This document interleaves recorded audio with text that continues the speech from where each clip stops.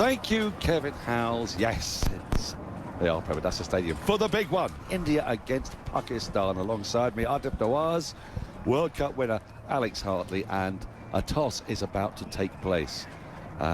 It's a very exciting moment, the build-up to an India-Pakistan game. It happens not enormously rarely, but it might not have happened at all in this tournament were it not for some last-minute compromises and bargaining. But we've got it on, and the winner of this game will definitely be going through to the next round. The loser has got a very good chance of making it through themselves, but it's not really about that, because we're relatively early into the competition. It's about bragging rights, it's about history, it's about all the stuff that goes with it. It's about things like handshakes. We're going to be keeping our eyes on things like that.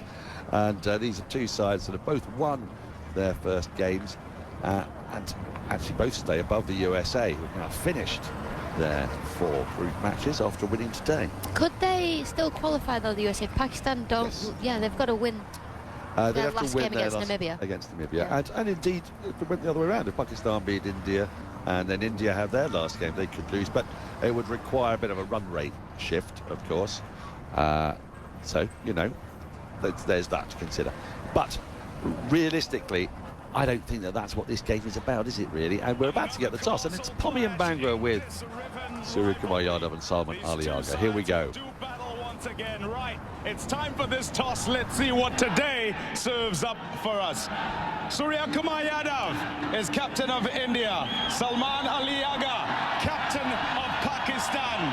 Sir Richie Richardson, former captain of the West Indies, is our match referee for today, and Mr. D.H. Park is COO of Hyundai India. He's got the coin, he'll pass it over to Surya.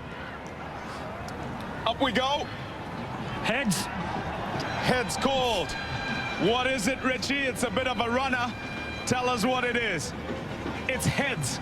You win, Salman. What are you going to do and why? We're going to bowl first. It looks like a bit tacky pitch. We just want to use that. I think it's going to be assist for the first few overs. We just want to use that. Talk to me about emotion and how big this clash is, and your job and the difficulty or ease of it, of keeping your side calm so they can focus today. Yeah, it's a big game, we all know that, but in our group we all are very relaxed now, and we are just focusing on the game, and we're very excited for this challenge. What is it that you have gleaned or seen from the couple of games that have been played here at Pramadasa, and how does that inform your planning? It's a big ground than SSC, and the pitch is a bit slower than the SSC pitch. But we have been playing on these kind of pitches for the last 6 months, so we have an idea how to play on these pitches as well. What have you done with your selection? We're going to same team.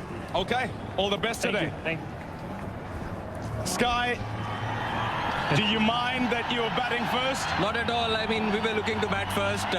We've seen the results here, and we batted in the last 2 games and won both the games defending, so we don't want to change anything. Okay, same question to you as to Salman. Big occasion, big deal. How do you keep the team on an even keel so they can focus? See, I think it's easy to say that it's just another game, but it is an occasion. You know, these games are always having high stakes, but at the same time, you got to know what you want to do. But that's more important. Stay in the present, back your skills, put your A game forward, and be yourself. Okay, does form count, or is this just a whole different encounter? I think this sport teaches you a lot of things. On a given day, if you are going well, then anyone can have a good day. What about your team for today? We have 2 changes. Abhishek Sharma comes in, and Kuldeep Yadav comes in for Arshdeep Singh. All the best today. Cheers, thank you. So the story from the middle is that it is Pakistan who've won the toss and decided they'll field first. That was Pommy and Bangura with the 2 captains. I don't think there's a huge surprise there. I was expecting Pakistan to want to bowl first. We're in Colombo after all, and there is the possibility of a little bit of rain around. There's none here at the moment. All the covers have been removed, but it's a wonderfully chaotic scene.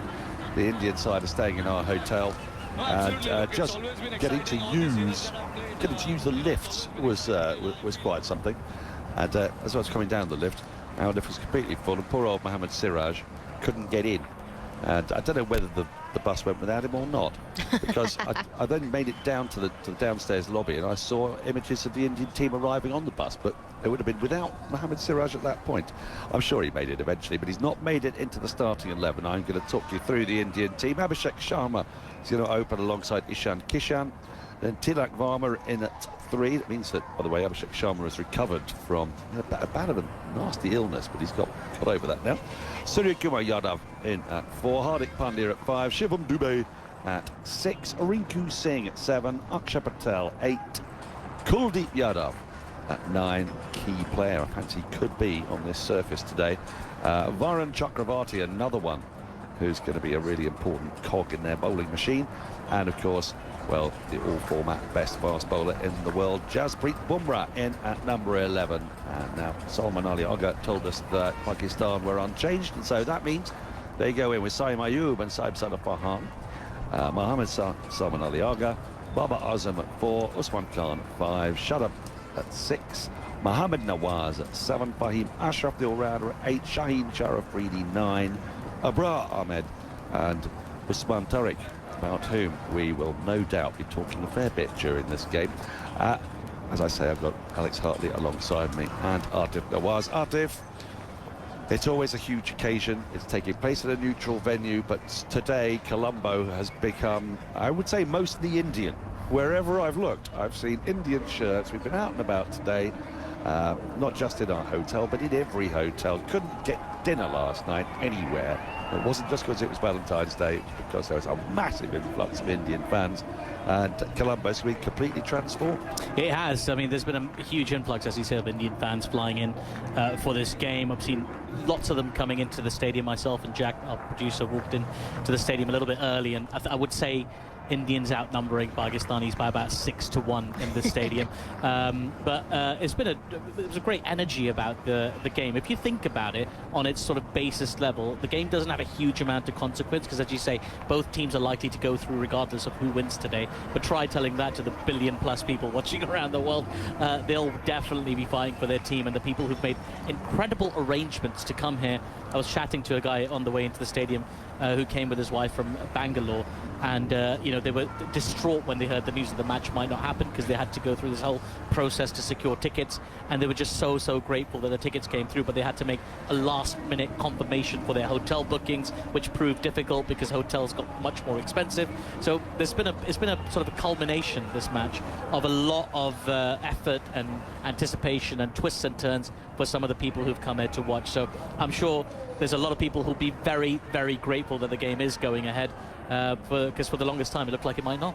Well, either there are going to be a lot of late night flights tonight, Alex Hartley, or there are going to be a lot of kids who are missing school, because I've seen a heck of a lot of children in India shirts in our hotel. But all that aside, Aatif there has touched on it. The game itself, I don't think it's got a lot of consequences for the tournament as far as who progresses, but it does have consequence, doesn't it? It always does when these two teams play, regardless. Yeah, it's always a funny one. It's obviously the biggest game in the world of cricket, and it gets hyped up so much, but yet India just dominate and have just dominated for so long. I think it's 8 in a row, T20s in a row now. Pakistan have lost, but still the interest is there, and still the fans turn up, and still it's as wild and it's as big as ever. I mean, it's a group game. We had a singer before the game, before the game today. I mean, that's not happened for any of the other games. It didn't happen for Pakistan, USA. It's not happened for Namibia, USA, has it, or whoever's playing? Well, just the level of security as well. Everything that goes with the game is just massively heightened. The number of people who are currently on the outfield, the fact that the sponsors have sent, you know, some of the people who assist on I don't even know what you call people who work on in aeroplanes. Well, there's 4 air hostesses. Normally there's only 2. Flight attendants. Right, flight attendants. That's the word I'm blushingly groping for. I've just had it confirmed. We couldn't see because the cameras didn't actually show us it, but there were no handshakes between the two captains, and I wonder if that's a portent of things to come. It sounds like a trivial and petty thing, but it was actually a really significant part of the Asia Cup, wasn't it, Aatif? And it's sort of what has created this massive spiral that's culminated in the game being off and now back on again. It almost feels like that was the last straw for a lot of people. Well, that was a straw for sure. The fact that the Indian team refused to shake hands with the Pakistani team at the Asia Cup. The Indian team also refused to receive the Asia Cup trophy from the PCB chairman, Mohsin Naqvi, who's also a government minister in Pakistan, a very senior one. There were a few other incidents that happened in the Asia Cup that were that people sort of look back regrettably. But there is, despite that, a sense of occasion here. I don't know if that was one of the things that was negotiated by Pakistan in order to play this game. Clearly not, because the handshake hasn't happened. But, you know, there were a few fans outside the stadium that I saw shaking hands with each other. Also, some ex-players and things meeting each other very warmly, hugs and handshakes and things like that. I saw not just in the hotel, but also in the ground, out in the middle they were doing it as well, just hugging and shaking hands and stuff. So, you know, I think off camera there's a version of things, and then maybe there's another version of it on camera. Yeah. But it'll just sort of fire up the hostility in this match a little bit. I think it'll just push each team to be even more determined to give their best possible performance. Just FYI, that rapper that was performing before was called Hanuman Kind. He's a very big star in India and also very popular here in Sri Lanka. So his performance was enjoyed, although he did take out a little bit of the turf just beyond the playing area. Actually, he's put some tyre tracks because he came in on a quad bike. And I think you were expecting something more elaborate, Daniel, when he came out, but it was just, he just drove it about 10 yards. The quad bike's been here the whole time we've been here, and I wondered what it was all about. And then it just moved about 10 yards, exactly. Yeah. And also, I felt he was chronically overdressed for the occasion, because it's really quite warm. And it was a thick hoodie he had on. And he has wonderful lustrous hair, but I'm not sure that he needed the hood, and indeed the puffy jacket. And now, 2 years ago, Al, we got to see an India-Pakistan game, and it was in the weirdest circumstances, because it was slap bang in the middle of Roosevelt Park, was it called? I think it was, wasn't it? On Long Island. Yes. Where they put a pop-up stadium using some of the seats from the Las Vegas Formula One. Did really? Yeah. Oh, well, I never knew that. 32,000 seat stadium. It arrived and it's gone. But that day was a remarkable one. It was a 10:30 in the morning start for TV, because of the time zone's American, of course, etc. And it was jam-packed, and we saw half and half India-Pakistan scarves. Yeah. I just don't think we're in a half and half Pakistan scarf world at the moment, are we? No, I did try and find some counterfeit merchandise to see what was around, and see if there were some scarves or half shirts, half scarves, because the shirt that we saw last time was outstanding. It was brilliant, wasn't it? And I think I ended up going down to take a photo of him, but yeah, we haven't seen any half and halves yet.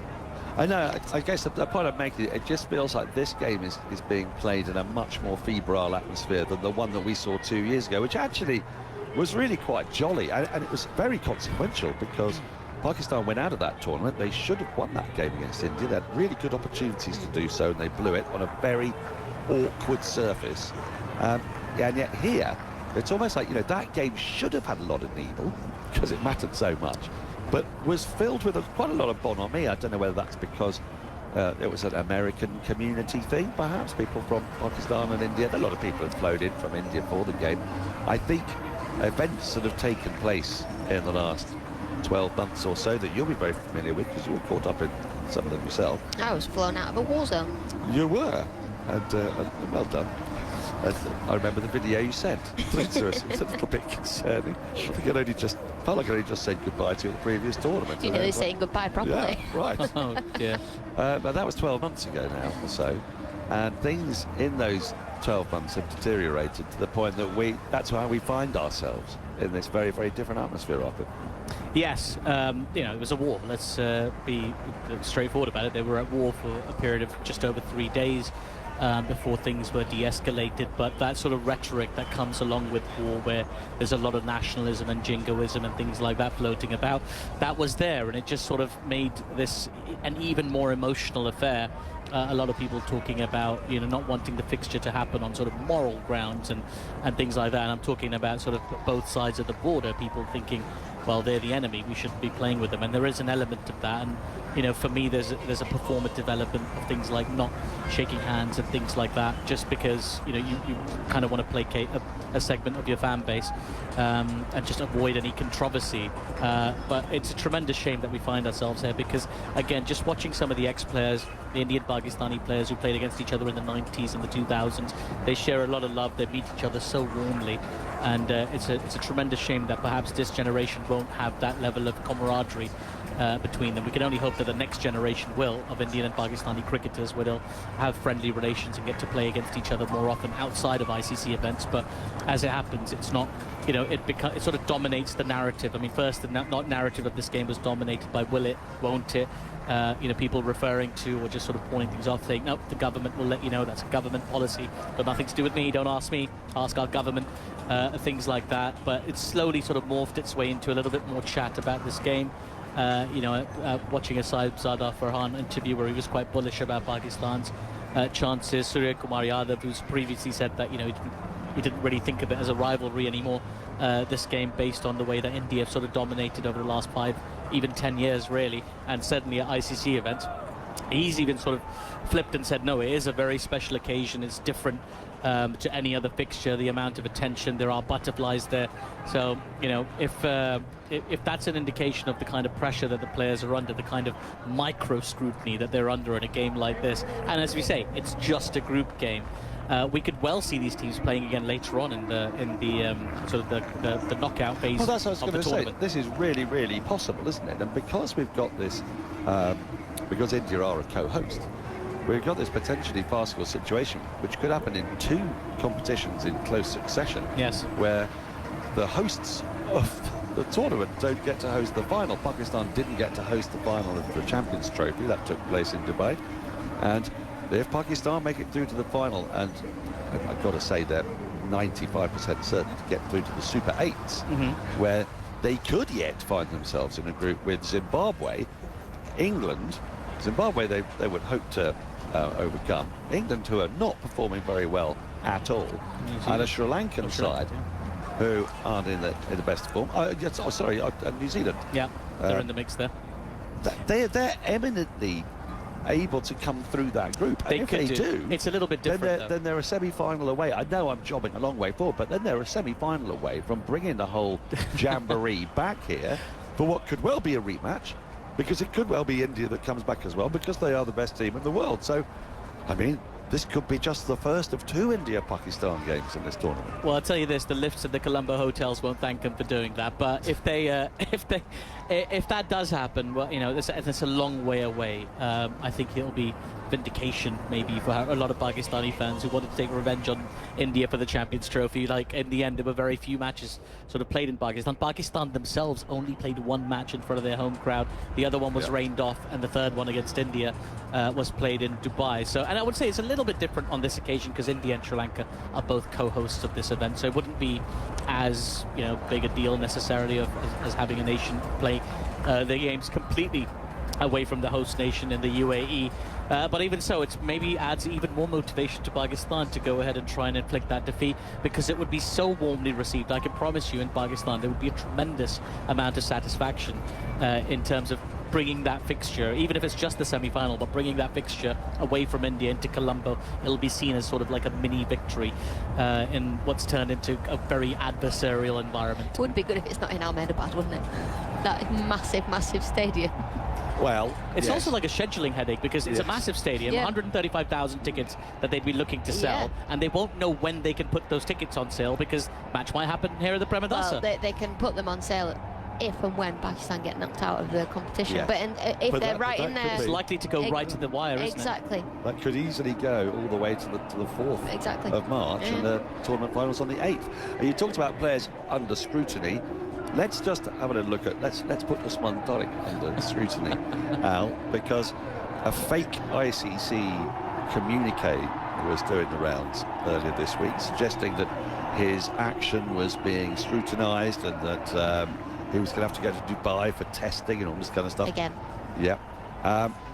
It must be horrible to be playing in a game like this, where you know that if you do well, you're going to get 1.4 billion people absolutely, you know, casting aspersions on your action, and if you don't do well, you're going to disappoint a nation that gets very vexed about these sorts of things. But have you seen him when he plays, and when he's been called a trucker 1,000 times in his career? Try to explain why. So. But, well, it's hard to explain without having a little video, but he pauses at the crease, and then he creates some momentum with like quite a slingy action. So a lot of players have called him out for chucking in the past, and he just laughs. He just laughs and said, well, I've got you out, so see you later. And I think that... Sorry, Alex. Yeah, he did the same thing with Cam Green when Cam Green complained about it in the Australian series, which Pakistan won 3-0. He sort of Cam Green got out one game. He gestured, he's chucking it, and then he sort of made fun of him on Instagram. He took it so lightheartedly. I think he's got the kind of mental strength. You got to remember, this is a guy who was working, you know, with his hands essentially in a completely different industry in the Middle East. He found himself now in the Pakistan team. He's just grateful for every moment in the spotlight and his moment to perform for his team. So I don't think it's going to break him. A little bit of trolling.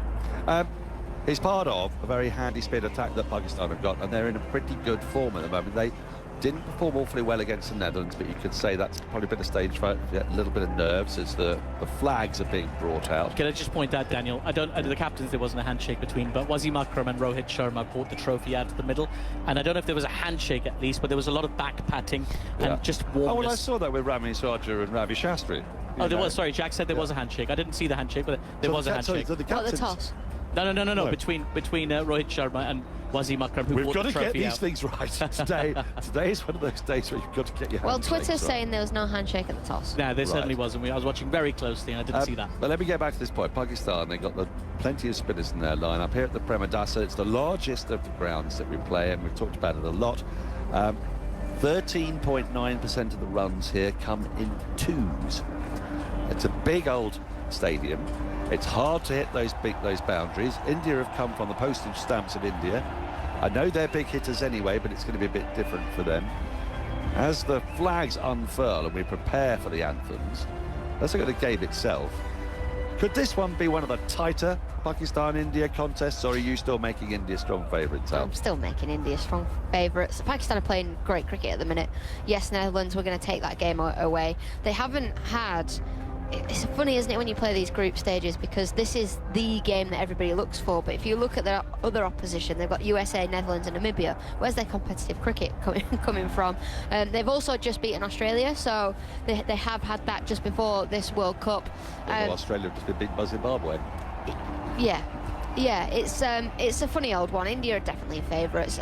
You look at past results, it's 8-0 in the last 8 games to India. Pakistan got a little bit closer throughout the Asia Cup, but they were still quite far away. And India are just so used to playing under this sort of pressure, and Pakistan don't get it very often. And often in those tight, close games and those tight, close moments, you can see which side is put under the pump more, and you can see which side has the most experience. Right, the players are making their way out. They're lining up in anticipation of the national anthems. I tell you, the ground is nearly full already, and that is a rarity. at any match these days, people tend to sort of come a little bit late, but no one's going to be late today. There's just a few seats away to our left, but it is a sellout. There's plenty of people here, and here we go with the national anthems.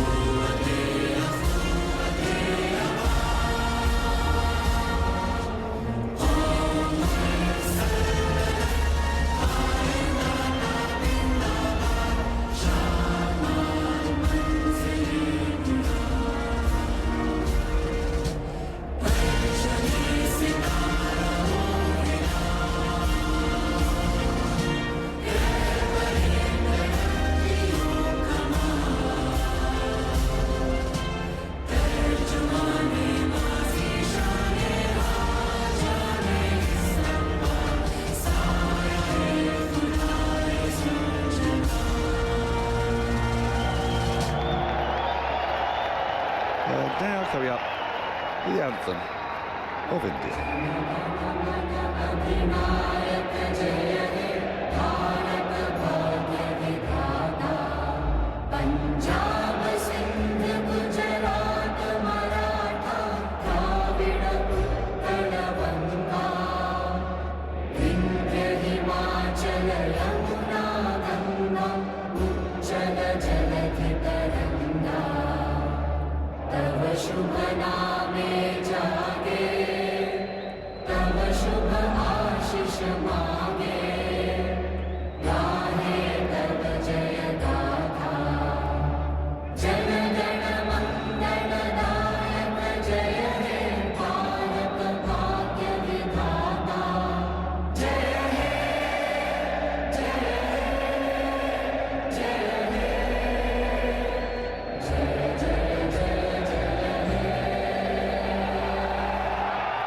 always strikes me as an anthem that just leaves you wanting a little bit more.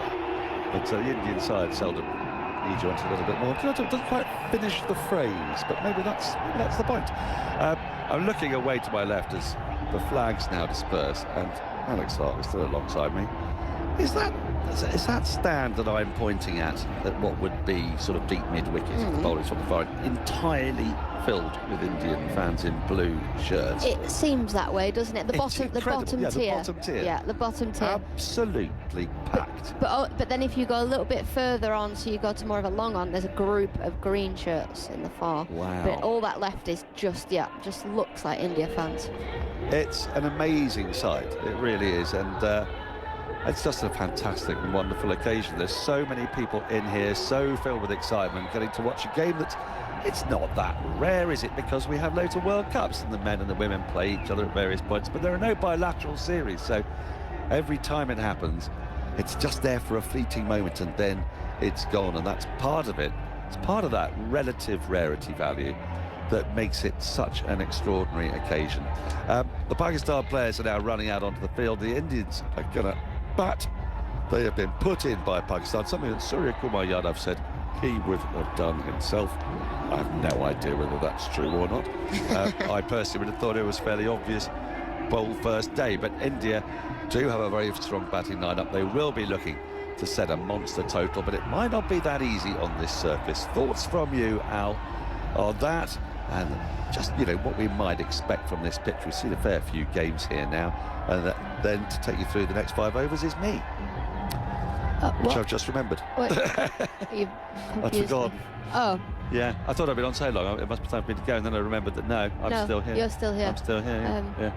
Well, you threw me there. I've got no idea what you asked me in the end.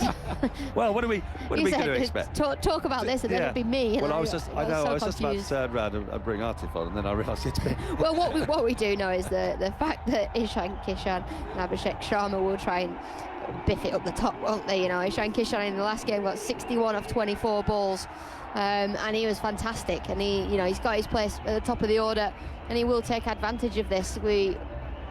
I think we'll see a bit of spin in the power play from Pakistan. Spin's been the hardest thing to face here in Colombo on both grounds.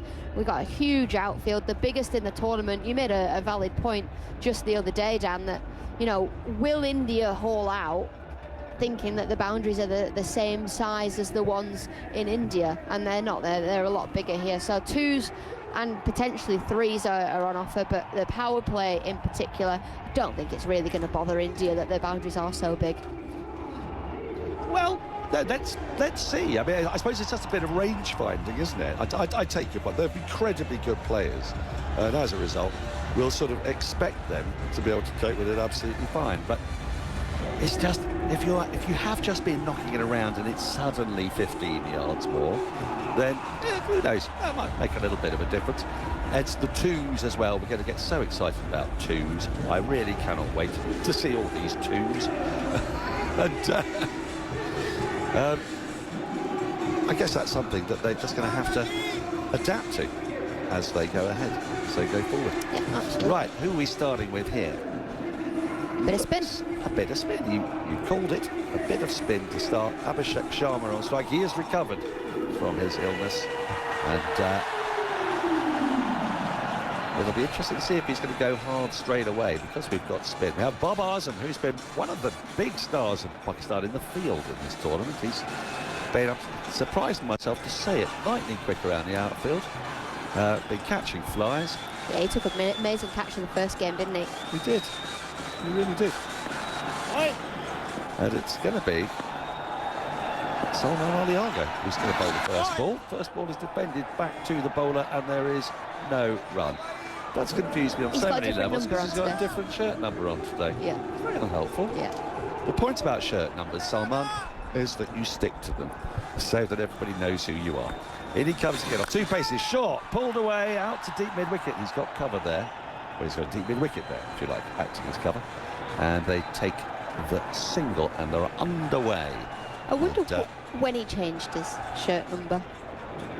Because he bowled from the opposite end when the last game that we did. We didn't see him bowl in the last couple of games because he was bowling towards us. Yes, good point. Good point. So he might have been 67 the whole time. He might have been. It might have just been a Typo from somebody else. Yes. But it's definitely not us. We wouldn't make that mistake. Well, no, because we don't know how to make these sheets. Right, Salman in again. That's thrashed into the offside, but straight to short extra cover where Mohammad Nawaz does the fielding. Ishan Kishan is the one underway. He faced the first ball. Abhishek Sharma is now on strike. We can expect fireworks from him. He doesn't tend to hang about. He likes to get going quickly. When he comes, it's driven into the offside. There is no run. It's because we've got two left-handers, isn't it? It's all making sense now. Salman Aliaga, off-spinner, two left-handers, perfect match-up. Yeah. Rattle through and over quickly up top. Which so far he has done. Abhishek goes back into his crease, cuts, but again picks out the fielder, this time in the ring. Fahim Ashraf with a slightly squarer cover. We've got a short third, cover point, cover extra cover, long off. Mid on square leg, short fine leg, and a deep mid wicket. Last ball of the over. Is he going to go big? Oh, he does, and he's going to be caught. First wicket goes down. It's the big one of Abhishek Sharma, and it's Pakistan who have struck first. Abhishek goes for a duck, and a master stroke from Pakistan's captain. He's brought himself on for the first over against these two left-handers, and it wasn't the greatest ball. It was a little bit short, but a terrible connection from Abhishek Sharma, and all he could do was shank it to Shaheen Shah Afridi, the easiest catch you will ever get at mid-on. And India, after one, are 1 for 1. They are indeed, and Abhishek Sharma, that's his second duck of this World Cup, and he didn't even play the previous game, so I was trying to say that he hasn't had much time in the middle. Yes, he takes advantage of the power play. Yes, he's such a powerful batter, doesn't get frustrated with hitting the field, often misses the fielders, but he hammered that cover fielder 3 times in a row. Slightly then more back of a length from Salman Aliaga, slightly slower, takes a bit of pace off, and he hits it straight to mid-on, so it's his second duck, so he still had no time in the middle. It's a bit of a limp dismissal, really, when you look at that again. It brings Tilak Marma to the crease. And Pakistan have got their tails very much up. The noise we got for that wicket was distinct. It's there. There are Pakistan fans here. They're not going to be completely drowned out by this majority Indian supporting crowd, you wouldn't have thought. But Tilak Varma is here, but he's not going to be on strike. It's the last ball of the over.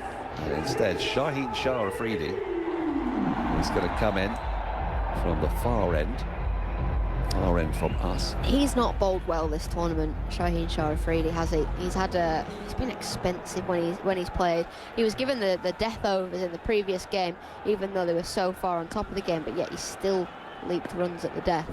He's got a wide slip in place for Ishan Kishan. In he comes. Kishan pulls brilliantly for 6. Out over deep backward square. Wow, what a noise that made off the bat. Ishan Kishan, who's coming into this game on a wave of splendid form. Well, first ball banged in, cool as you like. He has thrashed that into the crowd. What a shot. Shaheen Shah, he's really struggled throughout this competition. You know, he's been going at 10s. He only bowled 3 overs in the first game. Yes, he bowled 4 overs against USA, but he still went for 42. And he just bowled a little bit too short or a little bit too full, and that one was too short, and Ishan Kishan said, thank you very much, that is meat and drink. 77 metre 6, what's next? He goes again, this time against an under edge, and it flies down to the boundary for 4. Through fine leg, a very fine leg position, and now the Indian fans are in full voice, the flags are waving, and you just get a sense, wow, what have we had in the last 2 minutes? A wicket, a 6 and a 4, and the whole event has come to life. Now, this is what these games are about. The crowd is just absolutely wild, so loud out there.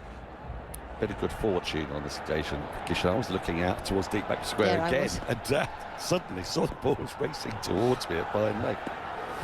Right, can he get his length a bit better here? No, it's short, it's pulled away, but this time without the same timing and no elevation down to a long leg, a deep backward square, and they just take the single. So Kishan moves to 12, India to 12. It'll bring Tilak Varma onto strike to face Shaheen Shah Afridi for the first time.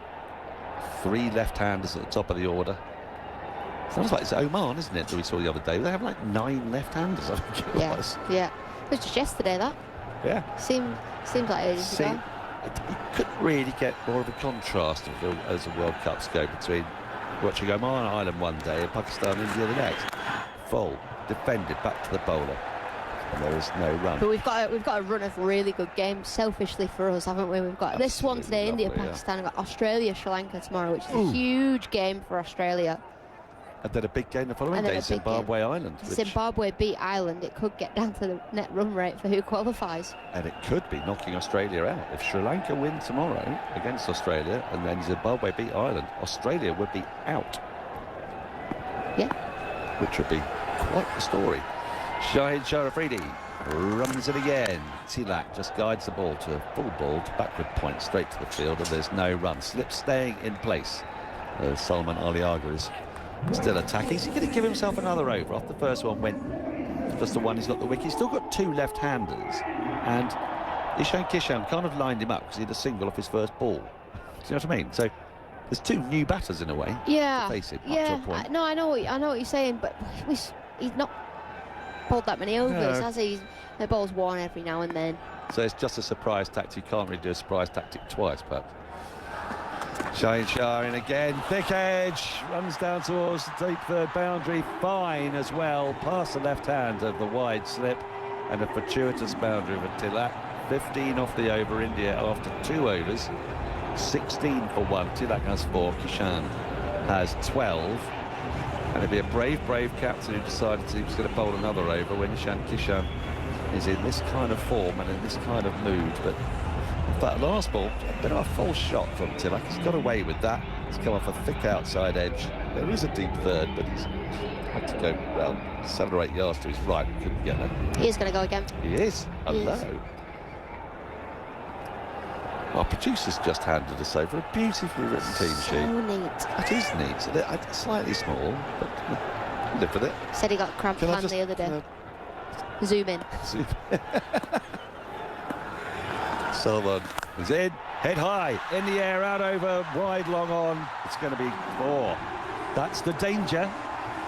Salman, Ishan Kishan's going to try and take you down here. It was full, quite slotty, mid-ons up, 1 bounce, 4 over long on. Yeah, it was a lovely shot, wasn't it, from Ishan Kishan? And this is the danger as a spinner. It's always nice to bowl the first and sort of sneak an over in and see what happens, see if you can get away with one. He did. He only went for 1 in his first over, so I can see why he's bowling again. This is always the 3rd over, 3rd and 4th. Are such hard overs to bowl in the power play as a spinner. Kishan waits. Oh, he gets struck on the pad. Was there a bit of bat involved? So the appeal that's turned down. He's not taking it seriously, and he's the skipper, so he could have gone upstairs, and he decided against it. Oh my goodness. Just an idea, by the way, today's game, 8 different languages this is being broadcast in the ICC today. Now swept, top edge. Is he going to get away with it? He is, you know. It's going to land and plug. Fielders after it. And they're going to get back for... Oh, well, just the 2. There might have been 3 there as Usman collides with Ishan Kishan. And there's a smile between the 2 keepers. 16 languages. Yeah, you just saw one of them Japanese. 1 column. Did I say 8? Yeah, you said 8. I meant to say 8 times 2. Oh. Sorry. I counted the 8. I was just about to double it. Yeah. I thought you'd just say the 1 column. No, I saw Japanese on the right. Defends into the onside this time, does Ishan. He's only going to get a single for it, but probably a smart move there, because his heart would have been in his mouth just a little bit when he went for the sweep and top edge. So we've got Japanese. Portuguese. Didn't realise there was such Portuguese Telugu, fans. I can pronounce fine enough. Hindi, Tamil. There's a few in there that Indian Sign Language, I can read that one. Indian Sign Language, do that one. I can't do it, but... Can you not? So there is a limit to your skills. Right, Salman is going to bowl to Tilak for the first time, and each time he tries to come in off 2 pace, he's trying to catch the batter unawares. And then now the batter pulls away, so they've got a bit of a cat and mouse, a bit of a Dipti Sharma situation going on here. Here we go. The bowler taps into the onside, goes for the quick single, fires at stumps, and he hit. I still think Varma would have been home, but It was a tight single. There's a square leg, but it's been nudged into the sort of mid-wicket region, and so there is that gap they're able to exploit. 8 off the over so far with a ball to go. India 24 for 1. I have a feeling Ishan Kishan's thinking this is the last ball Salman Ali might bowl at me the whole game, and I want to go hard. He does. Let's get it high in the air. It's going to land safely. He didn't get hold of that at all. He sliced it, and it's emerged about 3 metres beyond the fielding circle at mid-off. Babar Azam has run in, but he had no chance to make the catch. So 9 off the over, 3 singles to finish it. After 3, India 25 for 1. Ishan Kishan has done the bulk of that. He has 20 off 10. He's come back really nicely there, hasn't he? Salman Ali Argo, 4 off the first ball, and then managed to just tighten things up, getting hit into the deep. And that last one there, I just thought maybe it was going to go to Babar Azam in the deep, but he plinked it and it went absolutely nowhere. Yeah. He was a bit fortunate, actually. If it had slightly more of a plink, or a slightly better plink, it would have gone straight down this way. It was also the most telegraphed shot of the day, I'd say. Right. Now then, Saim Ayub, who is normally the man who would bowl in the power play for Pakistan, the #1 ranked all-rounder in the world. He's had an unusual World Cup, didn't bowl till the 17th over in the first game, and he got a wicket, only bowled 1 over, and then bowled the first over of the match the other day. He's in now, and that's, it's strappled back to him, and is stopped on the bounce. It's a good bit of flipping from Saim, because that was hit pretty ferociously, and it was, about a foot in front of him, no more than that. Kishan winds up and tries to reach a wide ball that turns further wide, gets an under edge, rolls to short third. Well, that has turned sideways. Oh, you saw it on there, That did it delivery, really go? yeah, it really went. Watch this on the replay here. Just spits off the surface. Yeah. No wonder there was an under edge. Had he left it, it would definitely have been a wide. So, it's a bit of encouragement in this pitch. So, I mean, again, short. Dragged down, out back to deep backward square leg, it's going to be 4. There's no cutting that off for Fahim Ashraf. He's much straighter at deep mid-wicket, didn't stand a chance. Not a good ball from Saim Ayub, just went for the quicker one, and he's just pulled it down. 97 kilometres an hour, the previous one was 80, so he's mixing up the pace, but there, he just got the length all wrong. Waist height, sat up, could be walloped. Yeah, especially with square leg inside the ring. It was a little bit of a freebie there for Ishan Kishan, who is motoring very nicely out in the middle. He's up to 24 off 13. Saim into him again, smacked into the offside, but unerringly finds cover point. Or like, just cover really. There is a short third, a backward point and a cover, extra cover. Long off, deep mid-wicket, the 2 boundary riders are mid-on. A square leg just behind square. And a short fine leg who's quite wide. Might try the reverse. Let's see. Instead, no, he goes back into his crease and smacks this right back at his partner at the non-strikers end. You could hear the noise he made. You could hear the noise Alex Hartley made. That was just instinct. That was oh my word, you've just hammered your teammate. Goes back, pulls the ball straight out of the screws and straight into his teammate at the non-strikers end, who's taken it like an absolute champion. He's shown no signs of pain at all, and that has walloped him. He must have been lucky to get it on the pad, I think. As it's worked up to mid-on, shy of the stumps. Oh, this is close. I think he could be out. I think this is really tight. Kishan has dived, and if it isn't out, then that's a bit of a mistake. Well, Shaheen Sharafini says it's not out. I thought that would be closer. It's a direct hit. The ball went straight to him. It felt like a rash run. But maybe it is at the far end. So my judgment is entirely not to be trusted. He's picked it up straight away. He's flung it in. Oh, he's well in. That's a really incredible bit of running from Ishan Kishan. He put the dive in. Look, it's a very short amount of time between him getting over the line and the ball striking the stumps, but he is in by about a yard or so. Now then, another over of spin in the power play. That over from Saim Ayub for just the 5. Salman has bowled 2 overs, 1 for 10. And now Abrar is coming in, perhaps a little bit earlier than we might have expected. A 3rd spinner inside 5 overs. Yeah, and this is because the seamers have been so expensive for Pakistan. It just came up on the TV screen that the spinners are going for more than a run and a half less than the seamers, if that makes sense. The seamers are going at more than a run and a half more than the So let's spinners. say 9 and 6, for example. Perfect. 6.5 and 9 or whatever it was. Right. Yeah. So this is why they're going spin, and obviously these huge outfield. We've seen the ball spin in the power play as well. Abrar now is going to bowl his like finger spinners. He's going to go for his leggies. He'll bowl his googly. He'll bowl his slider. So he's got so many variations, and we'll see if the pitch starts to help him out a little bit. Well, let's see if there's turn from this end, because we saw a little bit from Saim Ayoub's end, rather. So let's see if Abrar can extract any from this end. Salman Aliaga is not exactly a big turner of the ball, so a bit more difficult to tell. He's not wearing his specs, Abrar. That's a thing of the past, which is a shame. I wonder if he's had laser eye, or he's. I wonder. He has had laser eye. Good for him. In he comes, over the wicket as it's swung away out over deep backward square leg and into the crowd for 6. The vastly populated Indian section that's down there at deep backward square. And I'm trying to see, there is no fielder there. There's one at deep mid-wicket and one at long on. But Ishan Kishan has very deliberately taken that ball behind square, and it has gone into that jubilant crowd. And India 36 for 1. Ishan Kishan's got 31 of them. It was there to be hit as well. It pitched outside leg. In comes Abrar again, goes again down the leg side. Is there a little bit of something on it, or has Richard Illingworth just decided, yeah, just patted his own leg there to say there's a little bit of pad on that?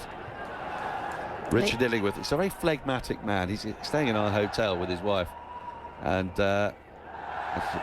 she informed me he was doing this game, and we both of us agreed he's kind of perfect for it. Oh, this is dabbed away to short third. They think of a run that isn't there. In what way? Well, because she said he never gets too high or too low. He's always completely flat. Could be sometimes slightly, you know. Come on, show a bit of emotion. A bit more. No, he doesn't. That's not his way. As this is whacked through extra cover for 4. There are 4 characters. 4 characters. 4 characters. There are 4 fielders in the offside ring, as well as a short third. But that ball was too short from Abrar, so Kishan simply had to find the spot, whichever one he wanted. He chose the one between extra cover and cover, with there being no sweeper out. We're still in the power play. 2 deep fielders at deep mid-wicket long on. Once it gone past those 2, 19-metre gap between them, flew away for 4. 40 for 1, India, having lost a wicket in the very first over. Abhishek Sharma for a 4-ball duck, and now he's coming around the wicket. Abrar, and Kishan comes down the wicket. It's a thick inside edge. It rolls to. It's a short square leg. There's a fielder just in front, square one just behind, so there's time and space to take the run.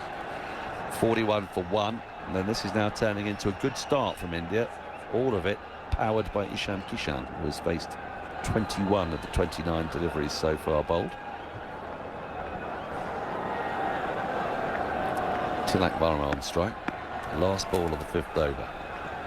In comes Abrar, tosses it up, pushes it to the offside, thinks of the run. No, it's definitely not there. And so a bit of fielding from Fahim Ashraf prevents any thought of a run. 5 gone, 41 for 1. Ishan Kishan has 36. Tilak Varma has 5, and it's take 2 of this, as I say. And it made way for Alex me. Hartley, give us your thoughts on how the game has been going, and then I shall make way for Aatif Nawaz. Yeah, India with a run rate of 8.2. It's going to take just a couple of balls for that run rate to climb to 10s, but I think the spinners haven't. Abrar in that previous over just bowled outside the leg stump, then outside the off stump. Just couldn't quite get things right. The seamers, obviously, Pakistan don't trust the seamers, because the last over of the power play again, Aatif, is going to be spin. It is indeed. Saim Ayoub in for his 2nd over. Went for 5 in his first. He's got a bowl to Kishan. Slightly short and slapped down towards long off for a single. It's been terrific touch. Kishan played a really nice innings against Namibia. 61 there to just guide India across what could have been a banana peel. Got a really attractive 20 as well in the first game against the USA before he was dismissed. So he's in really good touch. As Ishan Kishan sort of goes under the radar a little bit because of all the other stars in this Indian side. Saim in, reverse sweep attempted by Dilek. And he just really sort of awkwardly gets it onto his pads. They manage to get through for a single as the ball trickles to mid-off. But he didn't play that with a lot of control or particularly well, really. There's a lot of milestones in this game. Rinku Singh needs 5 runs to get to 3,500 in T20s. Hardik Pandya needs 22 more for 6,000 T20 runs. Abrar needs 1 more for 50 T20 wickets. It's much better from Saim Ayub. No room for Kishan, who just chops the ball to extra cover, no run. It's already been a pulsating game, and Mohammad Nawaz, 3 more wickets for him would take him to 100 T20 international wickets. So all the potentials. Yeah, they're all in play, aren't they? All of them in play. Here's Saim Ayub into Ishan Kishan again, who pulls this ball, doesn't time it, just over the head of Shaheen Afridi at mid-on. And it kicks on off this very quick outfield and goes to the long-off boundary for 4. But for a moment, his heart will have been in his mouth. Ishan Kishan didn't get a hold of it, but picks up 4 anyway. 47 for 1 off 5.4. Well, Tippers, I'm not sure if this was a good effort from Shaheen Shah Afridi or not. It felt like half an effort, to be honest with you. Sorts of, I think he could have got there. I think if it had gone 2 hands, he could have got there. He had more time than I think he realised, because he sort of clothed it, did Kishan. Here's Saim into Kishan, who comes down the track. The ball turns sharply.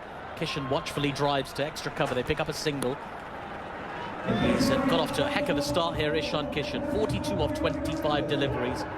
He's got almost all of India's runs here. India 48 for 1. 1 ball to come in the power play. Started so well for Pakistan that first over. Just 1 run coming off it. And the big wicket of Abhishek Sharma, his 2nd duck of the tournament. Since then, it's been the Ishan Kishan show. Tilak Verma on strike now. As Saim Ayub in, Tilak makes a bit of room. Thick outside edge. Goes past the short third fielder, Khwaja Nafi, the substitute fielder who's on. And he's pulled the ball in just inside the boundary sponge, but he might have been making contact. I think they'll take a look at it. The batters have run through for 3. So it's going to be 3 or 4. Either way, India's 50 will be up. They're either going to be 51 for 1 or 52 for 1. Gosh, that was quick, the outfield there. Absolute lightning. It's going to be 4, that, by the way. Yeah, it's going to be 52 for 1 after 6 overs. An excellent recovery for India, having lost that wicket in the first over, largely off the back of Ishan Kishan. She's played some tremendous shots, 5 4s and 2 6s for him. Tilak Verma with that outside edge picked up a boundary as well. It really is an electric atmosphere here in Colombo as the players take a drinks break. Lights are on. We had a musical performance before the match started here as well. Hanuman Kind, Indian rapper, delighting some of the crowd that were in at the time. There's lots of sort of exaggerated security here. I don't mean that in a negative way. It's good to have security, I suppose, but you know, well, 6 times we were stopped on the way in, producer Jack and I, so we were kind of like, okay, you know, I feel like you've looked inside my bag quite a few times. Yeah, you got to get used to that. India-Pakistan games, the security is heightened. I actually think as well for the crowds coming in, they're not allowed to bring bags in either. So there's no bags, no rucksacks. They're not allowed to do that. Because there's a few of the fans that were coming in yesterday to watch the game we were doing, and they didn't realise they weren't allowed to bring their bags in. There's a lot of things were different today as well. I noticed cigarettes are a big no-no at the stadium today as well. They were being confiscated as fans were making their way in. There was a huge box of cigarettes. I bet the security guards are loving that. They'll have a good old time later. Everyone will be walking out, just putting their hands in. I wonder where they go. I think they're supposed to be disposed of, probably. I imagine. I don't know what happens to them. I'm not going to speculate. Right, okay. So far, Pakistan's bowlers, it's been a mixed bag. Salman Ali Agha, terrific stuff from the Pakistani captain, who hadn't bowled in this World Cup up until this game. 2 overs, 1 for 10 for him. And Shaheen Afridi, very expensive, went for 15 from his sole over. Saim Ayub, 2 overs, 0 for 16 from his 8. And Abrar went for 11 from his overs as well. We expect to see lots and lots of spin from this Pakistani team today. Right, Alex, put a number on it. How many overs of spin are we going to see from Pakistan? Well, I was just going to say, we're going to see loads, aren't we? Because the seamers have been expensive. There's only been 1 over of seam in that power play there for Shaheen Shah Afridi, and it went for 15. The rest of the overs, yes, a few of them were expensive, but the rest have been all spin. The last 30 balls, India have scored 51 and not lost a wicket. So you would feel that, I just don't know when Shaheen Shah Afridi is going to come back into the attack, because he hasn't been bowling well. No, he's not been very impressive in the first 2 matches. There were calls to have him replaced, but I think the Pakistan sort of brains trust decided that they wanted to go with experience in such a big match atmosphere, the kind of players who've been in this before. Right, the players have had their drink. We're about to resume. India 52 for 1 after 6 overs, and it's going to be Abrar in for his second. Curious to see how Kishan goes out about his business now that the power play is done.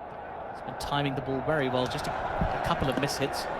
Now, long on and long off our back, there's a deep extra cover in place, deep mid-wicket and a deep backward square leg. Abrar in. Thick outside edge, past short third, running away towards the boundary. Chase on from Shaheen Afridi. He's not going to get there. It's another boundary for Ishan Kishan.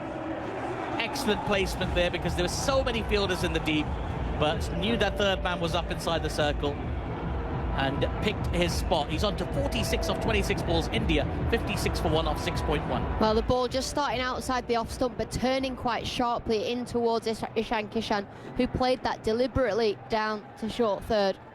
Abrar into Kishan again, who's smacked this ball straight back down the ground. Mid-off, makes a sliding effort, can't get there, Fahim Ashraf. The ball gets to the boundary. Ishan Kishan with a lightning-quick 50 here at the Premadasa Stadium. They're cheering, they're on their feet, the Indian fans, as Kishan raises his bat. He's got to 50 of 27 balls, a strike rate of 185, and he's really put the Pakistanis on a back foot. There's a conflab already taking place. Salman Ali Yaga in discussion with Abrar and one of the other players. I think that's Mohammad Nawaz, who got into a little mini huddle there with Abrar, who's gone for back-to-back boundaries right after the power play. Abrar into Kishan again. Flighty delivery, driven on the up towards the extra cover boundary. That's another 4. 3 fours in 3 balls for Ishan Kishan, who's hit balls all round the ground. He went behind the wicket for 1, straight down the ground for another, and through the covers on this occasion. 64 for 1 off 6.3. Well, before that ball, in his 50, 80% of the runs scored had been boundaries for Ishan Kishan. So he's just got a little bit more, just climbed a little bit more there. He's faced 9 dots in his 28 balls. The rest of them have been walloped to the boundary. Yeah. For Pakistan here, and Abrar in particular, he's got to take a breath. Well, he's going to change his angle now. He's going to come around the wicket. And he comes to Kishan, who guides this ball. This time there is a stop at short third from Shaheen Afridi, who's gone a little bit straighter. And it's a dot ball. Abrar trying to stop that flood of boundaries coming from Ishan Kishan, who's got a big gold chain on as well. Ishan Kishan sticking out of his top. We're going to see Tariq next, I reckon. Oh, soon, surely. Abrar in again, just cramping Kishan for room this time. He pulls to mid-wicket, there is no run. Did you see the video of the Indian players practicing against what would be... Surya Kumar Yadav was practicing his pause and then delivery. And actually, I noticed the Pakistan players were doing something similar. As Abrar is in, this is short and pulled out towards deep mid-wicket. Should just be a single on this occasion. It is. So Abrar managed to pull it back somewhat after going for 3 boundaries in a row at the start of the over. But India are just marching on at the moment. 65 for 1 after 7 overs. It's been a bit of an exhibition here from Ishan Kishan. I mentioned that he sort of goes under the radar a little bit in this Indian side, full of stars. Abhishek Sharma, Surya Kumar Yadav, Hardik Pandya, even Tilak Verma, who had some terrific performances in that Asia Cup that India won last year. But Ishan Kishan reminding everybody just how talented he is. Alex Hartley's going to take a break, and Nagraj Gollapudi, ESPN news editor, ESPN cricket news editor, is going to join me alongside. Pleasure to have you, Nagraj. Enjoying the match so far? Yeah, it's amazing, right? No one expected what happened in the power play in a way that, especially the Pakistan bowling those many spinners and those many overs of spin. But if you look at the surface, I'm sure you've already summarized it. Shadab Khan is in, and that first ball has been swept out towards deep backward square leg.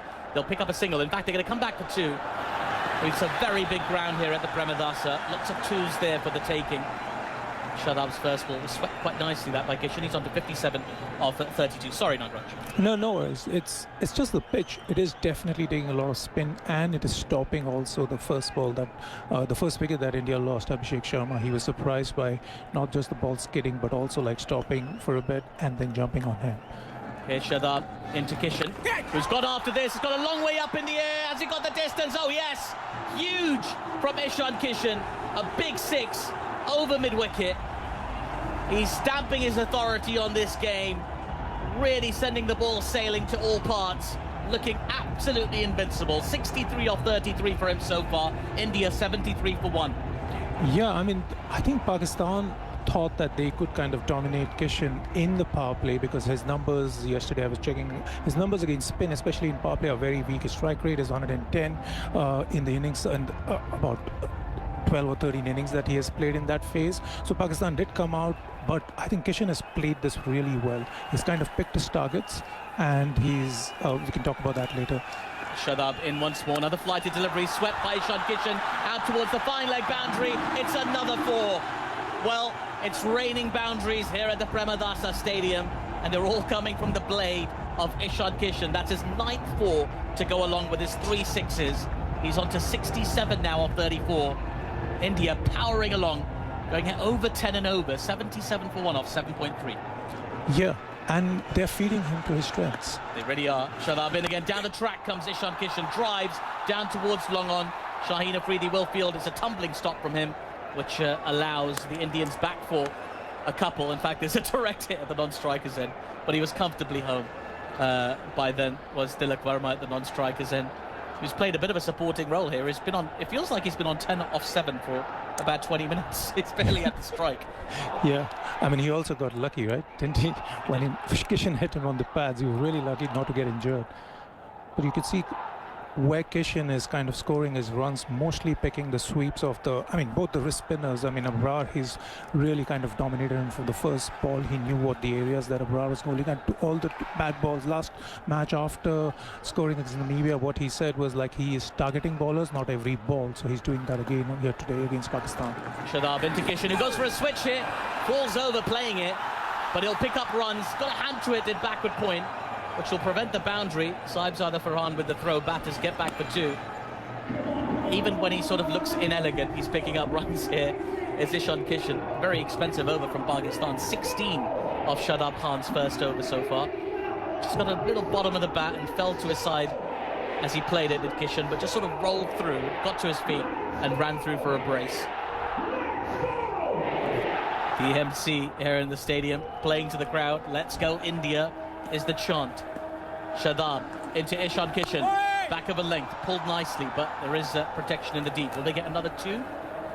They should do. No, the throw comes in from Fahim Ashraf. They opt just for the single. I think Kishan just wants to keep the strike at the moment. 17 runs off that over. India 82 for 1 after 8 overs. Ishan Kishan has scored about 90% of India's runs so far. 72 of 37 for him. The only batter dismissed so far was Abhishek Sharma. It looked like a very different game after the first over, but now India absolutely galloping here in Colombo. 82 for 1 after 8 overs. Yeah, and Kishan is like, I mean, since he has come back, made a comeback to the Indian team, he has been kind of, in 6 innings, his strike rate has been 222, and he's been kind of using his strengths, which is clearly like clearing the grounds in India, which are smaller compared to here in Premadasa, where he has not gone. Sorry, just a second, Nagraj. He's on his back now. Yeah. Ishan Kishan, I think that shot, it was the reverse sweep that he tried to play where he fell off his feet. It's caused him some discomfort. The physio has come out now to have a look at Ishan Kishan, who's being stretched and hydrated. He's been given some water as well, but he's on the flat on his back on the ground at the moment, being stretched by the physio. I can see Usman Tariq wandering around the outfield as well. Doesn't look like he's going to bowl yet, but there's a lot of Pakistani players just sort of in a huddle trying to work out what they do about Ishan Kishan. He's really shell-shocked this Pakistan team with a breathtaking attack. 9 4s and 3 6s in his 72 off 37 so far. Reminder, both these teams coming into this game unbeaten. India have only lost to Pakistan once before in T20 World Cups. That was in 2021. They won a close game in 2022 and another close game in 2024. And well, the smart money says they'll do it again in Colombo. But we're less than a quarter of the way through this game. Very pleased to have Nagraj Gollapudi of ESPN Cricket Info alongside me. And Aatif, I think you should remember that each time Pakistan have held the upper hand, and they have held the upper hand in the past few matches, including the Asia Cup final, it's India have held their nerve together, and Pakistan have not been able to kind of counter that, especially in, I mean, Asia Cup was a very close match. It went to the last over, but the previous other matches where, like, I think even the 2022 World Cup where Virat Kohli scored that majestic innings, Pakistan did have the upper hand. It's just that how Pakistan counter when India start kind of counter-attacking them is the question. And today they have shown their hand and said that we are going to go with spinners, and now they have to continue with that. But Kishan is not stopping attacking. He's not attacking every spinner, but he's picking spinners. And now I want to see his contest, his one-on-one duel with what's his name, Tariq. Usman Tariq, who I don't think he has ever played or seen. Even yesterday when I was watching the training nets, the day before, especially when Surya was kind of imitating, not imitating Tariq, actually he was trying to feed it was Abhishek who was batting more than Kishan. So I want to see what Kishan does against Tariq, and especially the speeds that Tariq kind of keeps wearing at and the slant. So this would be an interesting contest. But well, Ishan Kishan for a while. Yeah, he's flat on his back at the moment. He's been getting some treatment from the physios for some time. The umpires are crowding around him as well, just wanting to get an update on his condition. But he's still on his back, is Ishan Kishan. So there's a little bit of a delay in play. I can also see Shaheen Afridi getting a bit of treatment, actually. He's flat on his back in a sort of half press-up position, and he's getting some treatment from the Pakistani physio. He's not being paid too much attention. I think he just took advantage of the moment to get a little rub down on his calves in. Now, is he back on his feet yet? I think he is. He's back on his... He's sort of... he's tying his shoelaces, Ishan Kishan. I think we're ready to resume. He looks okay.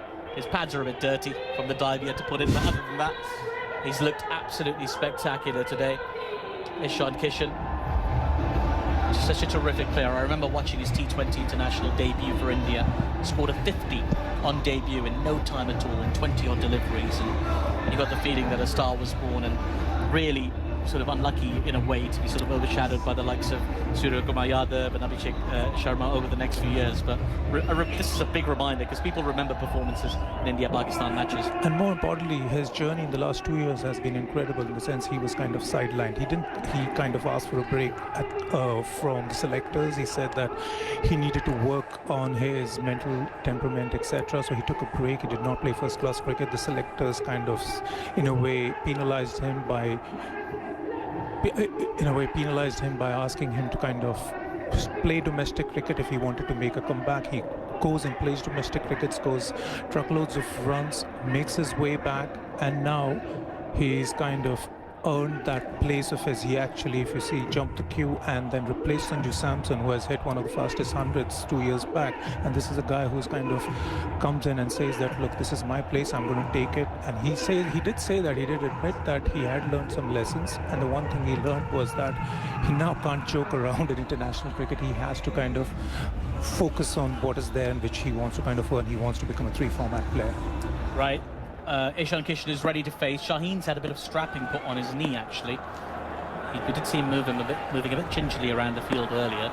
Saim Ayub in for his third over to Kishan, who pulls this ball and just checks his shot a little bit, because it turned sharper than I think he thought it was going to be. Gets a single out to mid-wicket. Score moves to 83 for 1 off 8.1 overs. And Tilak will finally get a chance to move off 10 off 7. He's been there for a good half hour.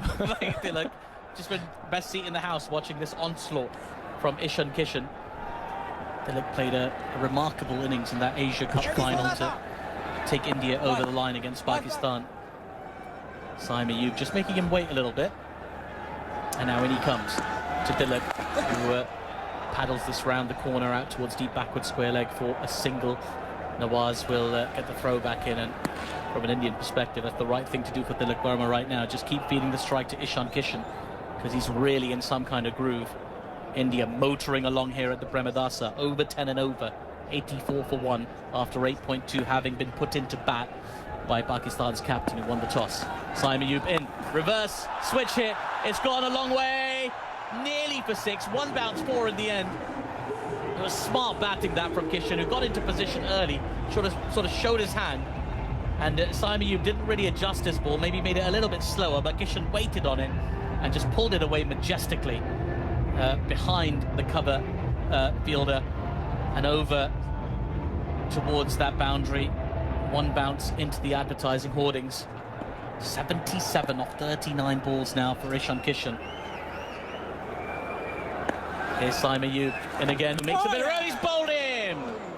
Well, finally, Ishan Kishan's extraordinary innings comes to an end. It's Saim Ayub who dismisses him. Ball just followed Ishan Kishan, who tried to make a little bit of room by stepping outside his leg stump.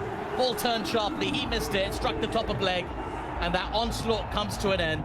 But what an unbelievable innings that was from Ishan Kishan.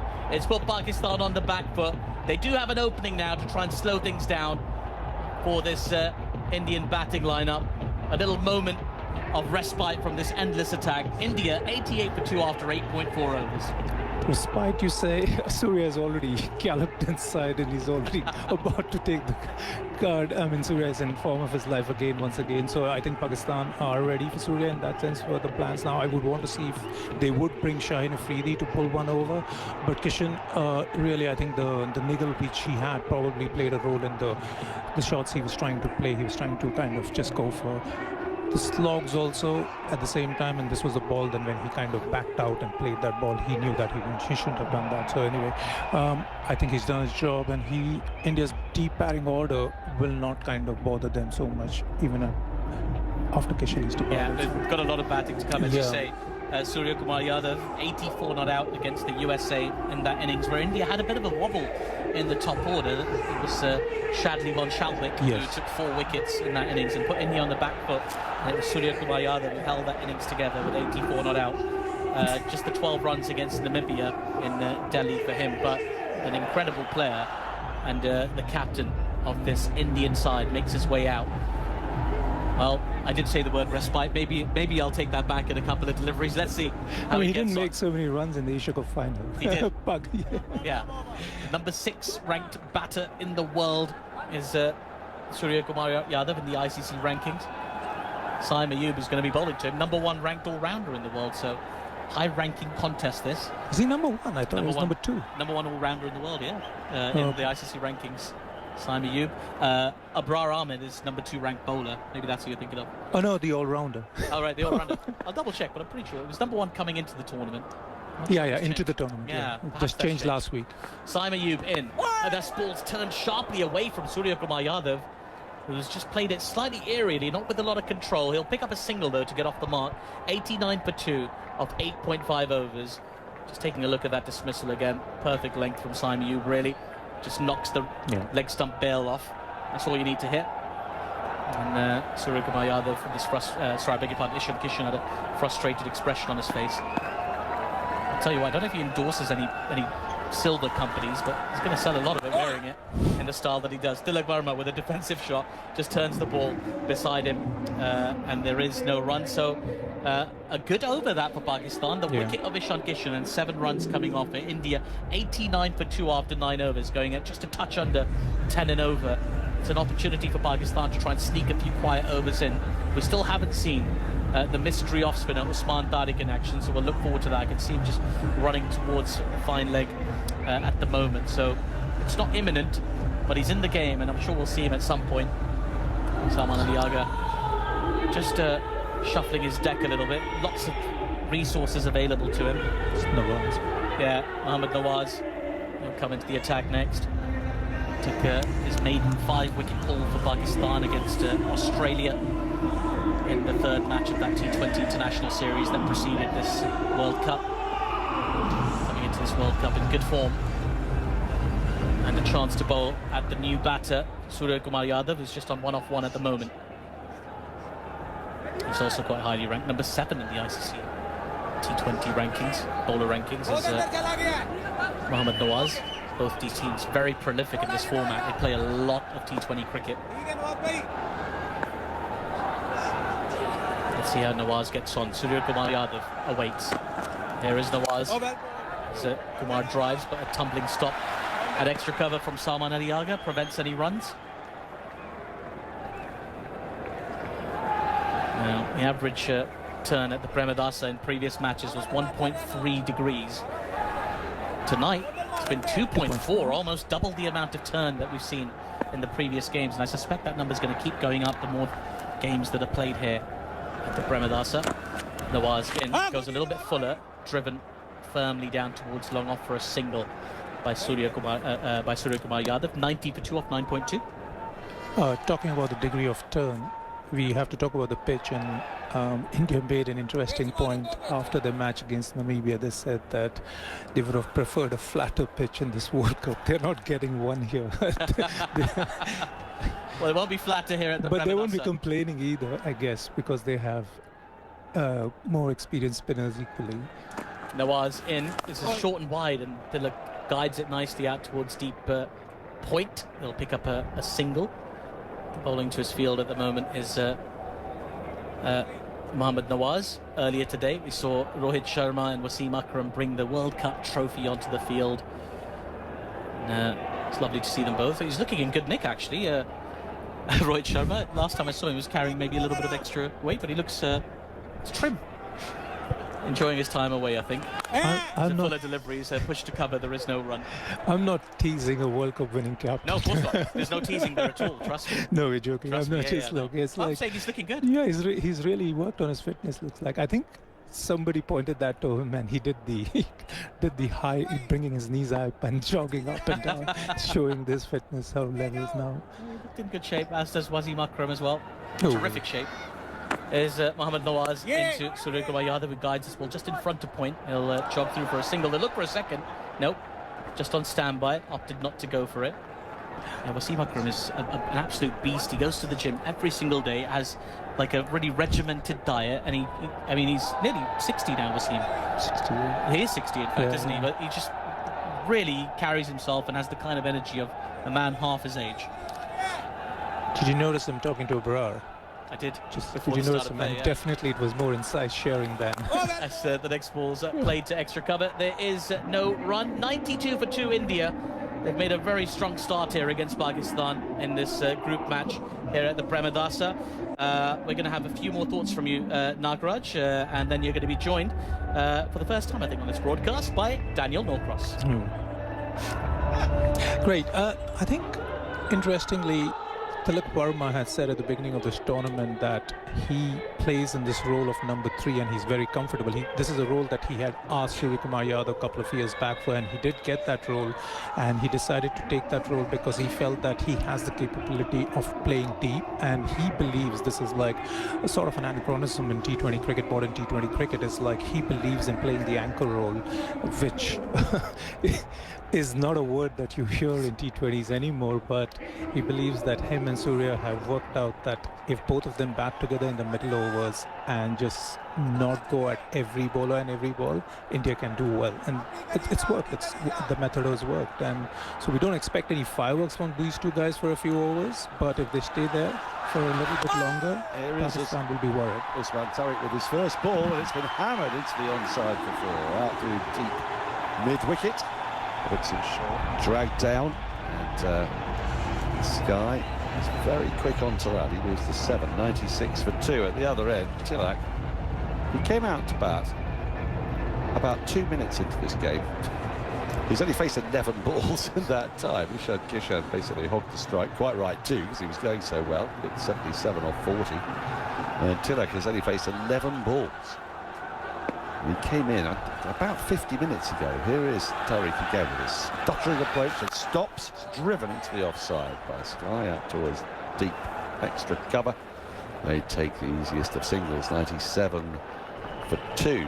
We've seen a lot of turn on this pitch. Plenty of movement. There's plenty on offer, and Pakistan have used 6 spinners now. Yeah. Which is relatively unusual, you'd say. I think they've been playing 5 spinners. You've been playing them for that, yeah. but they haven't always bowled 6 Bowled of them. 6, It's, yeah. forward in defence comes Tilak, closer to the onside. There's no run. Yeah, because we've had the whole suite now. Salman Ali Agha hasn't always bowled himself. Certainly hasn't bowled the first ball of the innings so far in this tournament. Saeem Ayub has, and then hasn't. He's bowled 3 overs so far today. Abrar's taken a bit of tap. He's 2 overs for 24. Shadab, his 1 over went to 17.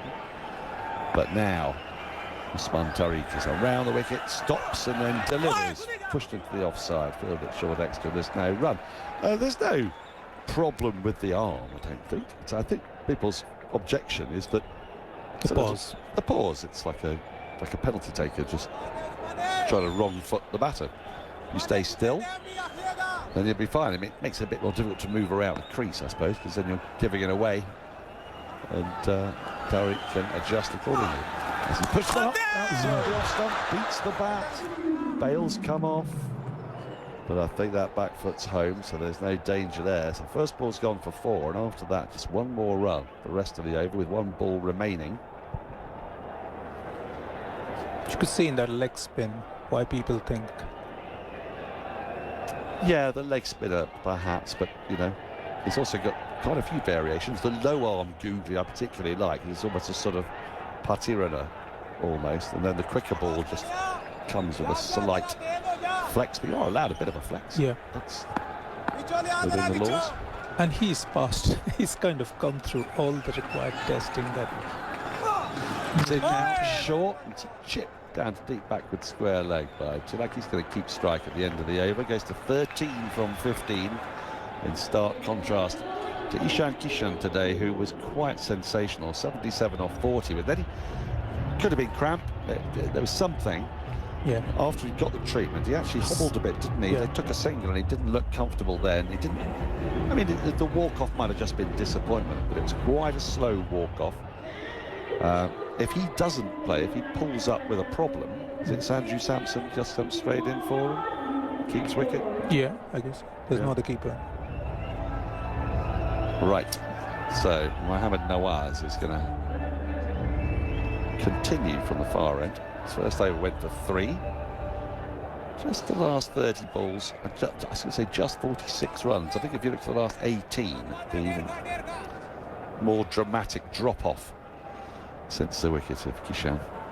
And the score was on 88. Nawaz, that's smacked over extra cover. First one bounce 4. Fabulous shot. Now it's gone all the way. Kumar Dharmasena raises his arms. It's just squeezed over the boundary. Pretty flat. It's a wide ball outside the off stump. Allowed Tilak to free his arms.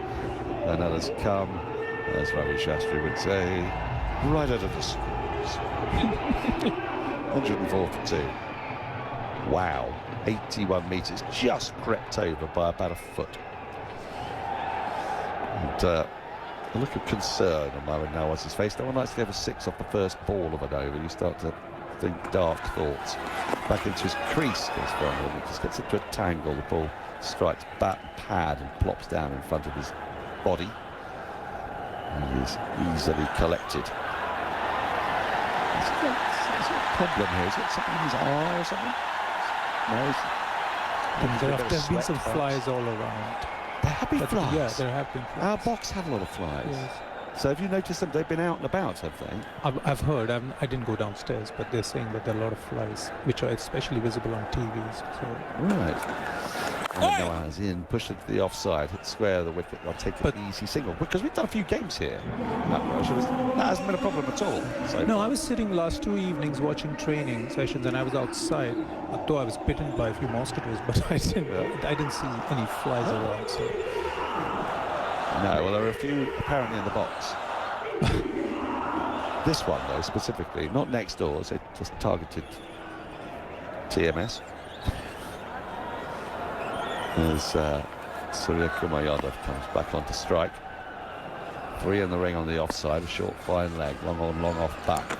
Now once he's around the wicket, just tucked into the onside. They amble the first. We haven't seen as many 2s today, partly because we've seen quite a lot of boundaries.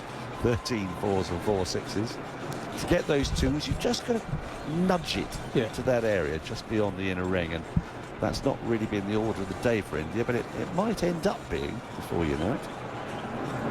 I mean, it's in a way a little contrast to Australia's Zimbabwe match. 22 2s, isn't it? That's a lot of 2. Oh, I see it pushed back past the bowler's right hand along the ground by Tilak, up to long off for a single. Just a reminder, every ball of every game available of this T20 Men's T20 World Cup on the BBC, BBC Sounds, BBC Sports Extra 2 and 3, the BBC Sport website and app, and on the ICC app, and of course our friends in Australia, the ABC. You can hear every ball of every game. They've got a massive game coming up Huge one, Sri Lanka against Australia from Pallekele tomorrow, which could decide their future in the tournament. Nawaz is in, goes on the sweep, loves it, absolutely loves it as a keeper and the bowler. Umpire Dharmasena is unmoved as he got outside the line. That was the full proper appeal, where Usman Khan's arms pumped from side to side. They're going upstairs. Once you've made an appeal like that, Nagraj, you cannot go, oh no, you're right, that was never out. You have to go upstairs. They've appealed themselves into... We have a play review for LBW. The original decision is not out. It's a fair delivery. I'm looking at the split screen. Right, so third umpire's involved here.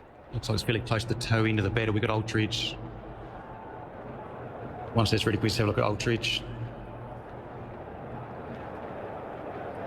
Well, that's... I think that's going to be umpire's call on impact. We're just waiting on Aldridge. I wonder if there is no bat. I'm still not sure this here's feels very out. It hit his heel straight. One more frame. Back heel. Flat line. Okay, keep rolling through the pair. There's no bat. Once we clarify that, we'll just go to ball tracking when available. It doesn't... It's just waiting on ball tracking. Here we go. Original decision is not out. Pitching in line, impacts in line. Wickets umpire's call. Oh, umpire's Kumar will get you back on screen and you can stay with your original decision of not out. You're on screen. I tell you, that is quite unlucky because he has got it to straighten quite appreciably, and it's quite a chunky umpire's call. You know, it's not one of those just clipping just a tiny shade of ball. But you can see why Dharmasena didn't give that out, because it almost didn't actually hit him in line. It's straightened so much, that ball from Mohammad Nawaz. In the end, they get the leg bye for it, which is the first extra of the innings, which is worth noting. 108 for 2, India. They're going along at exactly 9 and over, but he will survive that. That was his first sweep too, right? Yeah. It was the first sweep attempt by Surya. Right.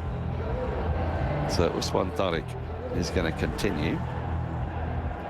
And so I say he survived. You could sort of see, didn't feel super out in real time, but you can see now why Pakistan really went for it, because that was very close to being out. As this next ball is driven along the ground through extra cover. Fielder's coming round. It's hit so crisply by Surya Kumar. They only in the end, will get 3 for it, because good bit of work out on the boundary just to pull that back. My word, it does come off his back really sweetly, and India moved to 111 for 2. Surya Kumar into double figures. As this crowd, predominantly Indian crowd, not exactly hushed, but they were in a state of feverish excitement about 25 minutes ago when Ishan Kishan was going utterly berserk. Pakistan have just clawed it back a touch. This one, Tariq's in. It's driven along the ground by Tilak, who moves to 22 from 20. Very much is anchoring this, isn't he? And Tariq is doing really well. I think he's putting the pressure. He's kind of not taken the pressure because all the attention was on him going into this match, and he's actually just struck to his strengths, and he's the ball that beat Tilak. Ooh, superb delivery, and this is a bowler that batters are not just going to take it easy, it looks like. So no, but I suppose he's got quite a low trajectory sometimes. It's quite difficult to get underneath. There's that short, faster ball. Yeah. 101 kilometres an hour. The ball before that was 78. So that's a contrast of 23 kilometres an hour. It's like you're waiting for the serve while playing a tennis match. You're just waiting. What are you coming out with? Top spin? Yeah. Well, he appears to have at least 6 different deliveries, doesn't he? I don't know how many variations, but surely more than... Full, slower, driven along the ground. All the way up to Fahim Ashraf at long off. So another single. 3-1-1-1 this over's gone so far. 114 for 2. As India build, they got so much batting. We've got Rinku down at number 7. Akshar Patel, for heaven's sake, at 8.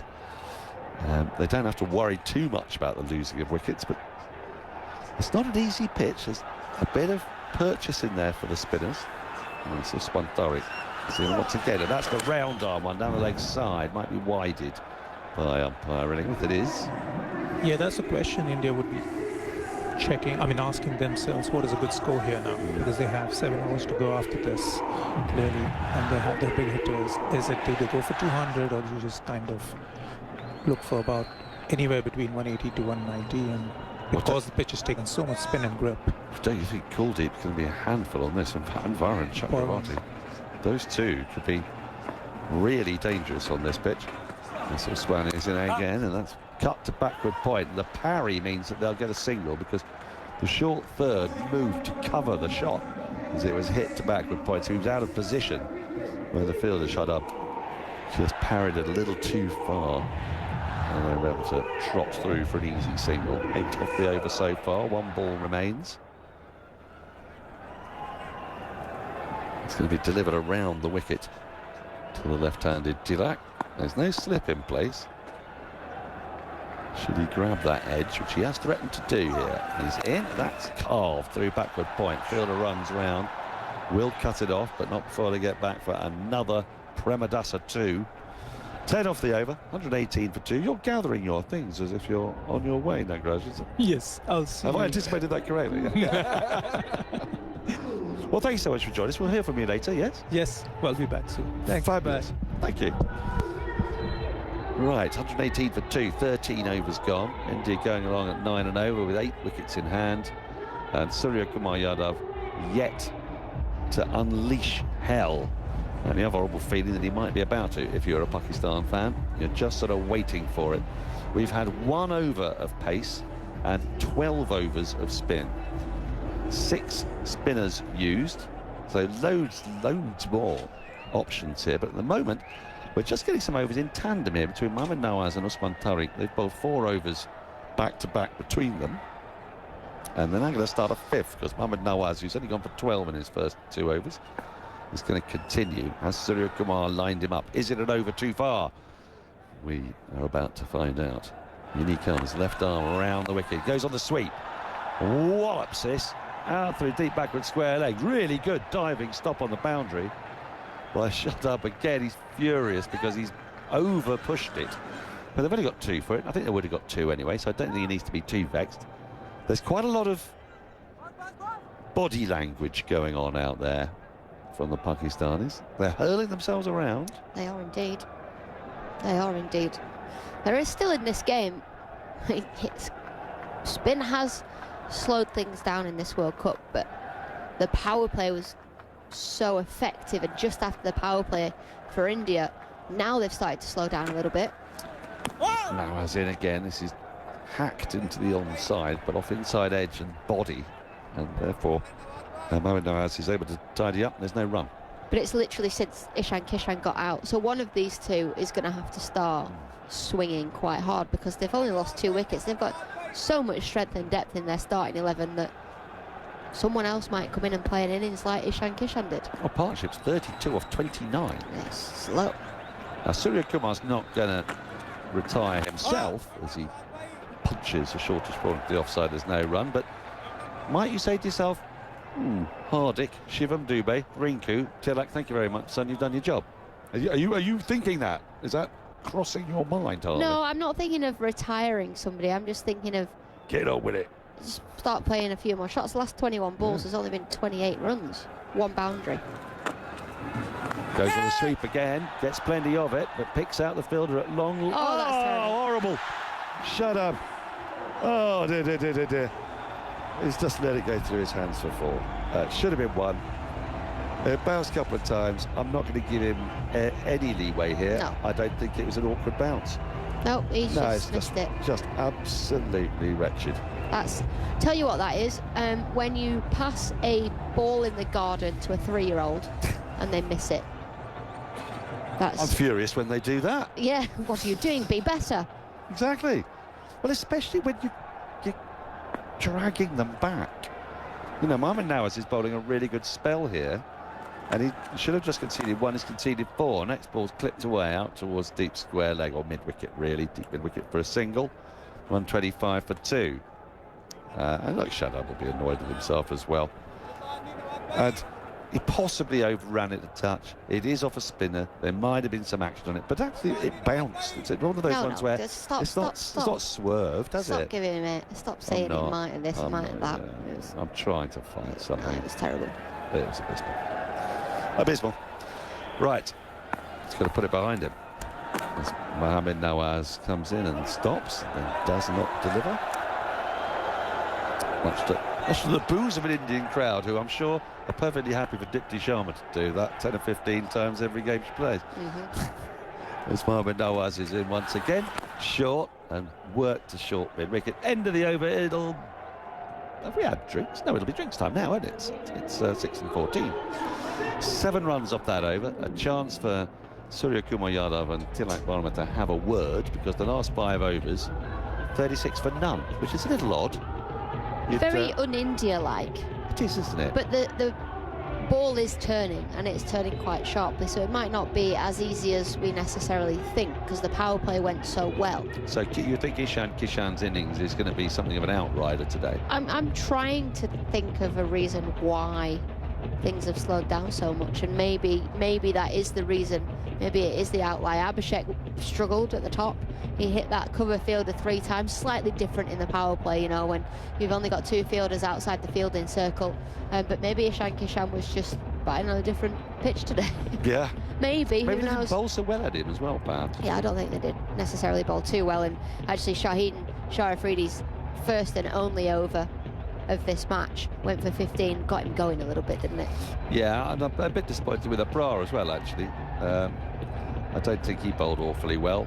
Yeah, he didn't get much support from the other end either when he was on, did he? No, he didn't. Shadab's bowled 1 over for 17. And Abrar, as you say, not getting support.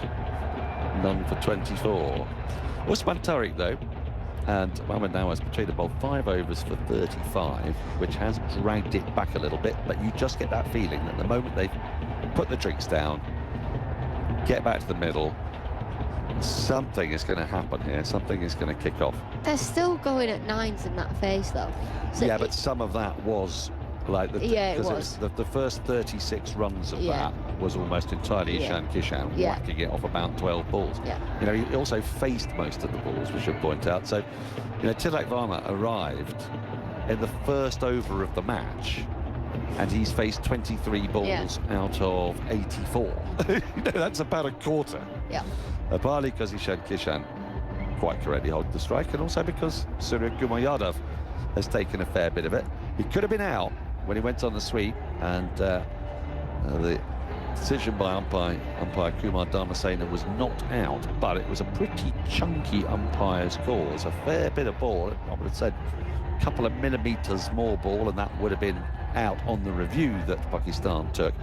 They've retained the review as a result. So he may be a little fortunate to be there. Well, I just think if you've got 8 wickets in hand and there are 6 overs to go, and you've got some absolutely monster hitters coming in at 5, 6, 7 and 8. Yeah, it's time to get on with it. That was probably the message that's come on as well from the coaching staff. You know what's coming at you. You know it's going to be spin. No, it is spin. What a surprise. It's Saim Ayub who's going to bowl his 4th and final over. So Usman Tariq has come off. I've just had a message actually about Tariq from my mum. You know how clued up about cricket Julia is. Yes.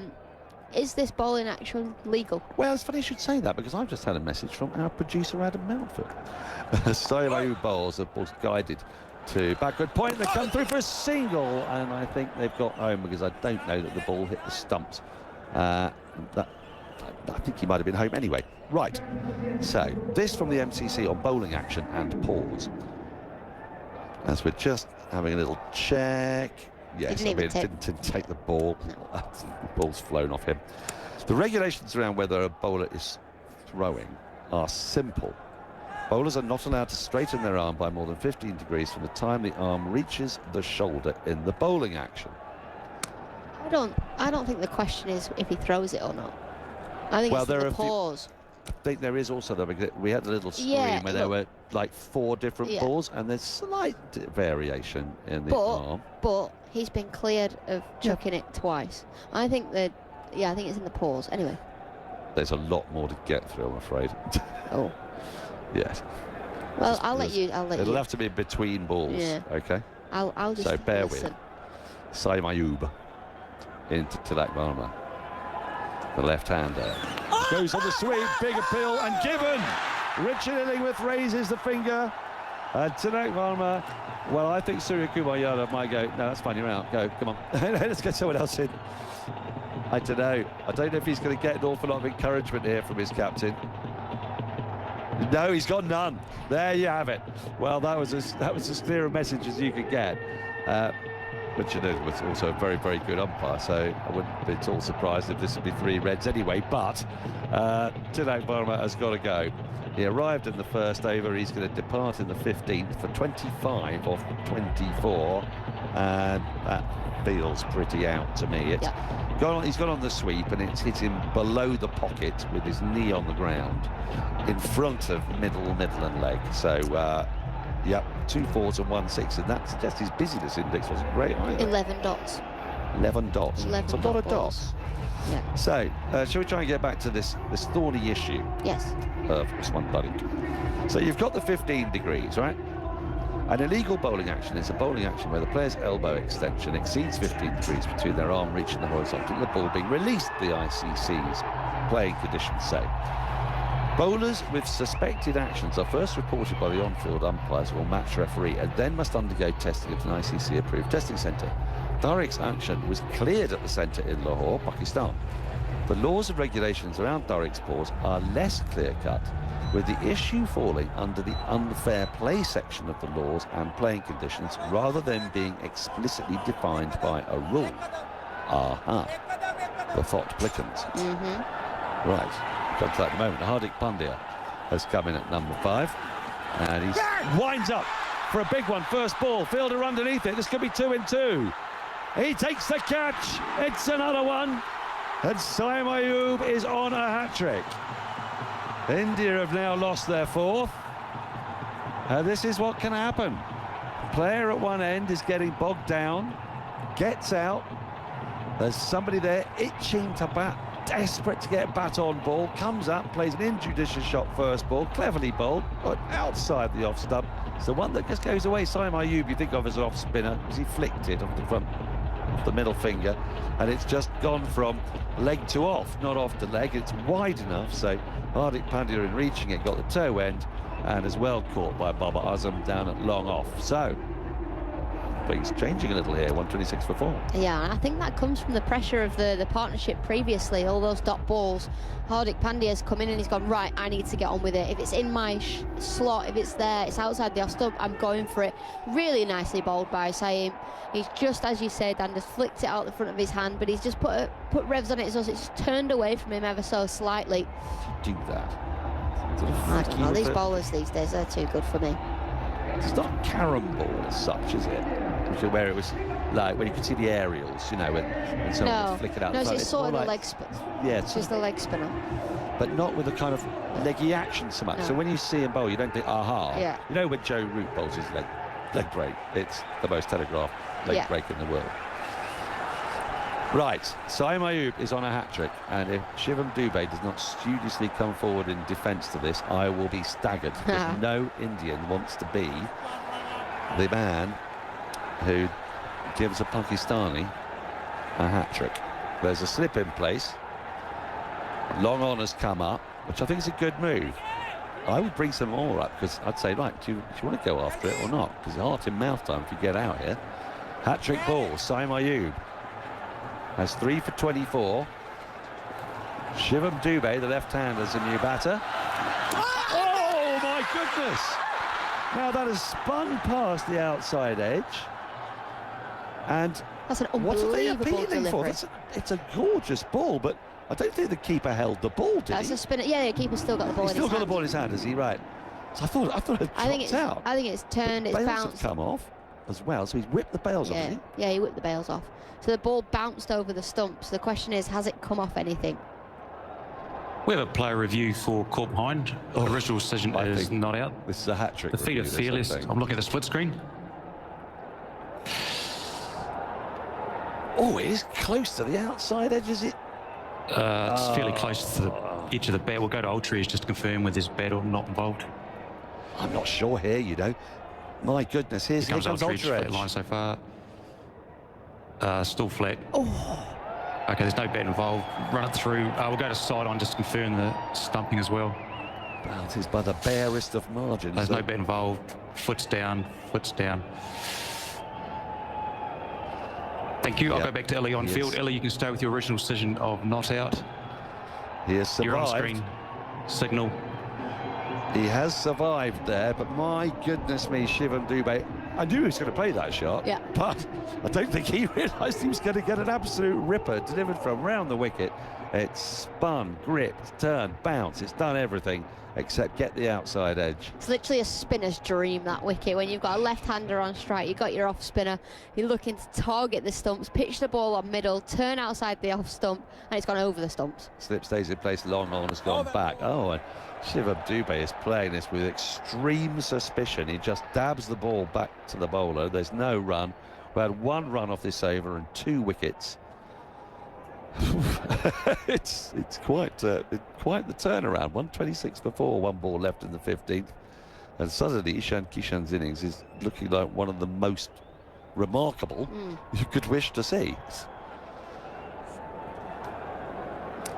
Now then, I think I'm going to have to give the rest of this message to Aatif Nawaz, but there is some interesting stuff here about deliberately pausing, as Dubé just places bat on ball more than anything else and takes the single to deep mid-wicket. End of the over, 15 gone. India 127 for 4, couple of wickets for Saim Ayubi. Could have had a hat-trick. He has 3 for 25. Surya Kumar Yadav 22. Dubé 1. Game in our hands. Alex Hartley, more from you that it's going to be Aatif Nawaz. Yeah, he's bowled his 4 overs as Saim Ayub. He's bowled really nicely, getting the ball to turn and bounce, getting it to talk and asking questions of the Indian batters. It's a bit of a shame he's bowled out, really, because Pakistan would have liked him to have bowled a little bit more. I have absolutely no doubt about that. But he's taken 3 of the 4 wickets, and Pakistan will probably think, well, the run rate hasn't got out of hand just yet, so as long as we can keep the new batters quiet, not let Sky go too hard at the death, we're in this game. Yeah, it was a great over for Pakistan, with just the 2 runs and 2 wickets coming from it. Now the last 5 overs will be intriguing. 127 for 4 India, with Surya Kumar Yadav on 22 off 18, Dubé on 1 off 3. Mohammad Nawaz in for his final over. Dubé's gone after it, gets a thick under edge out towards deep backward square leg. They'll just pick up a single. Now, Daniel was talking there about Usman Tariq's action and the MCC's ruling on sort of bowling actions and pause, and he sort of got up to the point where he was talking about, you know, ICC approved testing centres and how you get that approved.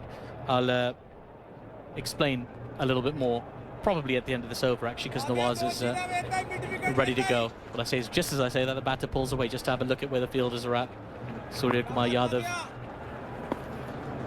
the Indian captain, facing up to Mohammad Nawaz, who flights one up. Yadav flicks that ball powerfully out towards mid-wicket for a single. 129 for 4.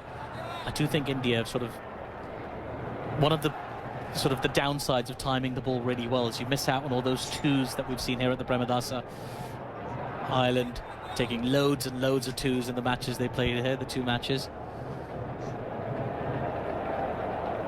Mohammad Nawaz in again to Shivam Dubé, who again just dabs this ball gently down towards long on, and it'll just walk through for a single.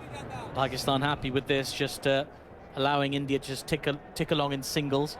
At this rate, India will get to 167. I think Pakistan will be thrilled with that, especially after Ishan Kishan was going all guns blazing earlier on his way to a 40-ball 77. Pakistan will feel like, off the back of that Saim Ayub over, they've just pegged India back a bit, and definitely reined in that total somewhat. But it's all about the finish. Nawaz in. This is short and just played slightly uppishly out towards deep extra cover by Surya Kumar Yadav. 4th single of the over. Just singles at the moment. I think Pakistan will be very happy with that, Alex. Yeah, absolutely will be. They are in control of this game at the minute. Loads of noise, as always, from Mohammad Usman. Oh, always. Behind the stumps. Usman Khan.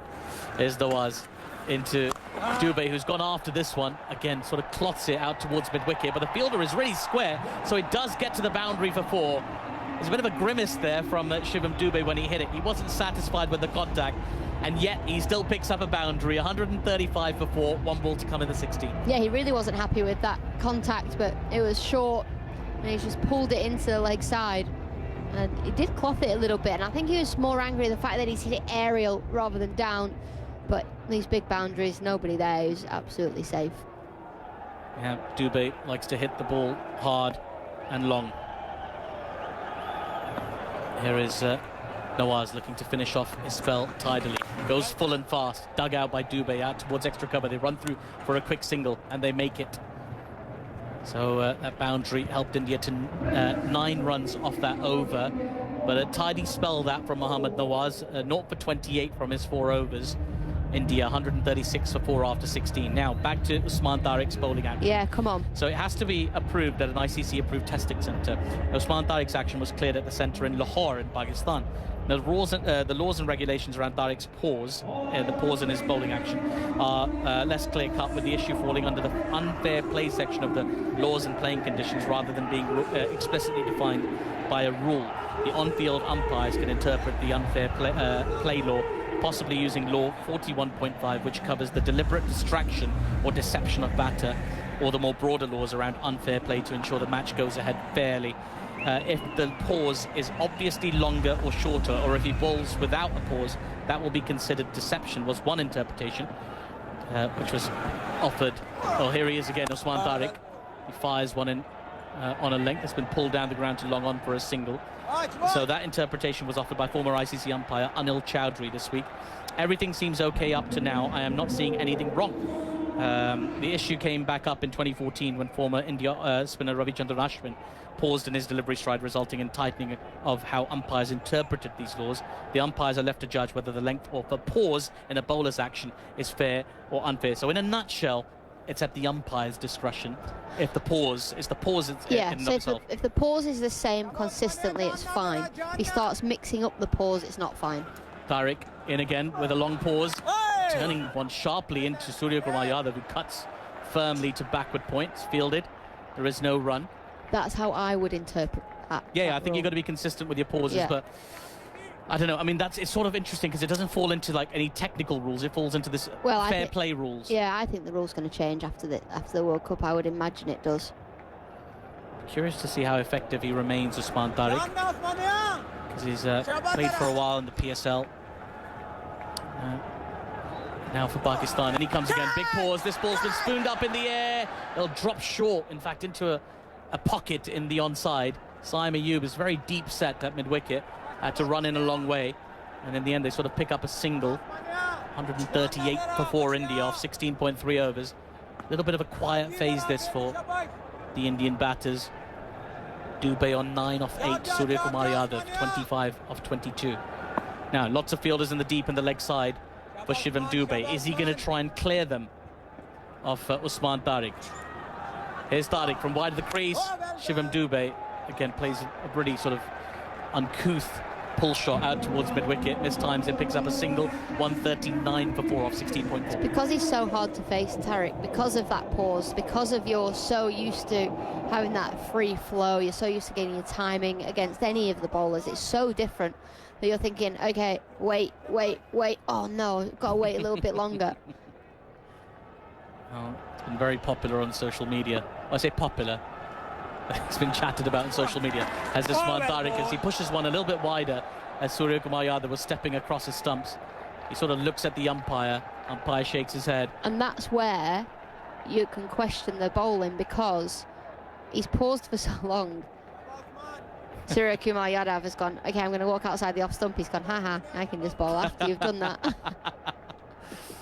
Well, he's doing okay so far as Usman Tariq is in once more, goes full, almost into the crease of Surya Kumar Yadav, who digs this ball out, down to long on for a single. Just 4 runs off that over. Tidy stuff from Usman Tariq. 140 for 4 India after 17 overs. think it's been a quite pronounced checking of their scoring rate after the dismissal of Ishan Kishan.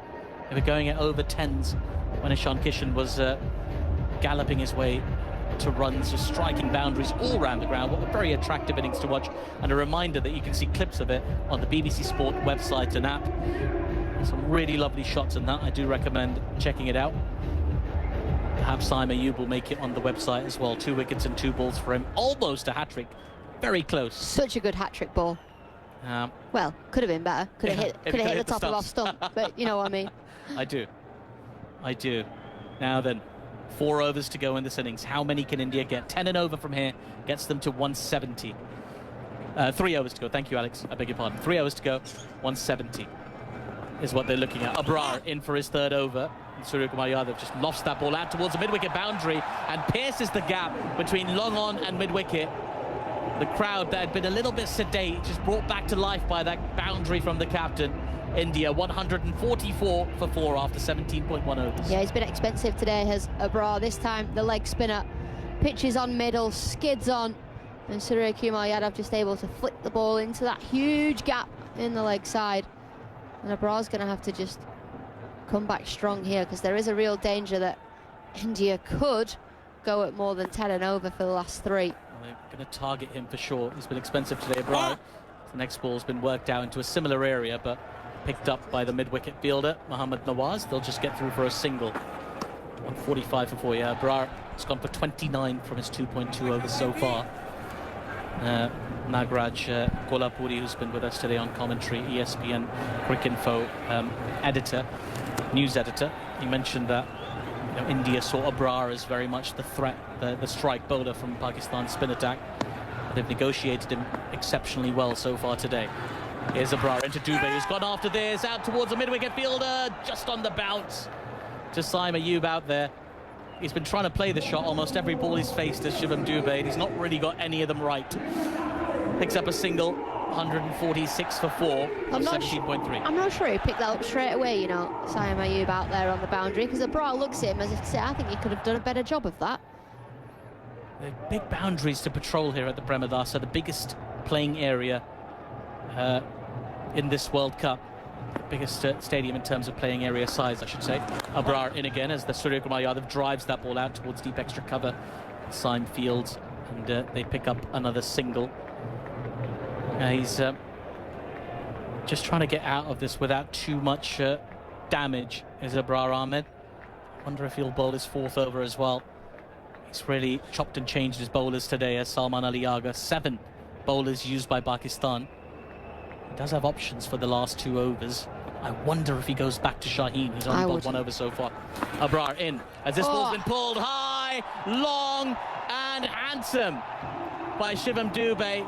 He finally connects with the way he's been looking to connect since the start of his innings, and sends the ball sailing over the mid-wicket boundary for 6. The 150 comes up for India, 153 for 4 after 17.5 overs. Yeah, a little bit of extra pace on that delivery from Abrar. It wasn't his quickest of the over, but slightly quicker than the previous delivery, and also more pace on the ball than Tariq's offering as well. So he's just using that back of a length, helping it into the leg side. Good over this for India. 1 ball to come. Dubey works it out towards mid-wicket again. They just jog through for a single, so a profitable one for India. Again, 14 runs off that over. India 154 for 4. 2 overs to come in this innings. I've just seen the ball tossed over to Usman Tariq, so I suspect he's going to bowl the next one. Now, Alex Hartley, you're the captain of Pakistan. You're Salman Ali Agha. Salman Ali, Hartley.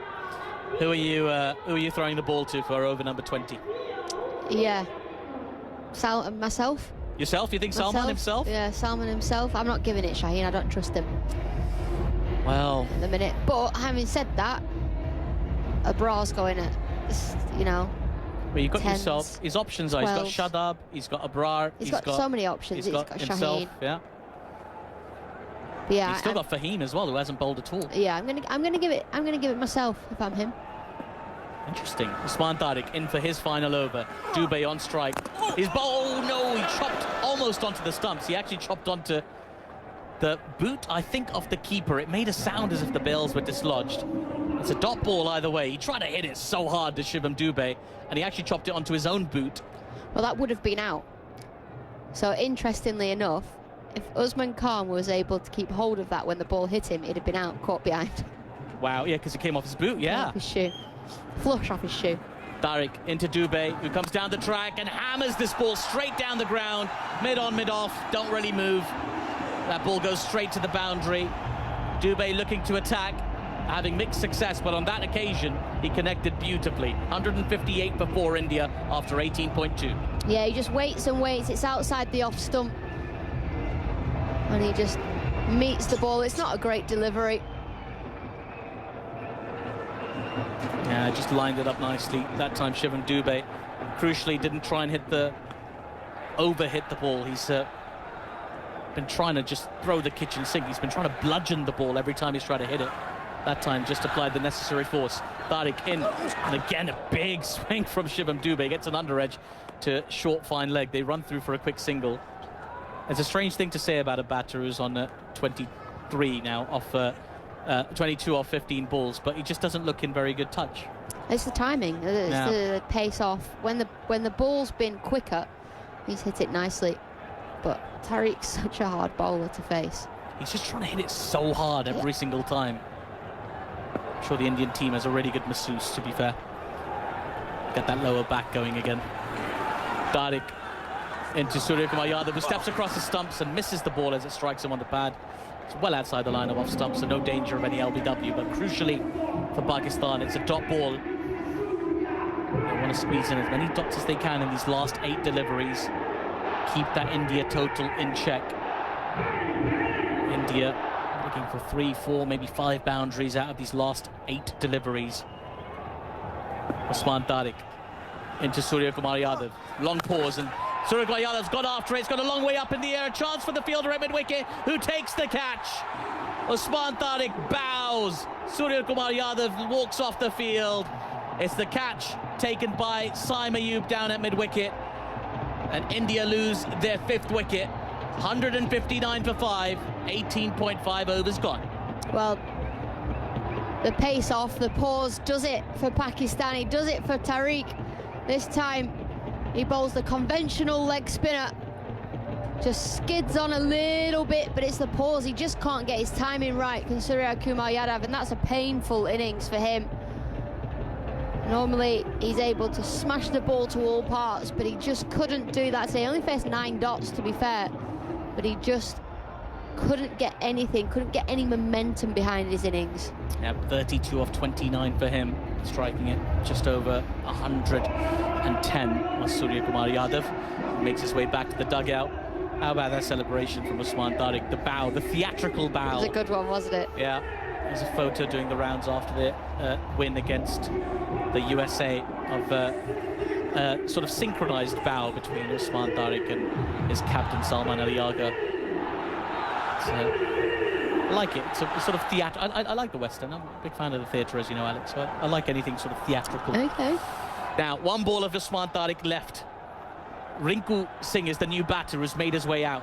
Tariq into Rinku, who gets the toe end of his bat back to the bowler. It's a dot ball to finish. Usman Tariq sort of does a half stare down to Rinku Singh.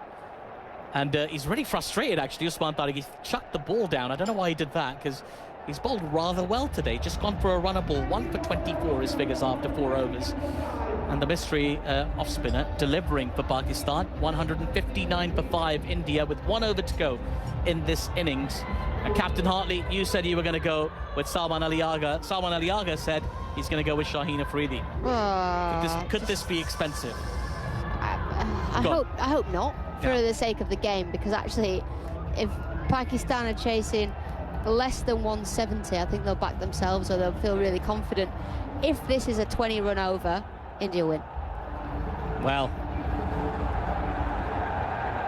it's a wonderful atmosphere, a bit of tension here at the Premadasa in Colombo as this final over is about to be bowled by Shaheen Afridi. His solitary over so far went for 15. What can India get out of this final over? Shivam Dubey on strike. Shaheen Afridi with a slower ball has been driven straight back down the ground for 4. Well, Don't think it was that bad an option, the slower ball, but it was lined up very quickly by Shivam Dubey, who put his hands through that, and India pick up a boundary to start the final over. 163 for 5. Perfect start for India. And you're right, he's made the right decision going pace off, because we know this surface has a little bit in it, but it's just too full, far too full. It's a tricky balance against a batter like Shivam Dubey, so strong on that pull shot as well, but also drives down the ground with great efficiency. Afridi in, pulls his length back a little bit as that ball's driven down to Fahim Ashraf at long off, just a single off this one. Shaheen Afridi had a couple of difficult games in this World Cup so far, been targeted at the SSC ground by both Netherlands and by USA. He only bowled 3 overs against Netherlands, went at just over 10 and over, and then same again in his next game. Yeah, 1 for 28 against the Netherlands from his 3, 1 for 42 against the USA. Expensive couple of games. And his first over here went 15. Yes. Here he comes now to Rinku Singh. It's short and wide, it's been spooned up in the air, out towards deep backward point, and he'll go for 4. It's a smart shot that by Rinku Singh, knows there's nobody out there deep in the covers, and knew that he had a lot of license, a lot of space to work with. Picks up another boundary.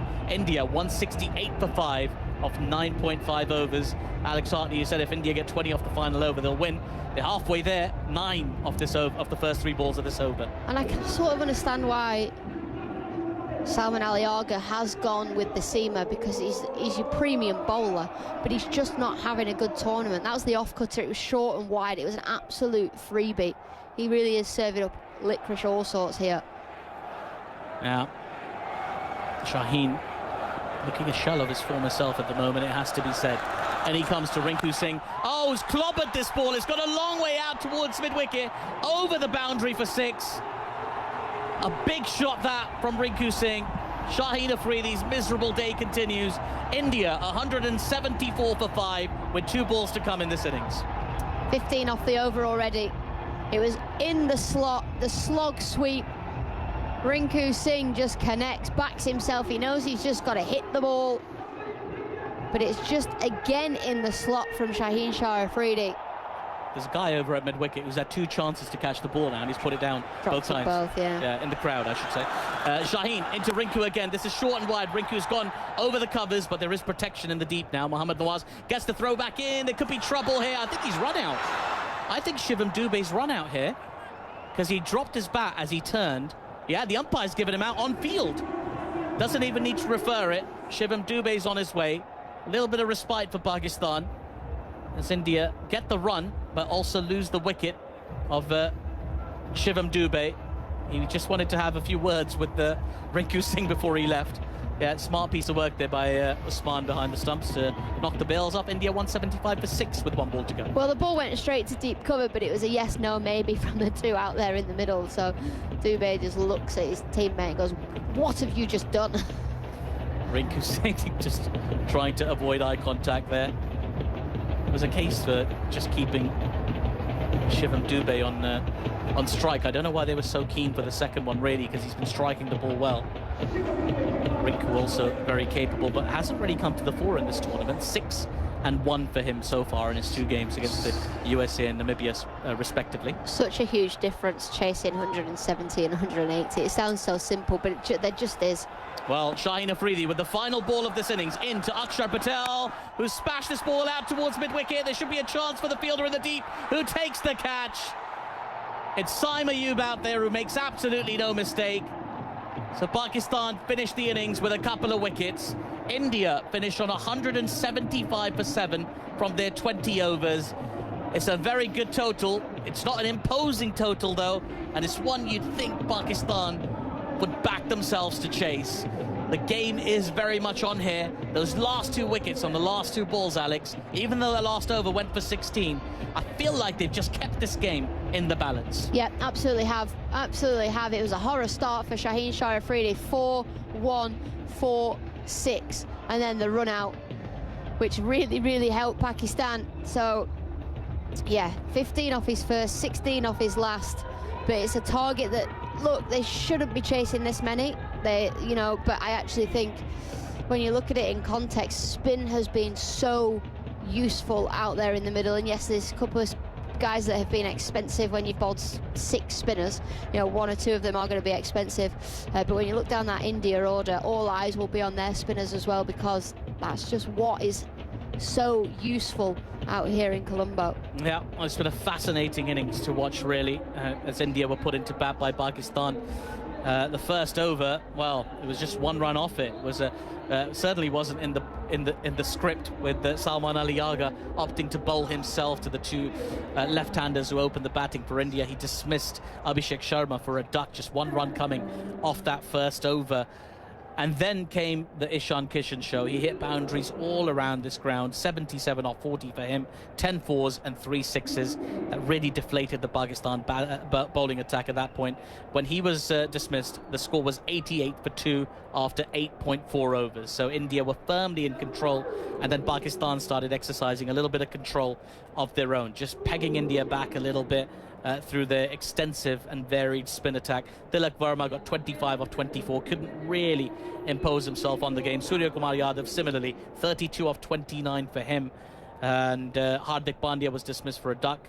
Saim Ayub found himself on a hat-trick, nearly got it as well, beating Shivam Dubey's outside edge by an absolute millimetre off his hat-trick ball. Eventually Shivam Dubey managed to get himself to 27 off 17 before being run out off the penultimate ball of this innings. And then Akshar Patel hauled out off the final delivery out towards mid-wicket. Shaheen Afridi taking a wicket. The bowlers for Pakistan, I'm going to say Saim Ayub, the pick of them, 3 for 25 from his 4 overs. Usman Tariq, 4 overs, 1 for 24, going at a run a ball. And Shaheen Afridi, well, expensive is Pakistan's paceman, 1 for 31 from his 2 overs. Salman Ali Agha also very tidy, 2 overs, 1 for 10 for him. Abrar Ahmed, Pakistan's sort of frontline spinner, also expensive. Anyway, mentioned Usman Tariq. He's going to be chatting to I don't know who he's chatting to, but let's have a listen to him anyway. Oh, never mind. Never mind. We can't hear. Obviously, like the Indian-Pakistan game is having a huge, you know, that momentum and stuff, and the vibes are really good. So, like, I was having a great experience playing this Pakistan versus India. It was like a kind of a dream. Like, when you just try to represent your country, so you always dream about like facing this country, like India, such a competitive team it is. Okay.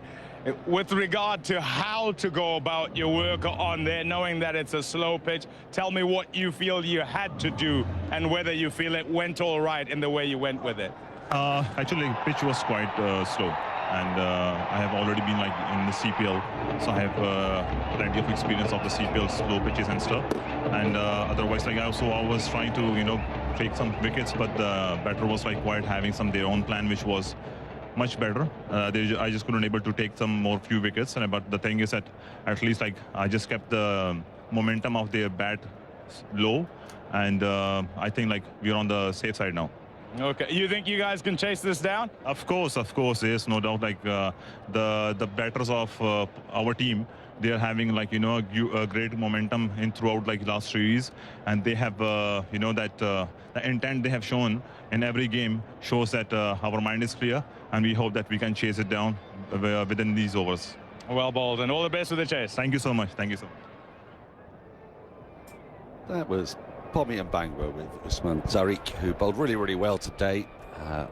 1 for 24 in his 4. The spotlight really on him, of course, because of a lot of word around about his action and whatnot. The big disappointment for me, Abrar. 3 overs, none for 38, and Shadab, none for 17 in 1. It meant that Shaheen Sharafidi kind of had to bowl his second over, or Salman would have to bowl it himself. So with those two going for 55 in 4 on a pitch that's really doing a lot. I think 176 is a very tall order for Pakistan, but they're not out of it. And although we'll come back to Ishan Kishan, 77 or 40, it was a sensational innings. No one else was able to time it, and he did, and he really put Pakistan on the back foot early on after the loss of that very early wicket. Right, so we've got about another 5 minutes or so until Pakistan come out to try and chase that 176. I've still got Aatif Nawaz and World Cup winner Alex Hartley alongside me.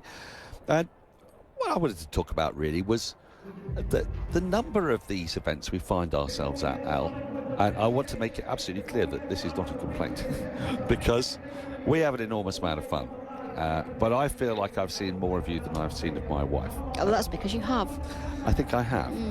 Because if there isn't a women's 50 over World Cup or a women's 20 over World Cup, there's same for the men.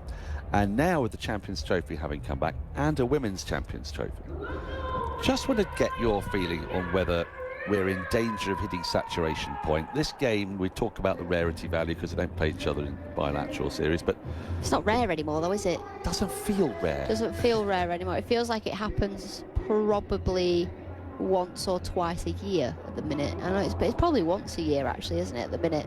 Well, when if you think count the about women as well. Yeah, and then you got the 50 over World Cup. I know that's once every 4 years. But it'll happen 3 times in less than 9 months, because you'll have the women in both T20 and 50, and the men in this for T20. Yeah, it's a funny one, isn't it? Because I feel like these World Cups come thick and fast, and there's never any breathing space. There's never, you don't hold the World Cup for very long. Obviously 50 over cricket is different. T20 World Cups seem to come around every 18 months, 2 years. It genuinely only feels like a minute ago we were in Barbados for the final out there where India won. I know it was a couple of years ago now. Yeah, well, it's about 20 months. Yeah, but there's been so much cricket in between that. Obviously, you say the Champions Trophy. There's and I'm just talking about men's cricket here. It just feels like these games are just coming thick and fast. I don't know how the players feel about it. Personally, I feel because the competition is so often, it doesn't mean as much. Do you think 50 over cricket, Aatif, does still? Because I think cricket's in a slightly paradoxical state at the moment, where the format that people seem to like the least and play the least and take the least notice means the most when it comes to a World Cup. You're going to be the world champions of something. You want to be the world champions in 50 over cricket. And the reason for that is because it does happen every 4 years. And yet, the eyes of the cricketing world is increasingly on T20 cricket. It's what fuels every board. It's why the ECB has got Indian involvement in the 100. It's why India itself has become a powerhouse through the IPL. It's why players are forever unavailable to play in Test series and one-day international series for their own country. New Zealand and South Africa and the West Indies particularly have struggled from that. And yet, the T20 World Cup feels like it should be the one that everybody's most wanting to win. But because it happens every 2 years, is there a case for actually doing it every 4 years? Or is there just no way that the ICC is going to turn up the opportunity to have this wonderful, and it is wonderful, festival of cricket? And also, I'm sorry I'm asking you so many questions at once, but if you're Oman, you don't want that to happen as well, do you? Get on with it. No, you don't want it to happen if it's Oman. I mean, I've been critical of the various decisions ICC's made over the years, but I actually think it makes sense to have a World Cup every 2 years. As a broadcaster, I think it can feel like a lot sometimes because you're having to travel a lot and things like that, and it is more hectic than people can imagine. I think some people sort of just think, oh, you're just getting to go to the cricket, but there's a lot more to than that. There's a lot of unpleasantness behind the scenes that you sort of encounter and things like that. But the ICC has a very difficult job here as custodians of the international game, because leagues are popping up everywhere and franchise leagues are taking up more and more of that calendar. To keep international cricket alive, they have to keep the money coming in, and the money comes in from the T20 World Cup. We've seen the extreme lengths they've gone to ensure Pakistan's participation in this very lucrative fixture that we're commentating on right now, India versus Pakistan. Lots of boards rely on that for their annual revenue. They needed to make this game happen. They made this concession. Bangladesh is going to host an ICC event between 2027 and 2021, 2028, 2031, I beg your pardon. So, you know, I think this is something that just needs to happen. Yes, of course, it would feel more special if they did it once every 4 years. It'd feel even more special if they did it once every 10 years, I suppose. But it needs to be that frequent to make sure that the context of international cricket remains relevant and remains at the forefront of cricket fans' minds, who are increasingly starting to be diverted to things like, you know, the IPL, BSL, SA20, all these leagues that are popping up and present some really high-quality cricket. And the production, the presentation of those leagues is very much appealing to casual fans. The only way you you kind of pull them back in is with amazing stories that we've encountered in this World Cup, like Italy winning their first game. How exciting was that? What a big moment. The scare that Nepal gave the England team, that scare that the Netherlands gave the Pakistan team. There's all these beautiful little moments that only happen in World Cups, and they need to happen with that frequency for the international game to retain its position and gravitas, I think. No, I do agree. I think the thing for me is I'd be really interested if this game didn't go ahead. This is the one that gets all the money. This is the one that the ICC get everything for, you know. If this game didn't go ahead, would we still have as much cricket in the calendar from the ICC? Would the World Cups be as frequent? Would they be throwing back the Champions Trophy? Would they be making a Women's Champions Trophy? Because ultimately all the money comes from this fixture, which it's not a coincidence that India and Pakistan are always in the same group at the same time. I think all those points that have been made are entirely fair. We could talk about it for hours, though. We don't have time. I mean, look, I want there to be, I'd have cricket on every day. Yeah, so would I. For eternity. I'd have one continuous cup. Yeah, yeah. It just occurs to me that it's a bit odd that 50 over cricket world champions still remain the sort of benchmark for one-day cricket. And yet it's T20 cricket that really most people fixate on. It's a strange thing. And I love this tournament because, as all the reasons you mentioned, it's great to see players you don't normally see. Italy are playing England. Is it tomorrow? Crunch game against Italy, which is absolutely vital for them. And Italy, those two brothers going out and winning a game by 10 wickets. It's fantastic. Oh, you get the most amazing stories. And, you know, the wonderful thing about T20 World Cup is 3 games a day, all of them on the BBC, of course. It's thick and fast. It comes at you quickly. It is tomorrow. It's at Eden Gardens, and it's just before we do the game between Australia and Sri Lanka. Right, here we go. Hardik Pandya is in for the start of Pakistan's innings. His first ball is defended by Saib Zarafhan, and there is no run. 176 is the target for Pakistan to pull off a rare victory over India. I think, my feeling is, it's 15 to 20 runs more than it should be, but I say should be. I think you've got to take your hat off to Ishan Kishan, who's played an innings so vastly better than anybody else's. He's made a difficult pitch look like there's no bother at all. I mean, we'll obviously debate how well they bowled at him, but he did strike it brilliantly. Hardik Pandya in again, and that just stops on hand ever so slightly. A shorter ball, which he works into the onside, goes straight short mid-wicket. Hardik Pandya wants the ball. Give it me. Give me the ball. I appreciate that. I like a bowler who wants the ball. Apart from anything else, it means we gets him back to his mark. Yeah, get on with it. He's sporting a bleached blonde hair, a la Will Jacks. Our producer Jack is giving that a thumbs up. Yeah, Jack loves his bleached blonde hair. Although he's not sporting it at the moment, is he? Kills his hair though, doesn't it, bleach? Is that what he does? Yeah. I mean, you're not talking to a man who knows a lot about hair. Hardik Pandya in, is punched off the back foot, and there is no run as it finds the covers. I just have a particular detestation of a poor haircut. I think it's really disrespectful to the bald community, and I think they're basically waving their hair around in my face. So I don't mind the bleach blonde. You've got hair though, because I can always tell when you've had a haircut. You had a haircut before we came here. And we did. Yes, my wife does it. I know. In the kitchen. She brought her scissors out for you. Now I've got, you know, clippers, I think they're called, whatever. You don't need the noise of the flies that have been eradicated. Whoa. Right, here comes Hardik again. Still no run on the board, slip in place. A kind of gully, a deep gully. Now that's gone high up in the air. It's going to be caught, you would imagine, at mid-on. And a wicket in the first over. Rinku Singh takes the catch. And just as India lost a wicket in the first over, so have Pakistan. The ball just came onto Farhan a little bit quicker than he was expecting, 86 miles an hour. He's gone for the big pull. After 3 dots, he skied it. And a simple catch just on the edge of the ring at a wide mid-on. Sees the back of Saib Farhan, who's been in good form, and that is a massive blow to Pakistan and their fans. Yeah, he knew. He knew as soon as he hit it up in the air that he was in trouble.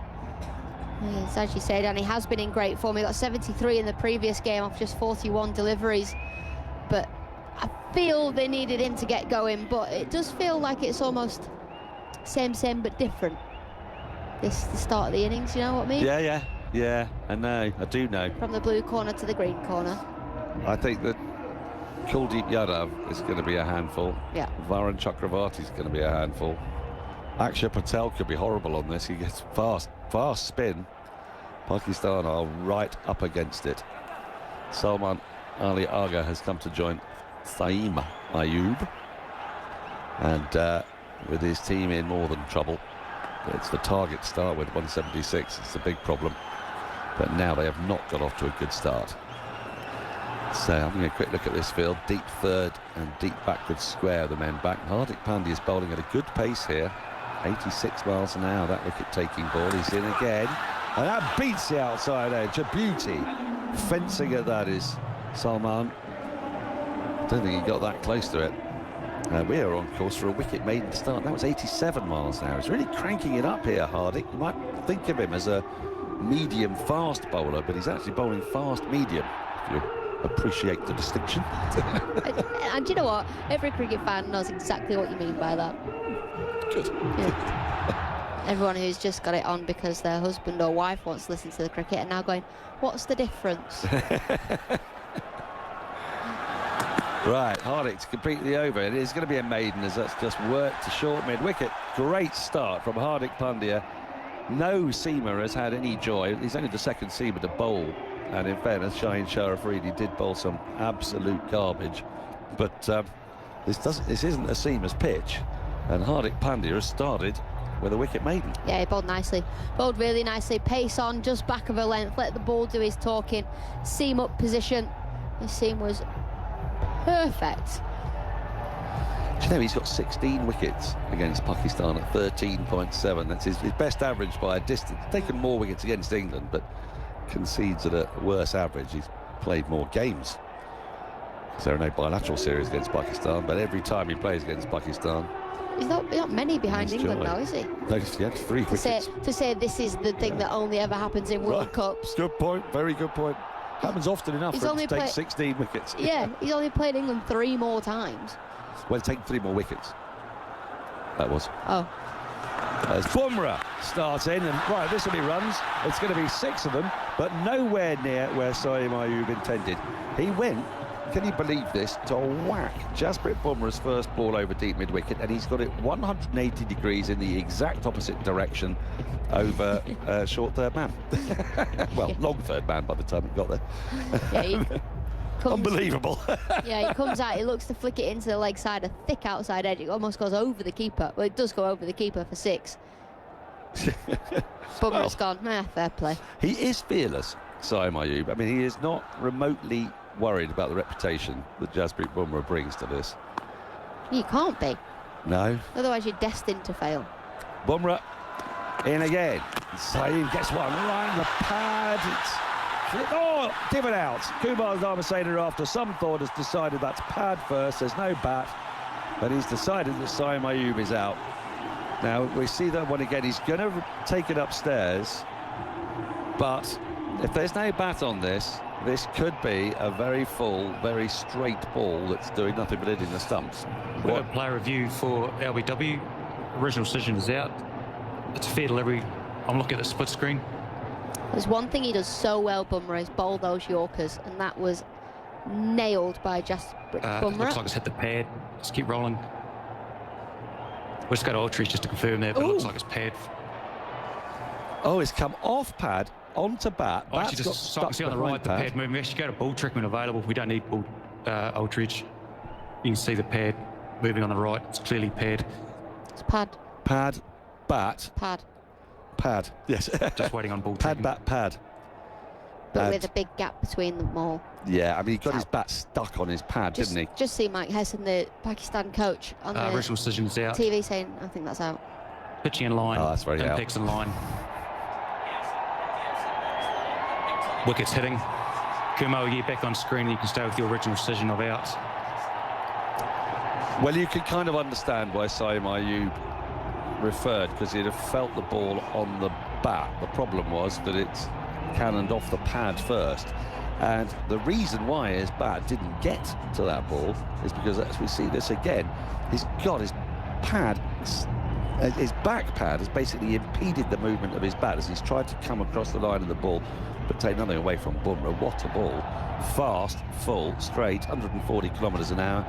And Saeem Ayoub's innings will show 2 false shots, 6 off 2. Well, a classic T20 innings in a way. And Pakistan are 6 for 2. Yeah, it was great delivery from Bumrah after being hit for 6 the previous ball. And he just goes full straight, nails that Yorker. And there's absolutely nothing Saeem Ayoub could have done about that, really. A horrible ball to get so early. Babar Azam has come to join his captain with a ring of 4 in the offside, a slip, and a very fine deep third. Here comes Bumrah into Babar.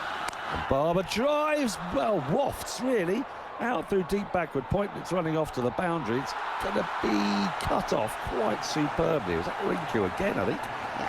And they've come back for a couple. It was a long way away from his body by Babar, and it was in the air, not very far away from point. And then Rinku has just really done superbly, not just to get down, but in one movement, send it back, sweep it back, really. It's almost like he was using his hand as a broom and sent it in the general direction of the nearest other fielder, which was Surya Kumar. They pick up 2 as Babar then just waits for this next one. And this is the first actually completely in control shot we've seen off Bumrah, and guides it down to deep third for a single. Up to that point, every ball that Bumrah has bowled has come freighted with action. Yeah, 9 off the over as well, so quite an expensive over, but 2 miscues and a wicket. Yeah. Remember in the last World Cup in America, I think he was going at 4.5 and over, wasn't he? Because they were playing on those spicy pitches in the States, weren't they? Yeah. That was crazy, his economy rate. In he comes once again, and Salman gets a thick inside half of the bat and is rolling away towards deep square leg. Fielder is in pursuit, and I don't think he's going to get there. Another false shot. Basically 5 false shots in that over, and 13 runs have come off it and a wicket. Pakistan are 13 for 2, and there's still an over to come. A ball. A ball to come. Sorry, so there have been 4 false shots. 4 false shots, 13 runs and a wicket. Yes. There's been 1 gentle guide down to deep third from Babar. Otherwise, it's not been like that at all. Right, here comes Bumrah to complete the over.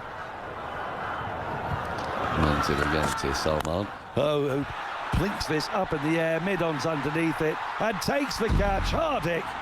And Salman Ali Agha has just given his wicket away in the most easier fashions. We are 2 overs into this chase of 176, and Pakistan have already lost their 3rd wicket. They're 13 for 3. And what an extraordinary over from Bumrah. 6 balls, only 1 of them really played with any degree of certainty. And the other 5 have picked up 2 wickets and conceded 13 runs. Extraordinary stuff. It was not a great shot, Alex Hartley. No, it wasn't a good shot at all. From your captain, you want more. Has the occasion got too much for Pakistan? Is this game always overhyped? Yes, I think it is. India have won the last 8 T20s in a row, soon to be 9th, you would imagine. It's the same story time and time again. Doesn't mean to say that we don't care to watch it, because the atmosphere and the excitement and what it means to people, but I take your point. Now, India, on this spinning track, have got Pakistan 13 for 3 with seamers, and they're now going to bowl 1 more ball of seam than Pakistan did in the entirety of their innings to India. Pakistan bowled 2 overs of seam from Shaheen Shah Afridi. Hardik Pandya is about to start the 3rd over. He's into Babar Azam, who drives waft to the other thick outside edge down to deep third. They take the single. Bumrah fields. This is a catalogue of not great shots. I mean, Babar again, he's sort of getting away with that. It's so easily have gone to hand. There's a slip in place as well. 14 for 3. Well, there's got to be a gully coming now, surely, after the last couple of shots. Short third, gully. No, there is. Look, there you go. There's a gully. Yep. And I think that's the right decision, absolutely the right decision. It's almost like a fourth slip, really. It's sort of like, you kind of got like a second slip and a fourth slip. Well, Usman Khan was on the slippery pole in the last game, ended up coming in at 8. So his usual position here. He's up to 5. He's in very early, comes forward and defends with solidity.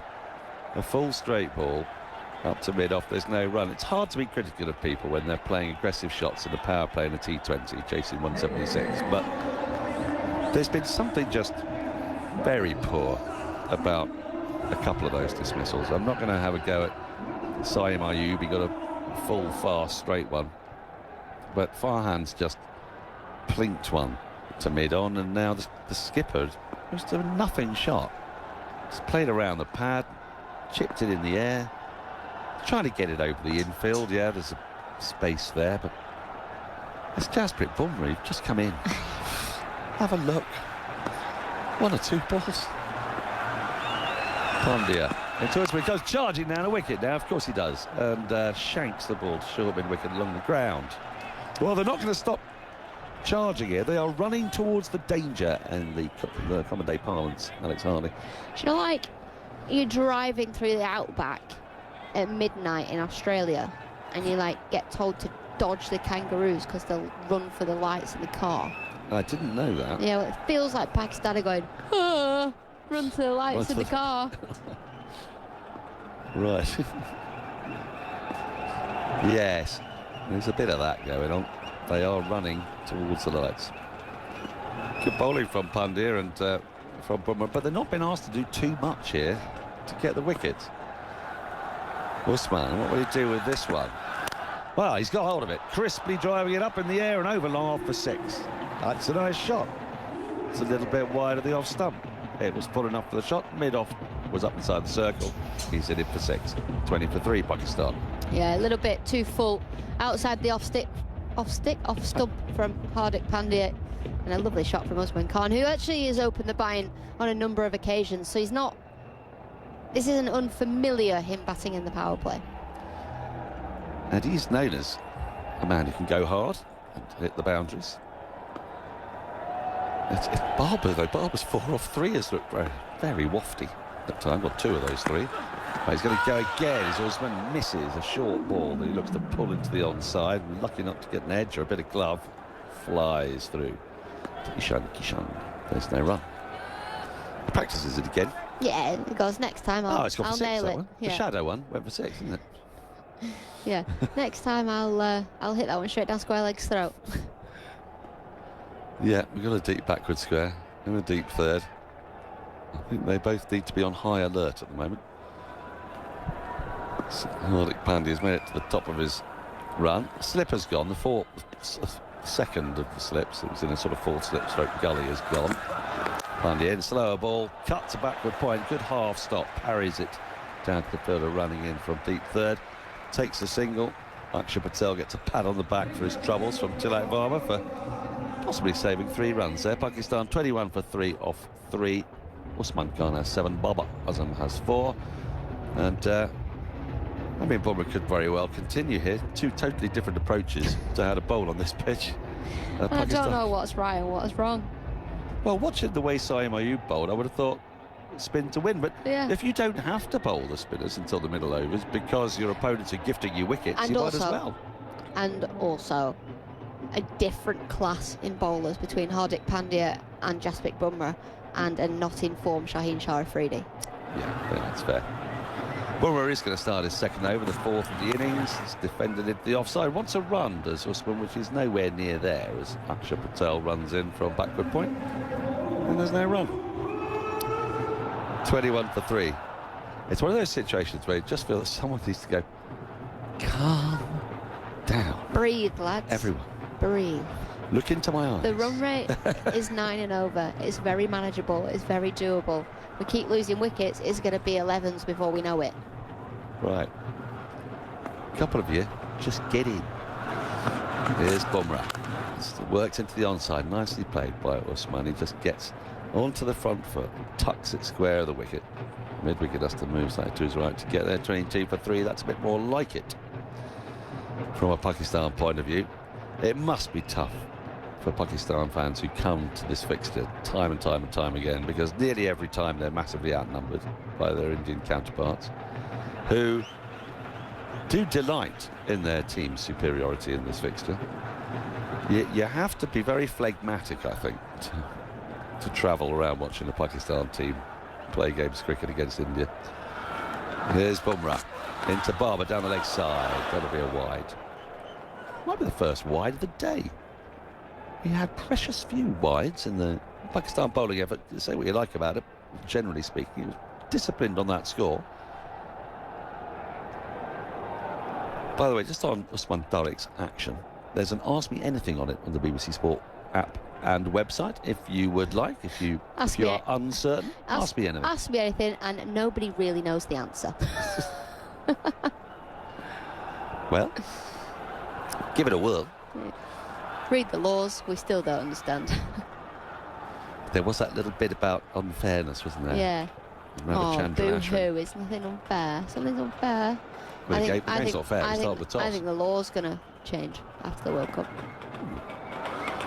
Bumrah in again to Barber, pushes into the offside and take a single. It's a heavyweight matchup this between two much loved players in their own countries. Babar Azam, although he does always excite a certain amount of debate, probably more debate than Usman Tariq's action as to, you know, should he be in the side? He's got more T20 international runs than anybody else, and I include Virat Kohli and Rohit Sharma in that. So he probably does think he's got a right to be there. Yeah, he does. Wouldn't you? Don't you think? Bumrah into Usman. Oh, Yorker dug out really well. Jabs the bat down on it, squeezes it to long leg for a single. Bumrah's a handful here. He's sort of taken a pitch out of it, as he so often does. Can only bowl 2 more overs after this, which is something Pakistan have got to say to themselves. Of course, they've then got to face the fearsome prospect of Kuldeep Yadav, a wrist spinner on this pitch. Yeah, are you going Hardik again? I'm not, you know. No? I want to get Akshar Patel in. Yeah, that would be where I'd go. He would be my man. As Bumrah is in, this is nicely driven, but can't beat the fielder. Takes for cover, there's no run. Just because I feel that Usman might be able to line up. Yeah, look, he might get you a wicket doing it. But Akshar Patel and his pace, a hard new ball and a pitch that's turning, I just feel he could be a handful. And he feels that kind of bowler who's more of a power play spinner than Kuldeep, isn't he? Wouldn't you say? Yeah. Oh, yeah. Chakravorty could do it as well. He's a bit of a quicker spinner. Gambiers, that's a swing and a miss. Beaten for pace, Barber. It's not often you say that. 88 miles an hour, but the shot, as John Arlott once said, was positively posthumous. 25 for 3, 4 overs gone. Usman 9. Barber has 5. It's a recovery of sorts from 13 for 3. You were right. What's that man's name on the telly now? That is Morne Morkel. Thought so. So I got in the lift today in the hotel, and then he got in. And I just looked at him and thought, gosh, you're tall. And he went, hi, Alex, how are you? And then I was like, I know you, but I don't know you. Yes. And one of those where you have that awkward conversation. Hi, I'm good. Yeah, I'm good. Thanks. How long you been here? We only got in yesterday. And when did you get here? 2 weeks ago. And I'm like, who are you? And Surrey legend, Morne Morkel. I'm going to unplug the air. I'm going to take you off the air. Do you know what, guys? I'm just going to turn him off. Turned his mic off. Akshar Patel round the wicket, starts the 5th over, forward in defence, pushed back to the bowler, no run. Do you remember the story that, I think this is the case, he used to have a tree in his back garden, and so, or it was something like that, or he always had, where he was practising, didn't have a long enough space for him to run up. So Akshar's in, giving himself room. His Usman, he lofts it over extra cover and down to the boundary for 4. Good use of the feet to give himself the room and to reach for it, loft it. We're in the power play, 4 runs, 29 for 3. And so, because he couldn't get a long enough distance for his run-up, he used to run in the opposite direction. No, he didn't. From the stumps and then back round in order to get... No, he didn't. Like that, yeah. So, as Akshar's in again, lofted again and just over the hands of extra cover for a second 4, almost identical, 33 for 3. So, I he's retired before you, so you would have seen him at it. Yeah, I did, yeah. He used to do a little. Yeah, the end of his run-up. Yeah, he did. That was his yeah. 360 because he used to do that when he bowled. I just thought that was like a little tip. a lot of bowlers sort of have something, don't they? Yeah, no, I'm one of those where. I believe that's true. Lovely fella. Well, if he pops in the lift tomorrow, I'll ask him. Yeah. And he'll say it's an urban myth. Now we're lift buddies. Yay. I'm friends with Merkel. 33 for 3. 2 fours of successive balls, and Usman this time goes back into his crease and pushes it into the onside, takes a single. So the introduction of Akshay hasn't quite had the desired result. 9 runs coming from the first 4 balls, but you've got to give credit to Usman Khan there because he's played a couple of those shots really quite nicely. Yeah. Oh, lovely outside the off stump. Babar Azam back on strike. Akshay into him. Oh, he's bowled him! Cleaned him up! Barber's gone. That is a massive wicket. The anchor has disappeared, has been removed from the ship of state, and Pakistan are floating adrift at 34 for 4. The game, it feels, is nearly up, and we haven't even had 5 overs. Just goes for the slog sweep. It doesn't spin, maybe holds its line ever so slightly. Doesn't really do anything. He goes for the slog sweep into the leg side, knowing that they have to up the run rate, knowing that they have to stay in this game, looking for another boundary. But 9's already come off this over. They were there, they're up with the rate for this over. And he's just been absolutely cleaned up. Horrible shot, really. Not a very Barber shot.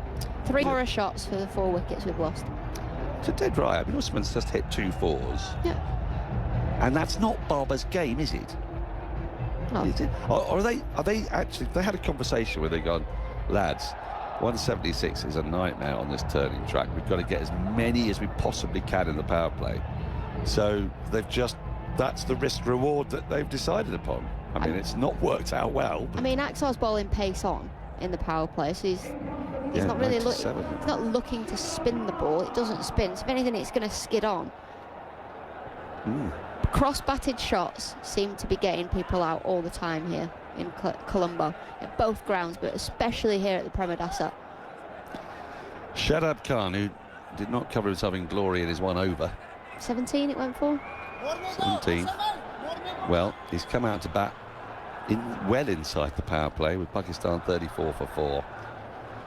And Akshar Patel has come back well after conceding 2 fours early on in the over. Do you know what I feel sorry for? The Pakistan fans who wake up this morning.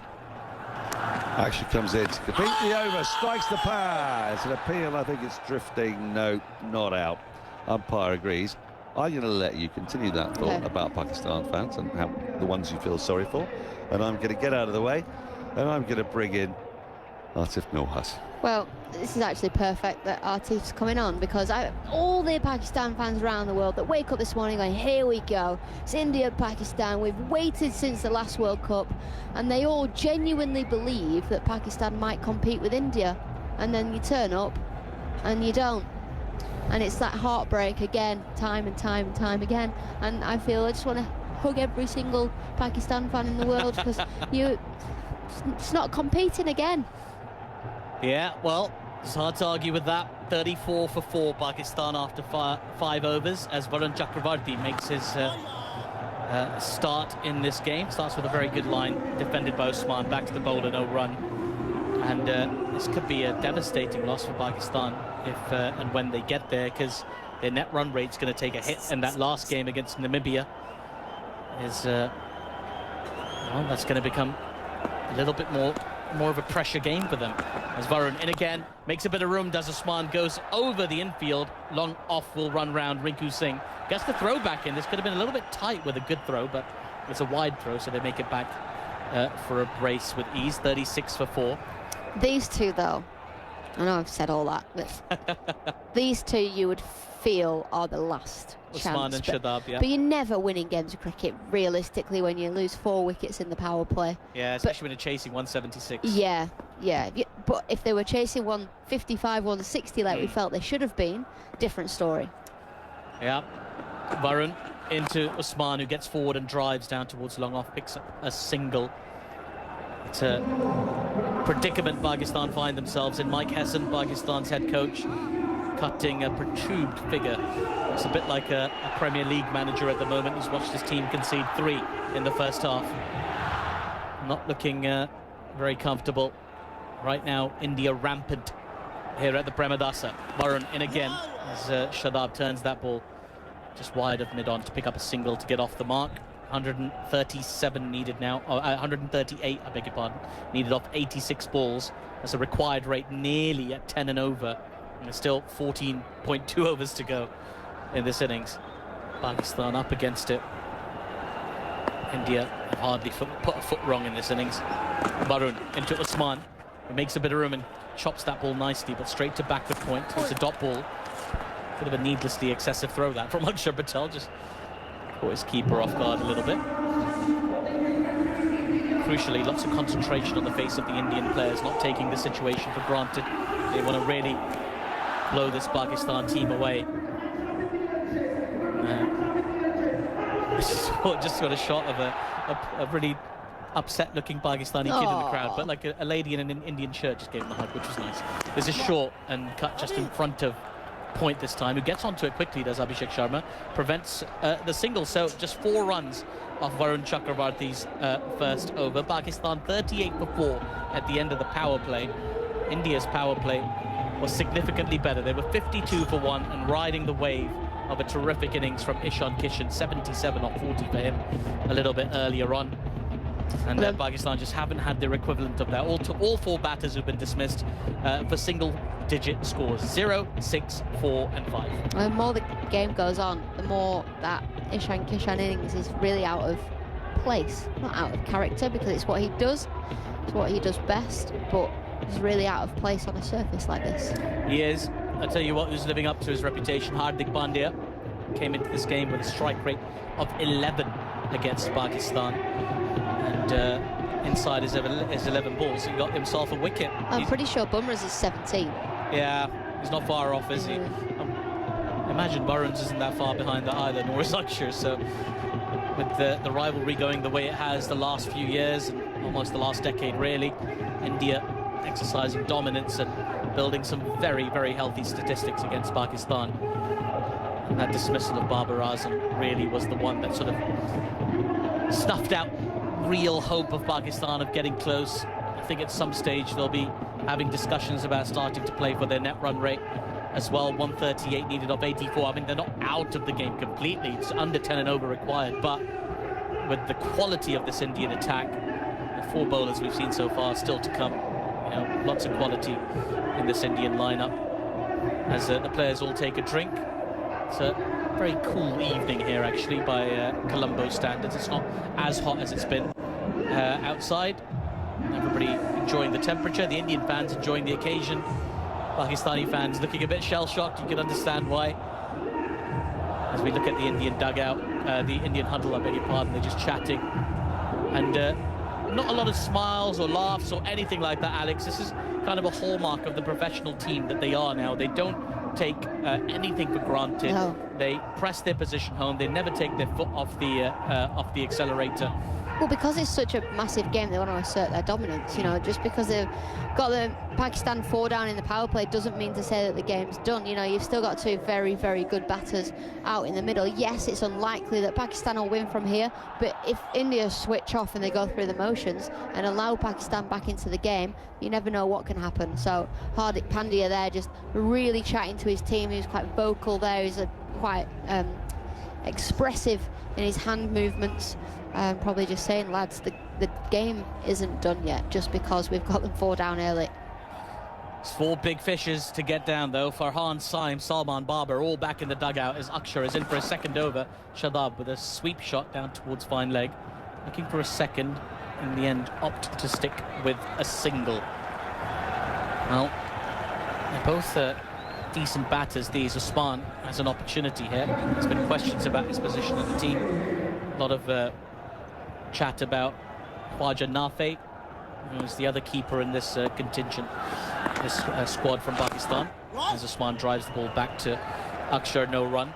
There's an opportunity for him to just lay a marker down for himself, just remind Pakistan fans and selectors of his skill and quality. Akshar in, down the track comes Usman and flays this ball out towards mid-wicket. Long on is running round, but he's not going to get there. That ball will go to the boundary. So a rare boundary for Pakistan.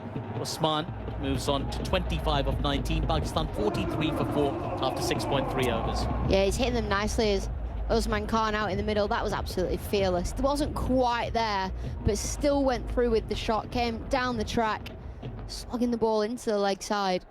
Didn't quite connect, but got enough of it. Akshar Patel. Slow winding action comes in, and the ball's been cut nicely by Usman, just off his off stump to backward point. Hardik Pandya fields. You can't miss Hardik Pandya. He's got those sort of glasses on that look a bit like sort of, you know, really keen squash players. They wear those cyclists. Yeah, they wear those really sort of fancy goggles. There's another cut shot just behind Hardik this time, and they managed to get through for a quick single. Ishan Kishan has destroyed the stumps after the throw came into him. The batter was home, and the umpire doesn't even want to have a refer it. 2 of the stumps have been taken out. There's wires everywhere. Ishan, what are you doing, mate? That was aggressive, wasn't it? Very aggressive. He's comfortably home, and he's just... To be fair, I think he's just... He punched them. Yeah, he's not actually, like, clattered them really hard. I think they might have been being a bit sensitive, those stumps there. He gave it a knock. You know when you see that punching bag in the arcades where you have to give it a punch and it gives you your score out of 1,000 or whatever? He gave it one of those kind of jabs. Yeah. There, Ishan. And then the umpires had a bit of a job in putting them back together, working hard. He's had to do it and just make sure they're the right distance apart and all that kind of stuff. Good job by the standing umpire there, Kumar Dharmasena. And as the next ball's going down the leg side, it's been tickled down towards fine leg by Usman, who might pick up another boundary here. He does. So good over that for Pakistan. 9 runs coming from it. Usman on to 29 of 22. Pakistan 47 for 4 after 7 overs. They're a long way behind India at the moment. 129 of 78 deliveries required for Pakistan. India very much rampant in this game, as Alex Hartley is going to take a little break, and I'm going to be joined on commentary, very pleased to say, by Nagraj Gollapudi, ESPN Cricket Info news editor, who's been part of our coverage today. And this really has been a terrific performance, Nagraj, from India so far. Very professional, I would say. Yeah, I mean, 18 overs of spin for Pakistan, 5 overs in the power play, and what do India do? They bring in their 2 new ball bowlers, fast bowlers, and Bumrah and Hardik. Each picks up, what, 3 wickets in the first 2? So Varun Chakravarti in as the next ball's played just out towards deep cover. They'll get back for 2. Will Shadab and Usman. In fact, they're going to get back for 3. Really good running by the Pakistani batters. It went out into a big pocket of the ground. And they've picked up a 3 that's taken them to the 50 mark. 50 off for 4 of 7.1 overs. Yeah, I think, I'm not sure if one of the reasons Pakistan decided to put India into bat was dew, though we haven't seen dew over the last 2 evenings. Even Pakistan knew that, so I'm not sure of that. But the way India bowled, the way especially Bumrah, man, it's like he's just gone back and shown exactly what. That ball's been played with soft hands into the covers. They run through for a quick single. 51 for 4. Yes, Jasprit Bumrah. Yeah. Very impressive up top with his 2 overs, 2 for 17. And just so difficult to score off, and looking like the Bumrah that's taken India to so many titles. Here's Varun Chakravarti into Shadab, who meets a full toss with the face of the bat, beats the diving short third fielder, and that's going to go to the boundary for 4. Really smart looking shot that from Shadab Khan. It's Pakistan pick up another boundary. Good little sequence this for Pakistan, with 9 off the previous over and 8 off the first 3 deliveries of this so far. 55 for 4 off 7.3 overs.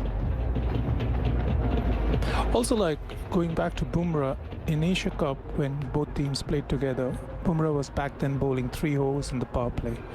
Since then, I think he's bowled barely 1 over in the power play. So there was a change in plans, and when I asked Surya yesterday, we'll talk after this delivery. As Varun is in, and that's defended on the front foot into a gap in the covers again. They'll jog through for a single. 56 for 4. Yeah, when I asked Surya yesterday at the captain in the media briefing, he mentioned that it's obviously they're thinking about who to bowl, when to bowl, and keep their options open and flexible. but I guess in Pakistan they believe that Bumrah is like a key weapon for them in the power play. Varun into Usman once again. It's a short and guided, but there is a stop at short third. Akshar Patel making sure he got his hand down to that ball. They'll just get through for a single. 57 for 4, 1 ball to come in the 8th. Were you not looking forward to Sahibzada Farhan versus Bumrah? I was disappointed in a way that Sahibzada got out, and obviously, you know, he batted very well for Pakistan in the game that preceded this against the USA, as Varun is into Shadab, and that ball is angled into him, just cramping Shadab for room. No run off that delivery, but still a profitable over for Pakistan. They get 10 runs off it, and that's what they need for the rest of this innings, really. Required rate up to 9.92, 119 required off the remaining 12 overs. 57 for 4 after 8, and yes, as you say, Sahibzada Farhan been looking very, very good for Pakistan, up to number 3 in the ICC T20 batting rankings. And, picked up a Player of the Match award as well against the USA for his efforts with the bat, but dismissed today by Hardik Pandya, who's kind of spoiled that Bumrah versus Sahibzada battle that had been, I'm sure that dominated a lot of previews for this game as well. Yeah, and Hardik, the way he walked, he was like, do you know me? I also bowl fast. Well, he's bowled very fast, and wonderful carry from him through to the keeper today. Akshar Patel in for his 3rd over as Usman comes down the track. He's got after it. He's got a long way up in the air. I don't know if it's got the distance. Oh, it's been put down. It was a tough chance, but it was a chance down at long off.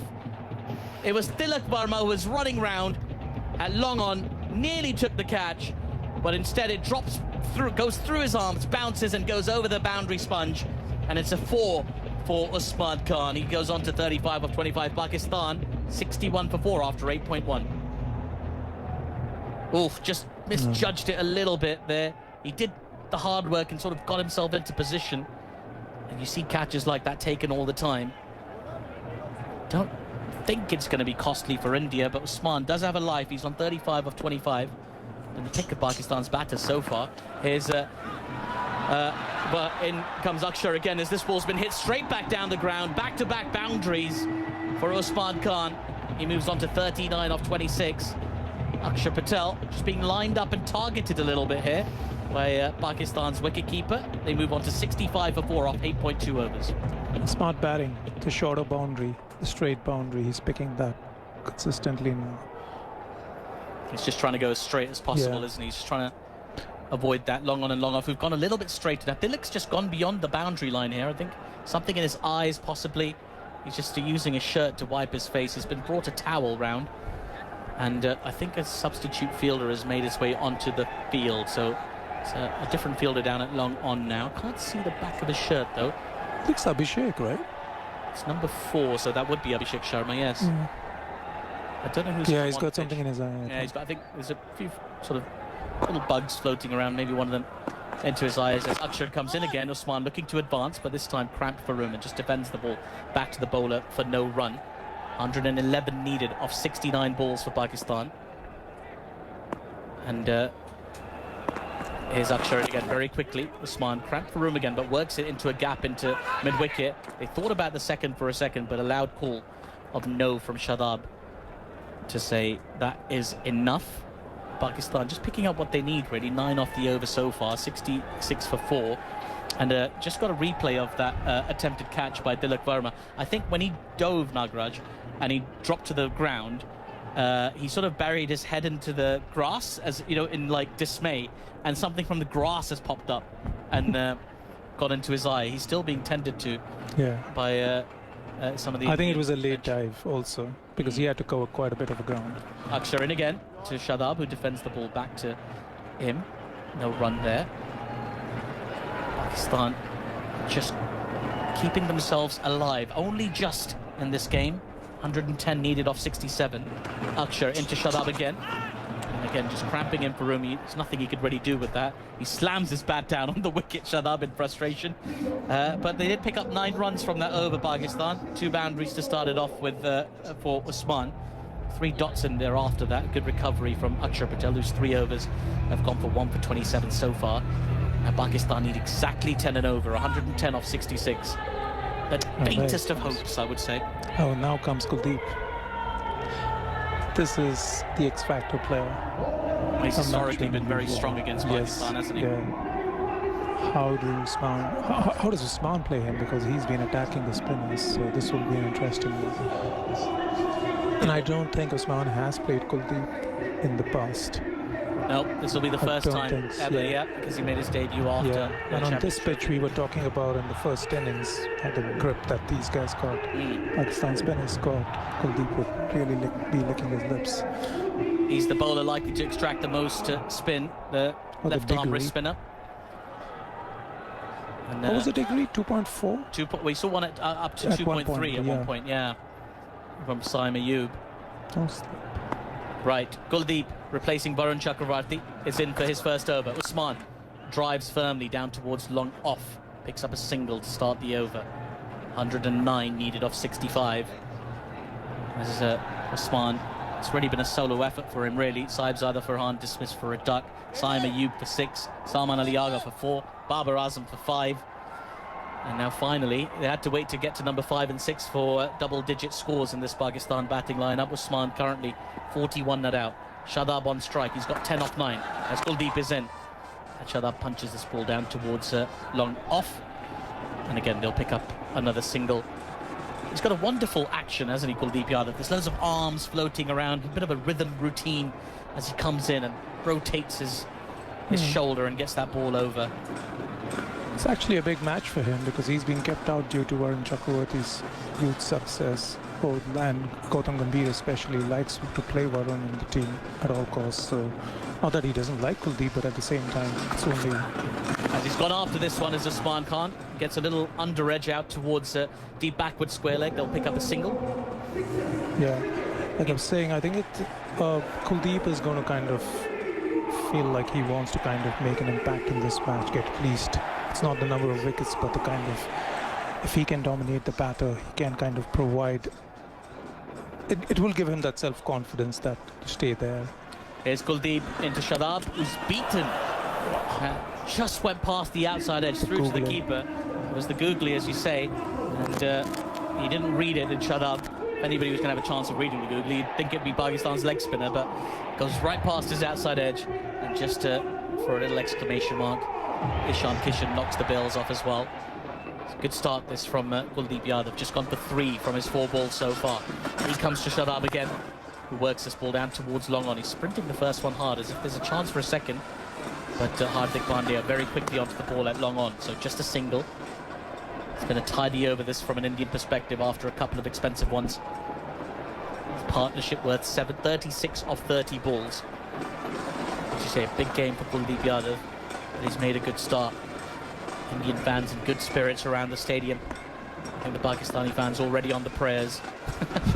Kuldeep Yadav in, short, cut slightly uppishly out towards deep extra cover. They'll get that, just take a single to finish a very tidy over from Kuldeep Yadav. 5 runs off his first over. Pakistan 71 for 4 after 10 overs. They need 105 off the remaining 60 balls to win this game. That's a required rate of 10.5. It looks very difficult. Nagraj, you've raised a very interesting point about Varun Chakravarti keeping Kuldeep Yadav out of the team. Tell us a little bit more about that dramatic rise of Varun Chakravarti, and then he can be joined on commentary by Daniel Norcross. I think Varun's strength has always been his variations. He's got like 7 variations, and he was saying that he's been working on some new variations, which he said that if he's courageous, he would unveil in this match. We haven't seen that so far, at least I haven't noticed it. The main thing about Varun is outside of the variations, people can't read him, and he used to be more of a fast bowler when he started as in tennis ball cricket.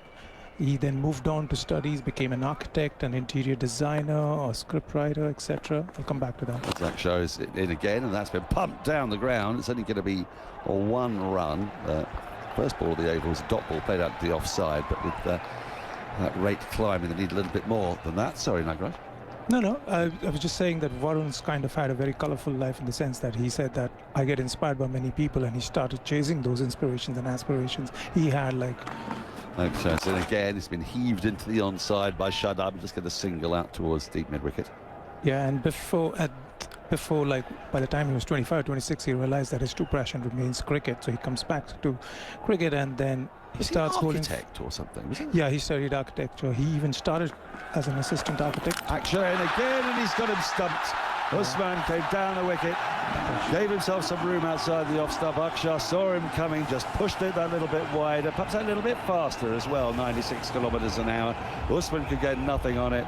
Ishan Kishan had no trouble at all, taking the ball, whipping off the bails in the end of a useful partnership of 39 off 35, but crucially the end of Usman Khan, who batted really quite brightly for his 44 from 34, but it's certainly not enough, and Pakistan are now 73 for 5. Well, that's good bowling from Akshar. Yeah. You have to say, I mean, it's just they got after him a little bit in the power play in his first over, but since then he's got the pace of the pitch and he's not varying it too much. He's bowled a sort of Akshar pace, really, in that over 95, 93, 93, 96. That one just that little bit quicker. Often happens if you're smart enough, you see the batter advance. Yeah. Just slip it in. And Akshar is very, very accurate in terms of his lengths. He doesn't have too many variations, but he sticks to that length, and he isn't that. I mean, people think about Jadeja more, but he creates his own. He has created that own pressure of him because he also the point of release is so high. So, and then he's smart enough to see that Usman was looking for runs. He just kind of bowled it slightly wide off stump, and it was an easy wicket for them because the pressure is on now Pakistan to kind of score at a faster clip in these middle overs. Well, that rate's now up over 11, and the new batter is Mohammad Nawaz, who's come in at 7. Akshay is going to come around the wicket to him. He's a left-hander, but he's going to stay round the wicket. Maybe bring short third into play here. As he's seeing balls beats the bat. Just so straight as that, almost round arm really on that occasion. He doesn't vary his release points, and he just let that one go, drifting across the left-hander into the gloves of Kishan. And he's got one more ball to bowl, and then he's done. Picked up 2 wickets, 2 for 29. India in such a strong position. They've still got 3 overs from Kuldeep Yadav to call on. That's defended last ball by Mohammad Nawaz. Probably the sensible manoeuvre. And Pakistan after 11 are 73 for 5. You know, I credit Akshar Patel completely randomly with giving Shoaib Bashir a career, because there's this idea, having watched Akshar Patel bowl, that you needed a tall spinner in England. But by the way, we're just seeing on Ultra Edge that Usman Khan, although at the moment he's carded as stumped Kishan bowled Akshar, should actually be caught because he got a tiny little edge on that, and Ishan Kishan took the ball, and then he took the bails off. So the rules of cricket being as they are, that would be the first mode of dismissal. I don't think anybody really cares. As this is played out into the offside, out towards deep point, they get a single. If anything, as a keeper, you'd rather keep stumping, wouldn't you? Because stumping is always like a little bit sexier than catches. More attractive, isn't it? Like you've seen the batter beating in the air or not reading the line. Well, do you know, I can't remember, was it Wally Grout or Bert Ottensfield back in the day, the great Australian keepers, and used to get so many stumpings off Bill O'Reilly and Clary Grimmett. You'd see the catches to stumpings ratio would be completely different for those guys from the ones we get now, like Jeff Dujon. Don't know how many stumpings the West Indian great got against those 4 fast bowlers he was forever keeping with. As Kuldeep's in for a new over, and his first ball has been swept beautifully by Mohammad Nawaz for 4 out towards deep backward square, taking it on the full, just a little over pitch from Kuldeep. But Pakistan has moved to 78 for 5, and they get that target down below 100, down to 98 now. Well, no one for today, but I would be very curious to know if Dujon stood up to any of those fast bowlers ever. Well, Jack Russell stood up to Courtney Walsh famously, didn't he, a couple of times? I'm not sure Jeff Dujon did. I mean, he would have stood up to Roger Harper, I guess. A very occasional off spin, but they haven't. So it's punched off the back foot, straight back to the bowler. There's no run. This is a horribly tricky equation now for Pakistan, because to have any hope, they've got to go after Kuldeep. They don't have a choice now, do they? Yeah. I mean, they also, Pakistan don't need to worry, because even if they lose, indeed, there's nothing at stake as such. Full hit out towards deep square leg and taken. Another wicket goes down. And Pakistan are subsiding here. Nawaz has simply picked out Shivam Dubey at deep mid-wicket by the end of it. Taken again, I think, on the full. Not the best ball. He's got a lovely connection on it. He's got plenty of height, not quite the distance, and a good running catch has been taken out in the deep. Pakistan have lost 2 in the over, well, 2 in the over, 2 in quick succession at any rate, and they're 78 for 6. Did you see that? He converted that into a full toss before it pitched, so he didn't even hit it properly, knowing very well that that's such a long boundary, and it was an awkward attempt by Dubey. More than an attempt, the way he caught it. Yeah, it was on the run, I guess. You know, sometimes it's just, oh, I don't know, let's come to a bit quicker. He's not the best of the fielders, that way. Well, he's held on to that one. I think the challenge for Pakistan is going to be if they meet, these two teams meet in the semis again, what are they going to do? What are they going to improve on outside of, I mean, their strategies they've shown, they're going to come back once again with the 5-spinner strategy, more or less. They don't have too many fast bowlers in that lineup. They don't have Haris Rauf anyway. I think they're just hoping that the pitches would have deteriorated sufficiently by then to bring their spinners into play. And we have seen that a little bit here in Sri Lanka. In the England series, the pitches started to get a bit tired. Right. But they do have quite a few options for surfaces, so... The thing is, India have options for all surfaces, the way they're playing now. So, yeah. Right. The new batter is Fahim Ashraf, goes back into his crease, dabs ball into the offside, slips down in place. That reaches short. Well, Bumrah at sort of backwards point, short backward point. There's no run, 78 for 6. Yeah, to be clear, on the semi-finals, that would be that we move into a 1v2 and 1v2 situation, don't we, in the group phases? Yes, they have these seedings and teams are named X1, Y1, X2, Y2. Yeah, what I mean is, but by the time you've then got to the group phase, 78 for 6 at the end of the 12th over, the team that finishes top in one group faces the team that finishes second in the other group. Correct. So after the Super 8s, so it is feasible that if we think that India they're in terrific form and if they would be favourites to finish top of their group, if they do finish top of the group, Pakistan finish second in their group, then you could feasibly have this situation where the semi-final that would take place in Mumbai, there'd be one in Mumbai and one in Colombo. Yeah. And that wouldn't feature India. So the India semi-finals will always be the second semi-final on March 5. So it will either happen in Mumbai, or it would be in Colombo only if it's Pakistan, the opponent's Pakistan. Otherwise, India will play on March 5th in Mumbai.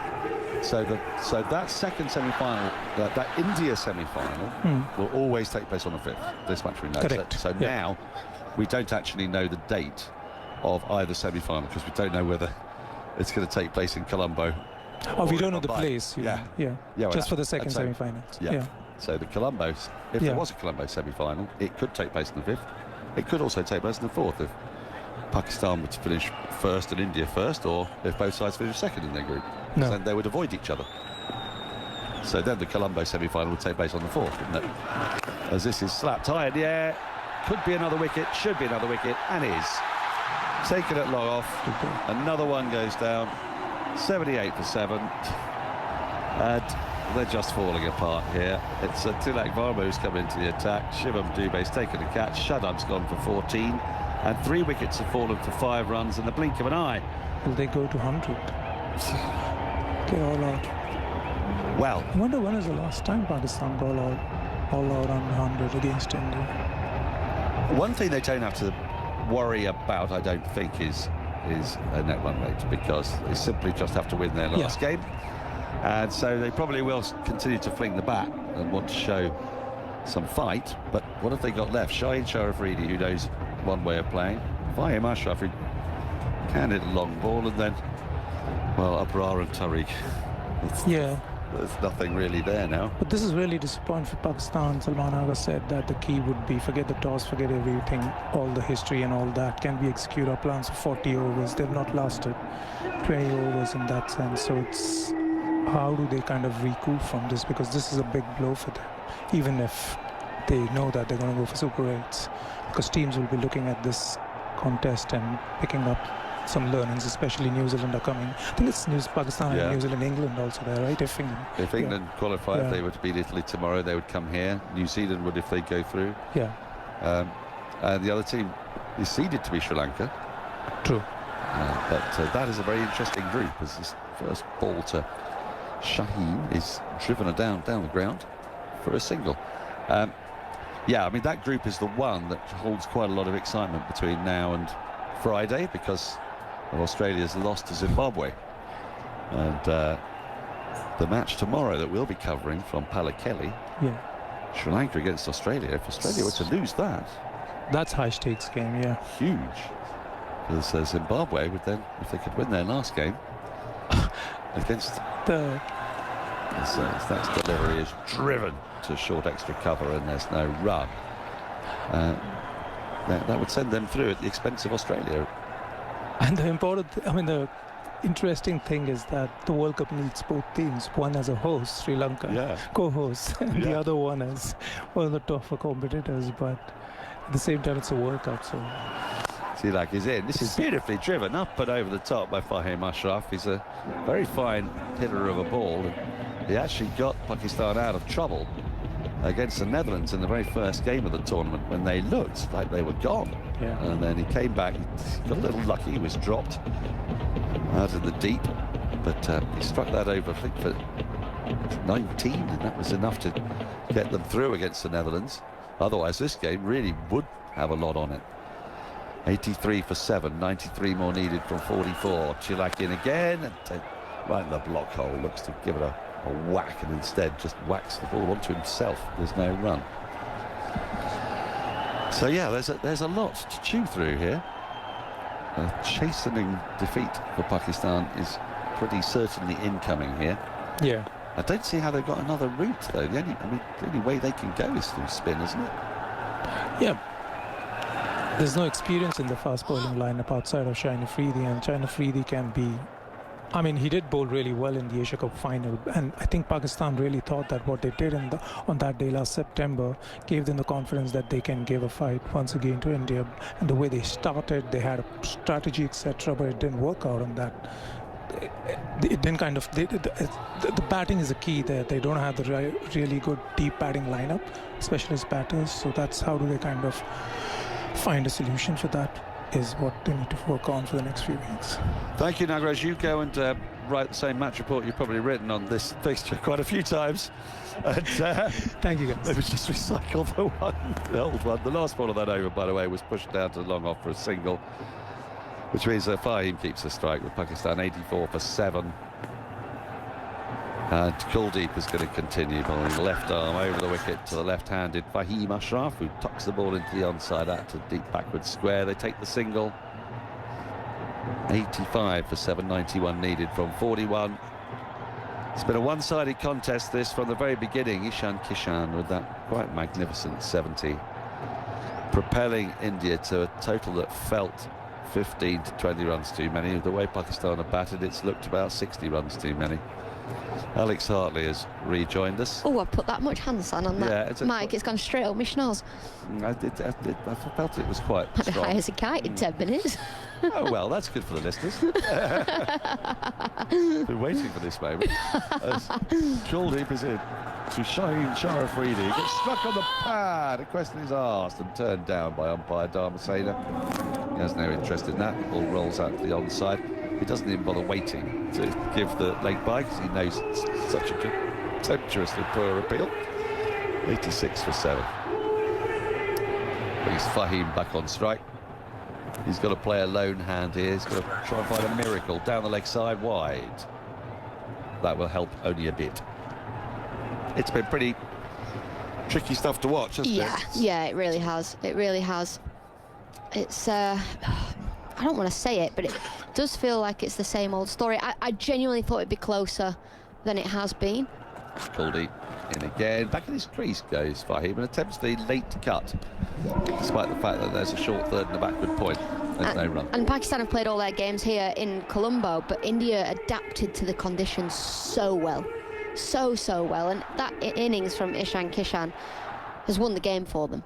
It's the anomaly of the day, isn't it? Yeah, it is absolutely that. absolutely that. Kuldeep in again, but quicker perhaps. That's pulled out towards deep mid-wicket. There'll only be the single. Fielder trots in from the boundary, actually. There's one more to Fahim. They're still going to swing for the hills, though, haven't they? There's no point in not, unless they just think, yeah, we could bat out 6 overs and 2 balls. You're good with this and net run rate and stuff. If they go for it and get bowled out, it takes the 20 overs into consideration. Yeah. Yeah, so but if they were just all... plod... But yeah, I'll explain. It's into his crease and plays almost French cricket, gets a single into the onside. So if they're bowled out for 95 yeah, in the 15th over, it's as if it's 99 or 20. Yeah. So I actually think, because we're only in the 14th over, there's merit in batting for a little bit longer. Yeah. Because you might get more than if you just try and smack every ball for 4 right now. If that makes sense. Yeah. Yeah. Fahim on strike, left armour to left-hander. Kuldeep again is just treated with extreme respect, pushed into the offside. There's no run. 3 overs gone, 1 for 17. So 3 overs gone, 3 overs Kuldeep gone, 1 for 17. 89 for 7. People have started to leave, Dan. The stands are a little bit emptier than they were. Well, if you're a Pakistan fan, I can entirely understand it. Here we go. We've got semi-final allocations for you. Here we go. If Pakistan qualifies, they will play semi-final 1 in Colombo. If India qualifies and is not playing Pakistan, they will play semi-final 2 in Mumbai. If Sri Lanka qualifies and is not playing India, they will play semi-final 1 in Kolkata. If Sri Lanka qualifies and is playing Pakistan, they will play semi-final 1 in Colombo.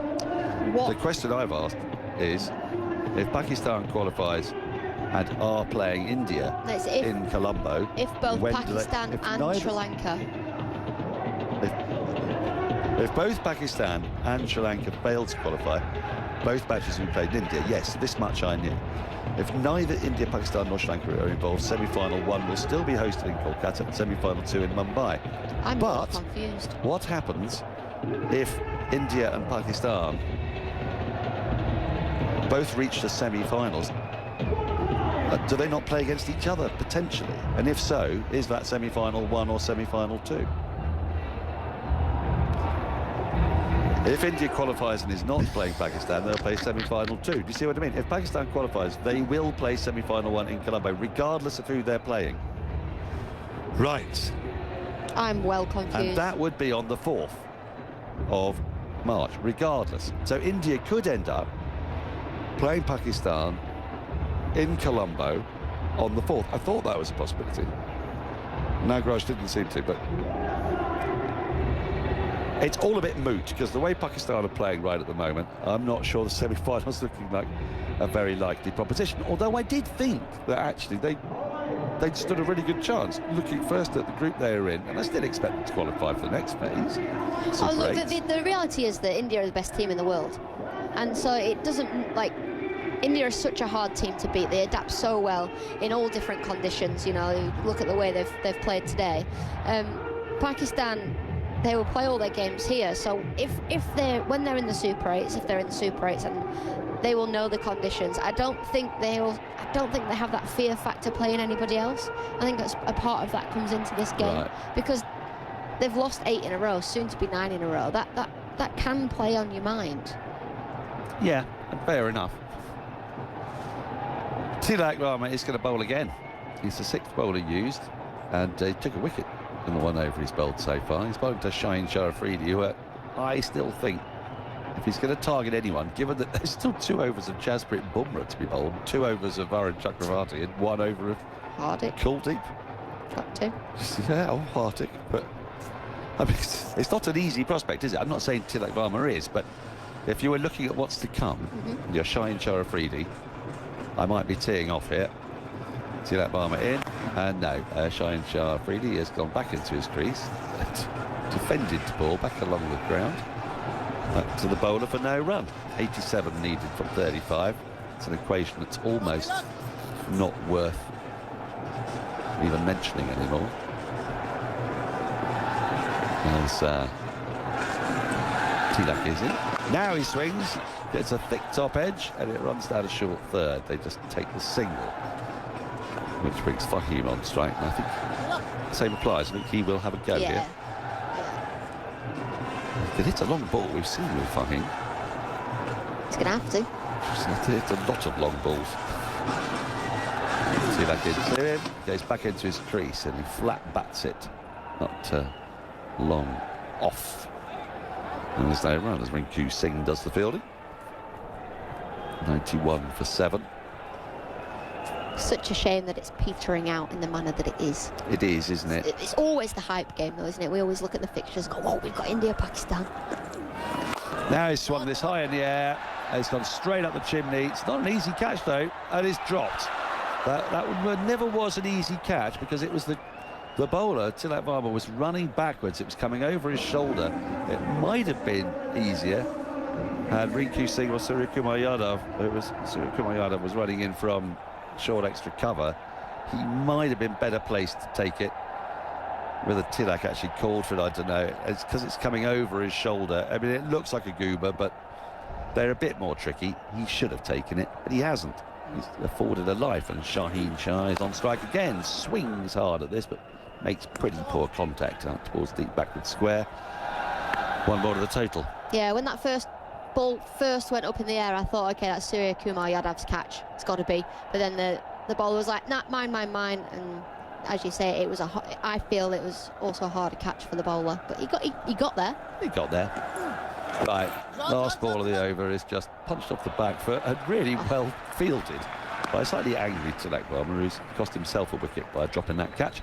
And so only 5 runs have come from the over, 82 still to get from 30 balls with Fahim and Shaheen at the crease.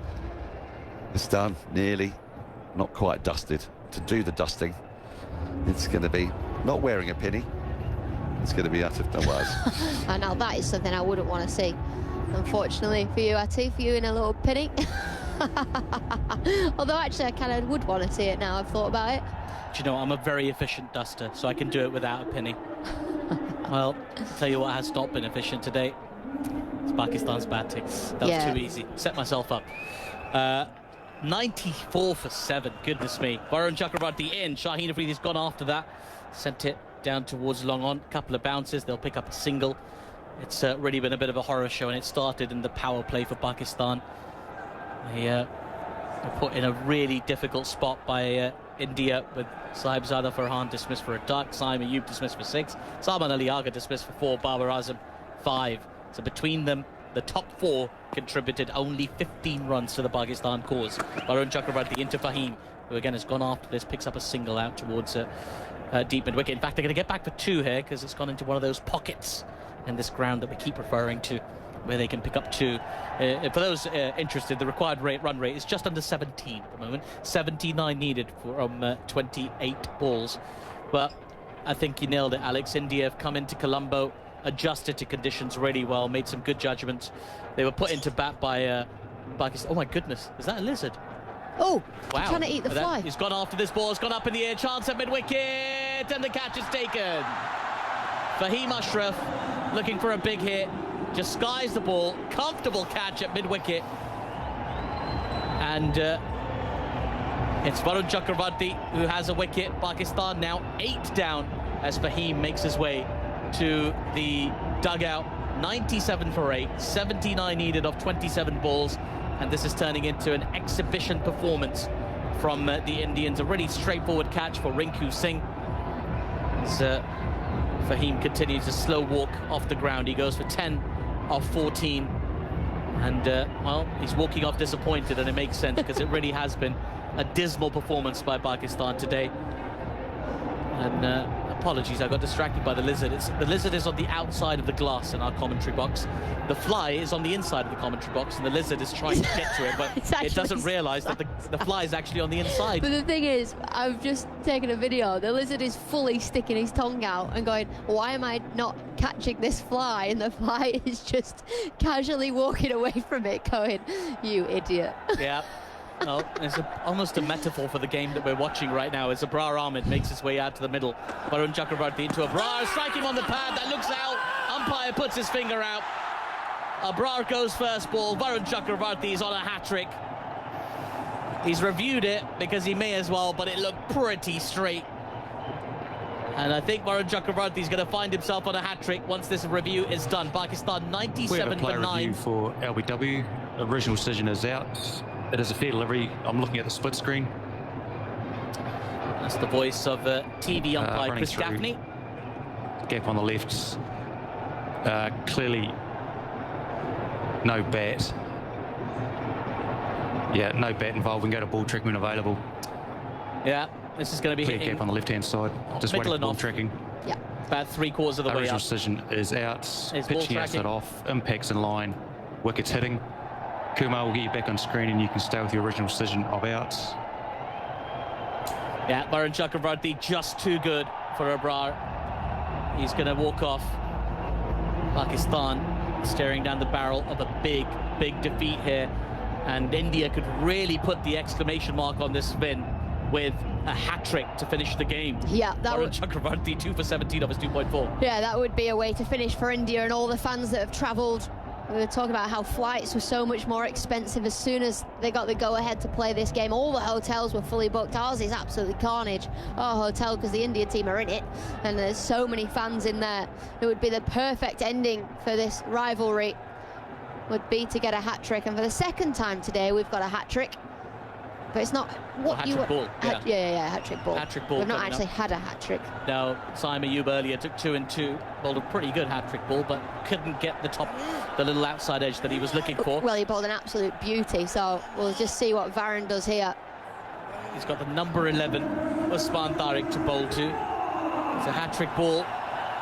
Big cheer from the crowd, and a nice aggressive field here as well from Surya Kumar Yadav. There's a slip in place, mid-wicket is really close in, mid-on and mid-off. Almost in line with the umpire. Really, really close in. Giving him every chance. Varun Chakravarti, Usman Tariq. Here we go. Hat-trick ball. Varun into Usman. There's a big appeal. Little inside edge on that. Nearly, Varun. Nearly picked up a hat-trick. They even think, they toy with the idea of going for a review, actually. They're still talking about it. Surya Kumar Yadav, 10 seconds on the DRS timer. Is he going to go for the review? I don't... this isn't out. I just don't think this is out. Yeah, I think he got bat on it. He's gone for the review. 2 seconds to go, so the hat-trick is still in play. Kumar Dharmasena, the on-field umpire, has put the TV sort of symbol out with his hands. He looked a bit annoyed doing it. We have a player review for LBW. Original decision is not out. It's fair delivery. I'm looking at the split screen. Here's Chris Gaffney again. I think it's Coming doing through. too much. Oh, there's no inside edge. We've got a clear gap on the left-hand side. Just roll that back just to confirm that. Oh. Just freeze it there. Yep. There's no bat involved. Go to ball tracking when available, please. Could be close, because look, there's no bat on this. So the Original hat-trick decision is on. not out. Here we go. Pitching outside off. Impact is in line. Where's the ball going? Wickets missing. Missing. Kumar will get back on screen. You can stay with your original decision of not out.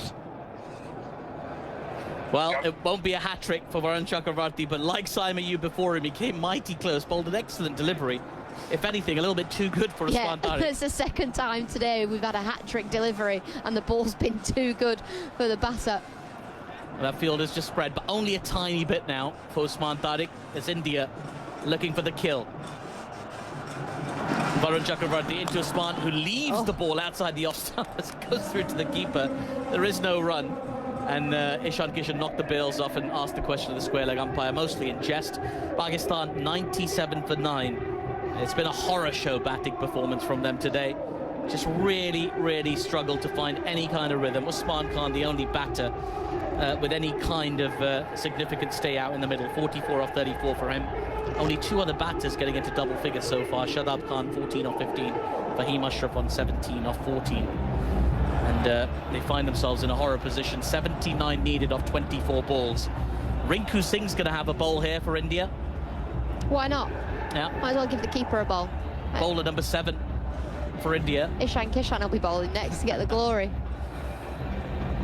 Well, you can see the ICC chair in one of the hospitality suites. He's very happy with this result. I thought it was meant to be neutral.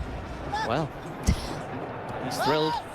I can tell you that much. feel like we're meant to be neutral. Never am. Well, Rinku Singh is going to bowl to Shaheen Afridi, who makes a bit of room and slaps this ball hard down towards the long off boundary. It's going to go for 4. Well, slightly against the run of play, Pakistan pick up a boundary, and small consolation, they passed the 100 mark. 101 for 9 of 16.1 overs, 75 needed off 23. That's not going to happen, but maybe a little bit of exhibition shots from Shaheen to keep everybody happy. Here's Rinku Singh into Shaheen again, who's had a big hoik at that. Missed it as it struck his pad, going down leg, so no real danger. And Rinku Singh is a part-time bowler at best, really, isn't he? He's not really...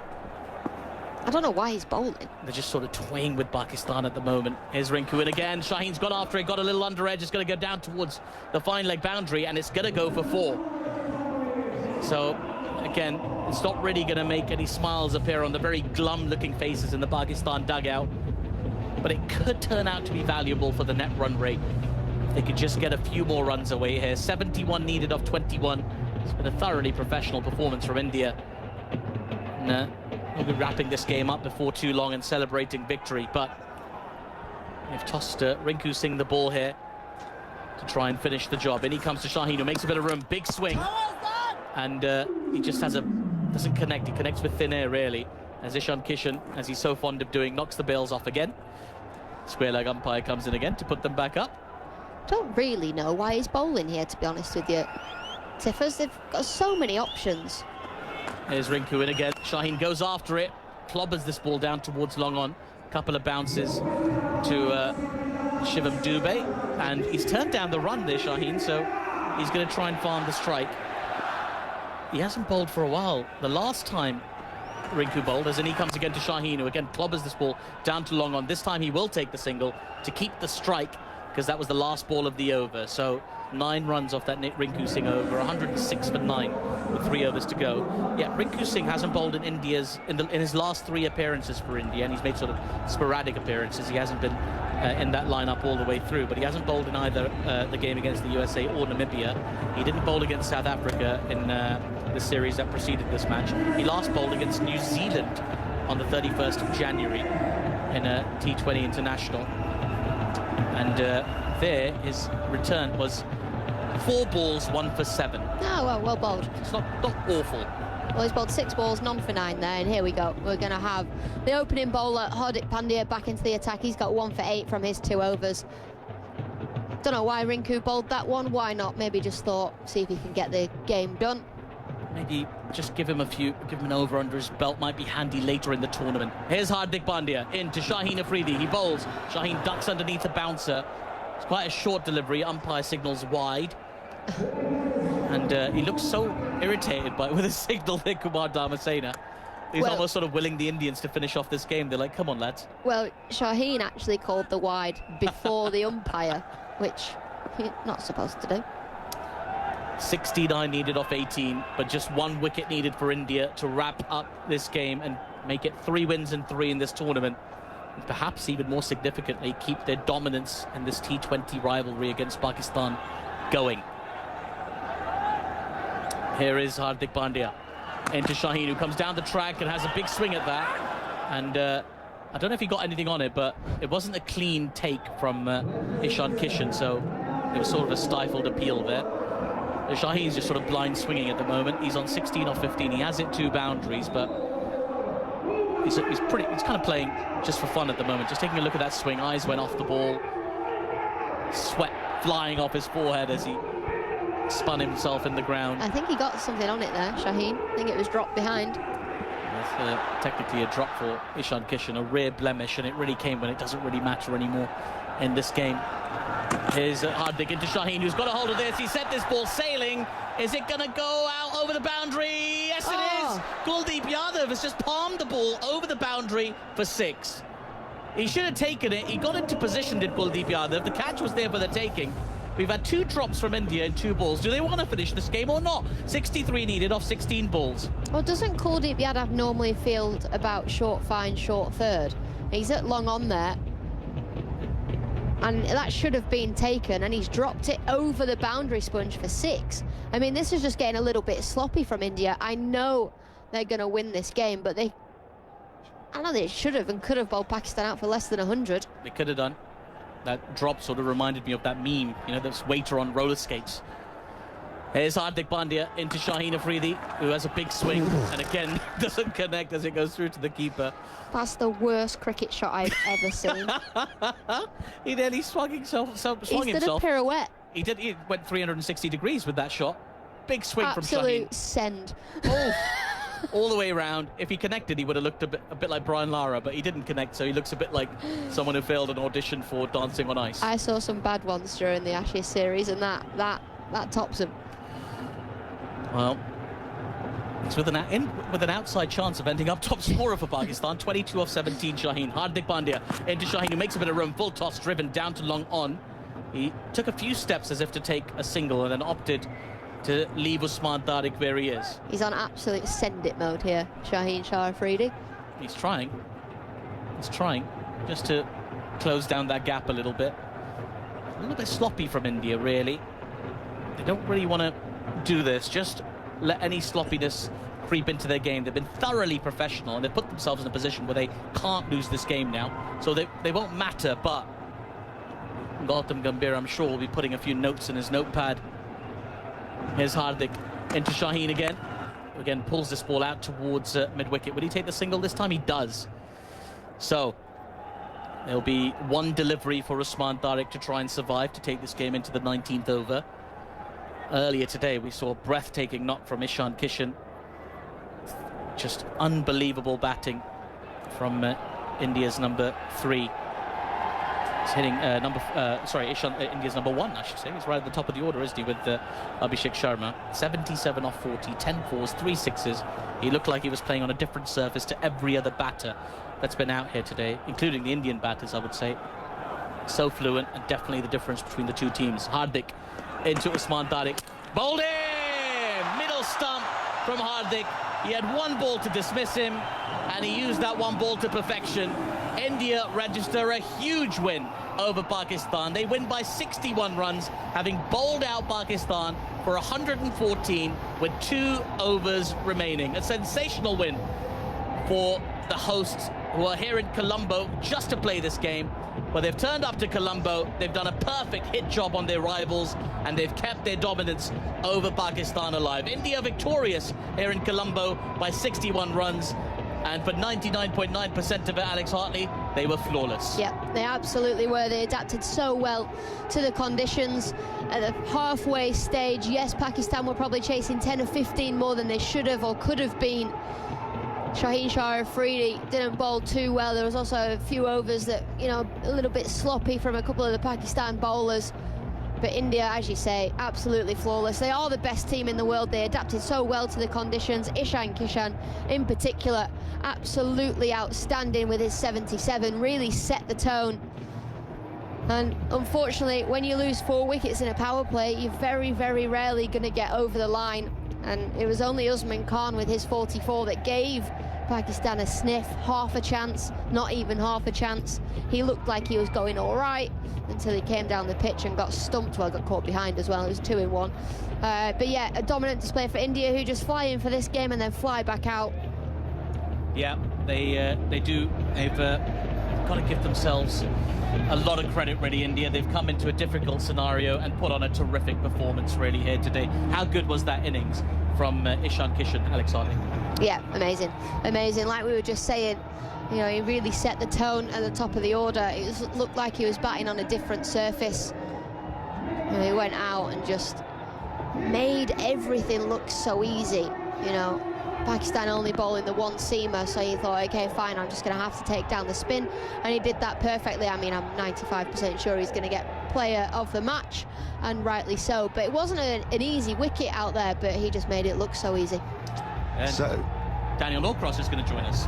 So in the fixture that we wondered whether it would happen at all between India and Pakistan, last-minute diplomatics meant that we did get a game, but it's same old this time at the R. Premadasa Stadium in Colombo. Pakistan being thrashed by India, India winning by 61 runs, and at no point in today's game did they ever really look like coming close to India. Pakistan from the very outset. Brilliant batting from Ishan Kishan, the standout player with the bat today, and then with the ball, well, I don't know whether it was the bowling itself that was so particularly skilled or some of the top order batting that was so inept. World Cup winner Alex Hartley is alongside me, as is Aatif Nawaz. We are going to chew the cud and try and work out what on earth has happened there. What has happened, first headline, is that India have won 3 out of 3. they're through to the next round. There was never any danger of that. In all probability, Pakistan will be too if they win their last game against Namibia, which they surely will do. If they don't, however, they will be behind the United States on net run rate. And there's even a tiny sniff of possibility for the Netherlands if they could beat India, but that's not going to happen. So there is something big on that game for Pakistan, and I don't think anyone really considered that to be a dangerous fixture for Pakistan, Aatif. But after watching the way they played today, I was hugely disappointed. I was hugely disappointed with how they bowled at Ishan Kishan. They did drag it back in those middle overs with the ball, but then with the bat, how they found themselves 34 for 4, 13 for 3 in double quick time. That did for their chase. The chase they needed to make of 176. The highest chase it would have been in a World Cup match, T20 World Cup match between these two men's sides.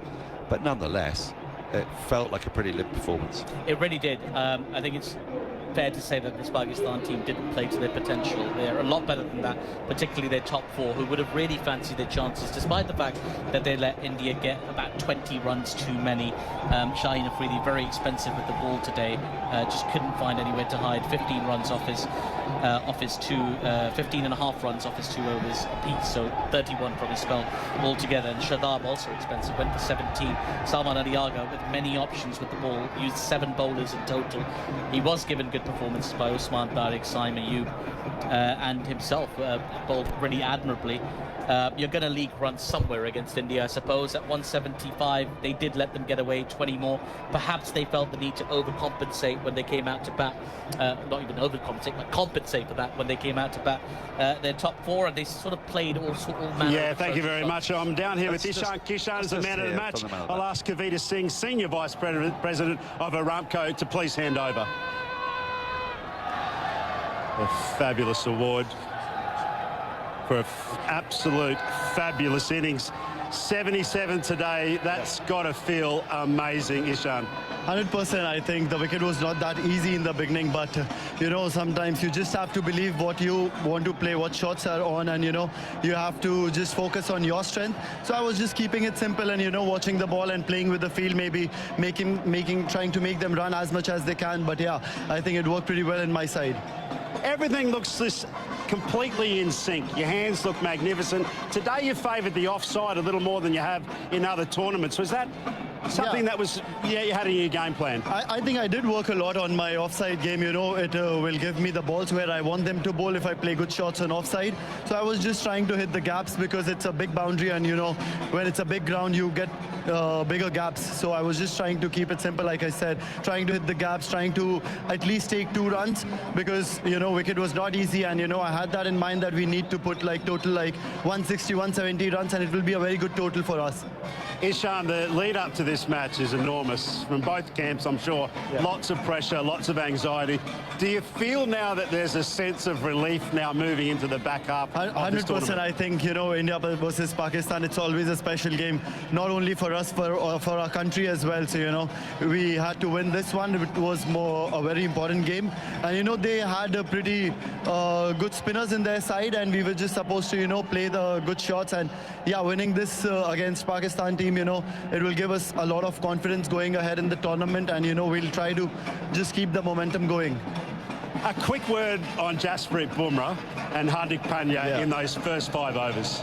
I think they bowled tremendously well, you know, pace bowlers. When I was batting, when Shaheen was bowling, I didn't feel like the ball was doing much for the pace bowlers, but at the same time looking at them bowl, so 2 beautiful overs. So yeah, it was a plus point for us, and especially we know how Jassi can bowl, whether he has new ball in his hand and whether he's bowling in the death overs, and especially credit goes to Hardik Pandya for keeping it on the tight areas, you know, bowling what we planned before the game and executing his plans pretty well. Special day, Ishan. Congratulations, mate, and good luck for the rest of the team. Thank you so much. Thank you. That was Matthew Hayden talking to the player of the match, Ishan Kishan, and he really did bat better, Alex Hartley, than anybody else on show today. I mean, his numbers are just head and shoulders above everybody else. 77 off 40 balls, 10 fours, 3 sixes. There are only 3 further sixes in India's innings. He managed to keep the strike, farm the strike, And you saw how hard it was for the likes of Tilak Varma, 25 off 24, Surya Kumar Yadav, the skipper, usually explosive, 32 off 29. So it was a tricky pitch, wasn't it? And he made it look easy. I think it was when Surya Kumar Yadav was struggling, I was like, okay, that's a special innings, because he came out and he found the boundary from ball one. Yes, he was eased into his innings because Shaheen Shah Afridi didn't bowl too well at him. You know, his first over went for 15 in the power play, bowled the second one of the power play. But he was the only batter who could time the ball on that surface, and I think for him to recognise that, or recognise that he was on and just carry on, was very impressive.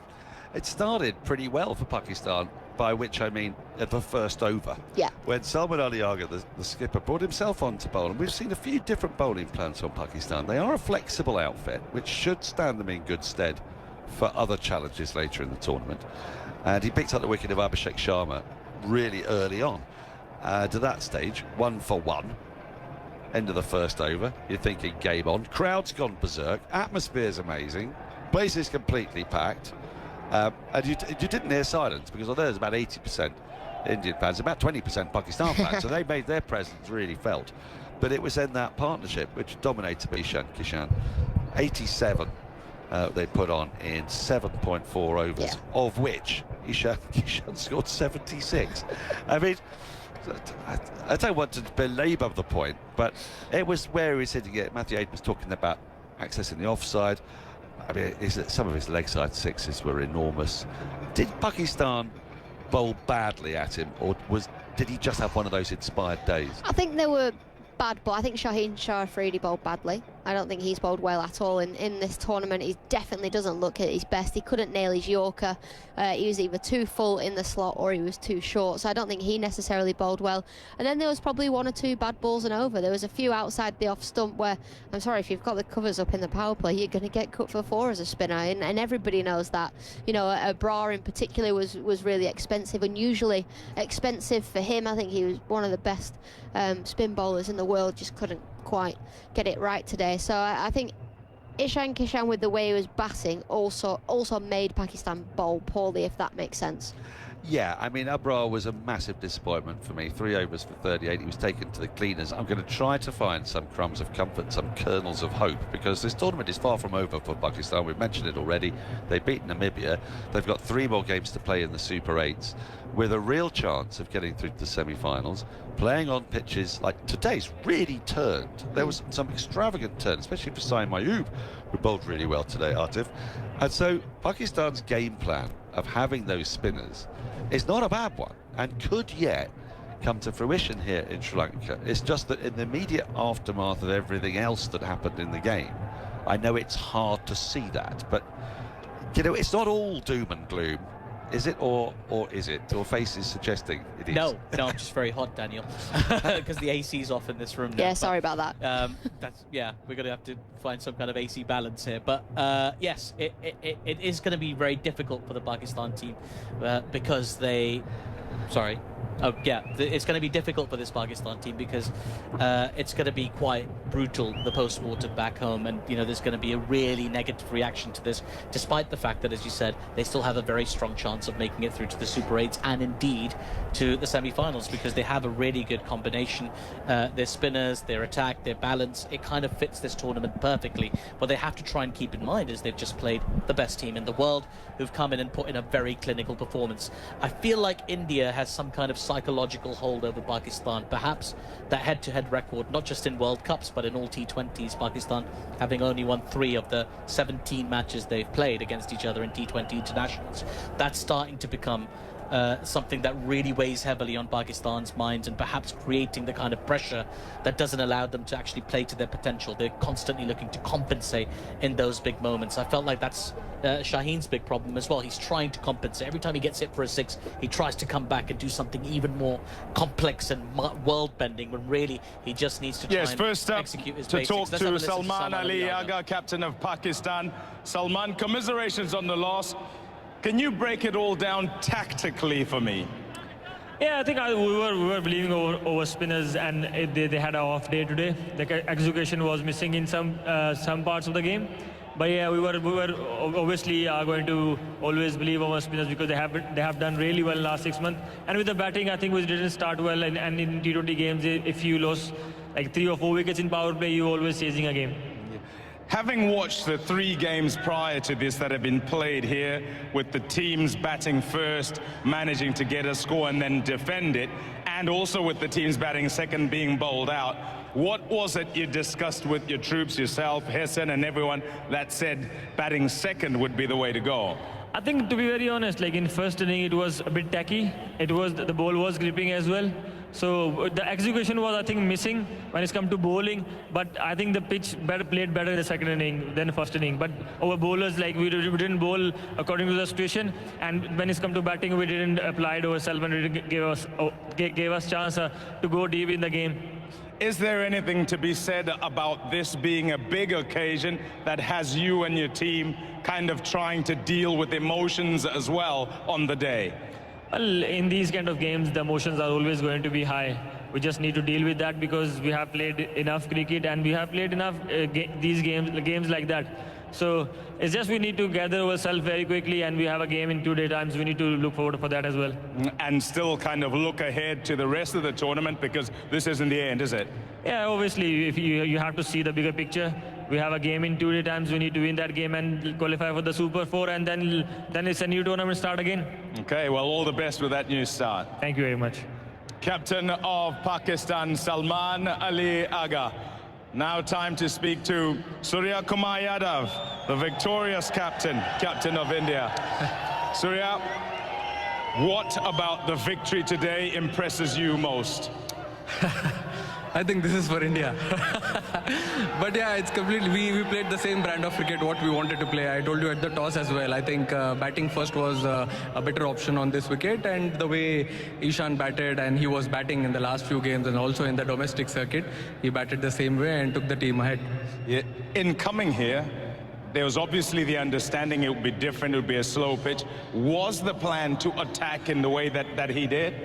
Not really. We wanted to play the same way how we were playing. I think Ishan thought something out of the box. After 0 for 1, there had to be someone taking responsibility in the power play, and the way he took that responsibility, I think it was amazing. I think we were very ahead in the power play. There was a little bit of lump in between 7 to 15, but then that's the beauty of T20 cricket, and the way Tilak, Shivam and Rinku batted, I think it was commendable. 175 you get on the board. How many above par did you guys feel that was?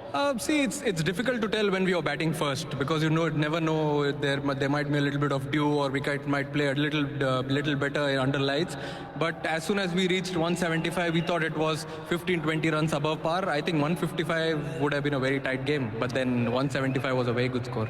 And the ploy with how to attack them with ball, what was the discussion? No, I think we followed the same thing what we did before when we played them. Hardik took the new ball, taking charge from ball 1, then Bumrah coming in, what he does the best. He showed the world why he's the best bowler in the world. And then Varun, Kuldeep, Aksar, as a matter of the fact, Tilak as well coming in, chipping in. I think it was great to see everyone contributing. How do you keep the run going all the way back from winning the trophy back in Barbados? You continue to go on. How do you ensure that this keeps going? We'll think about it tomorrow. First, we'll go back, have some good time together as a team, and then when we take the flight tomorrow, reach Ahmedabad, we'll start thinking about the next games. Well done today. Congratulations. Cheers. On the win. Thank you.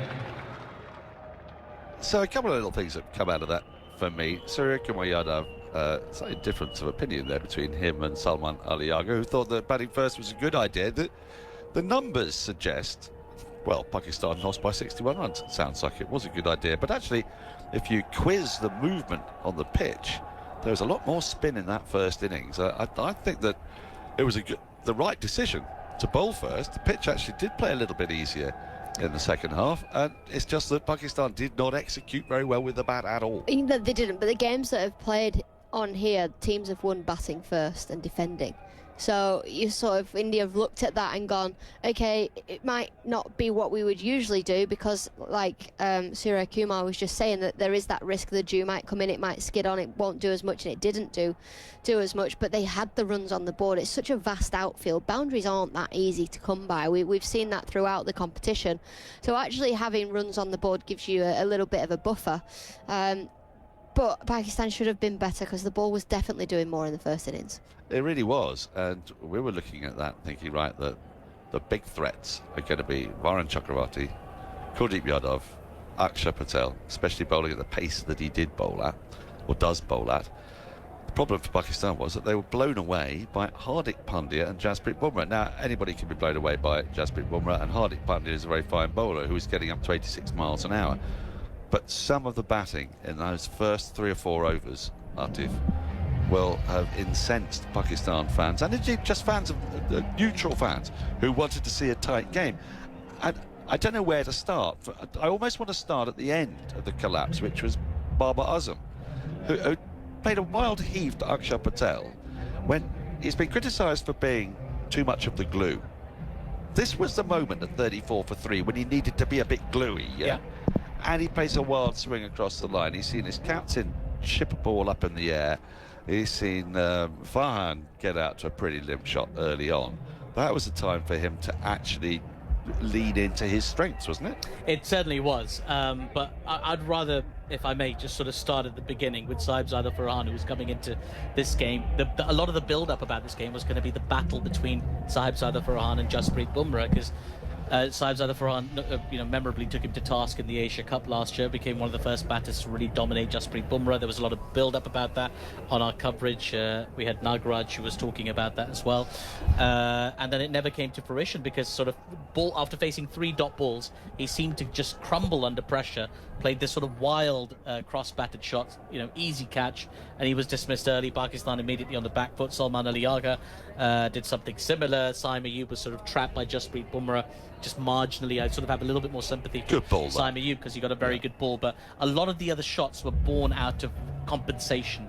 And I feel like, again, this goes back to 2 things. One, they let India get too many runs, and they knew it, and they felt like they had to compensate for that with a really strong start in the power play, a statement start that included lots of boundaries and things like that. They played high-risk shots, and really, frankly, a couple of brainless shots in there as well that put them in a horrible position where they were 4 down, and the top 4 couldn't make it into double figures. The second part of that for me is this psychological hold that I got into just before those post-match interviews that India have over Pakistan in those key moments. If you go back to 2022, Pakistan had that game in hand and let it go. If you go back to 2024 in New York, where Pakistan were really close to winning, they dismissed India. Their target was 120, a run a ball. You'd back them to score. You'd back most teams to score that, but they just crumbled under that pressure. There's something about playing India at the moment that just affects Pakistan on a psychological level. It does not allow them to play their best cricket.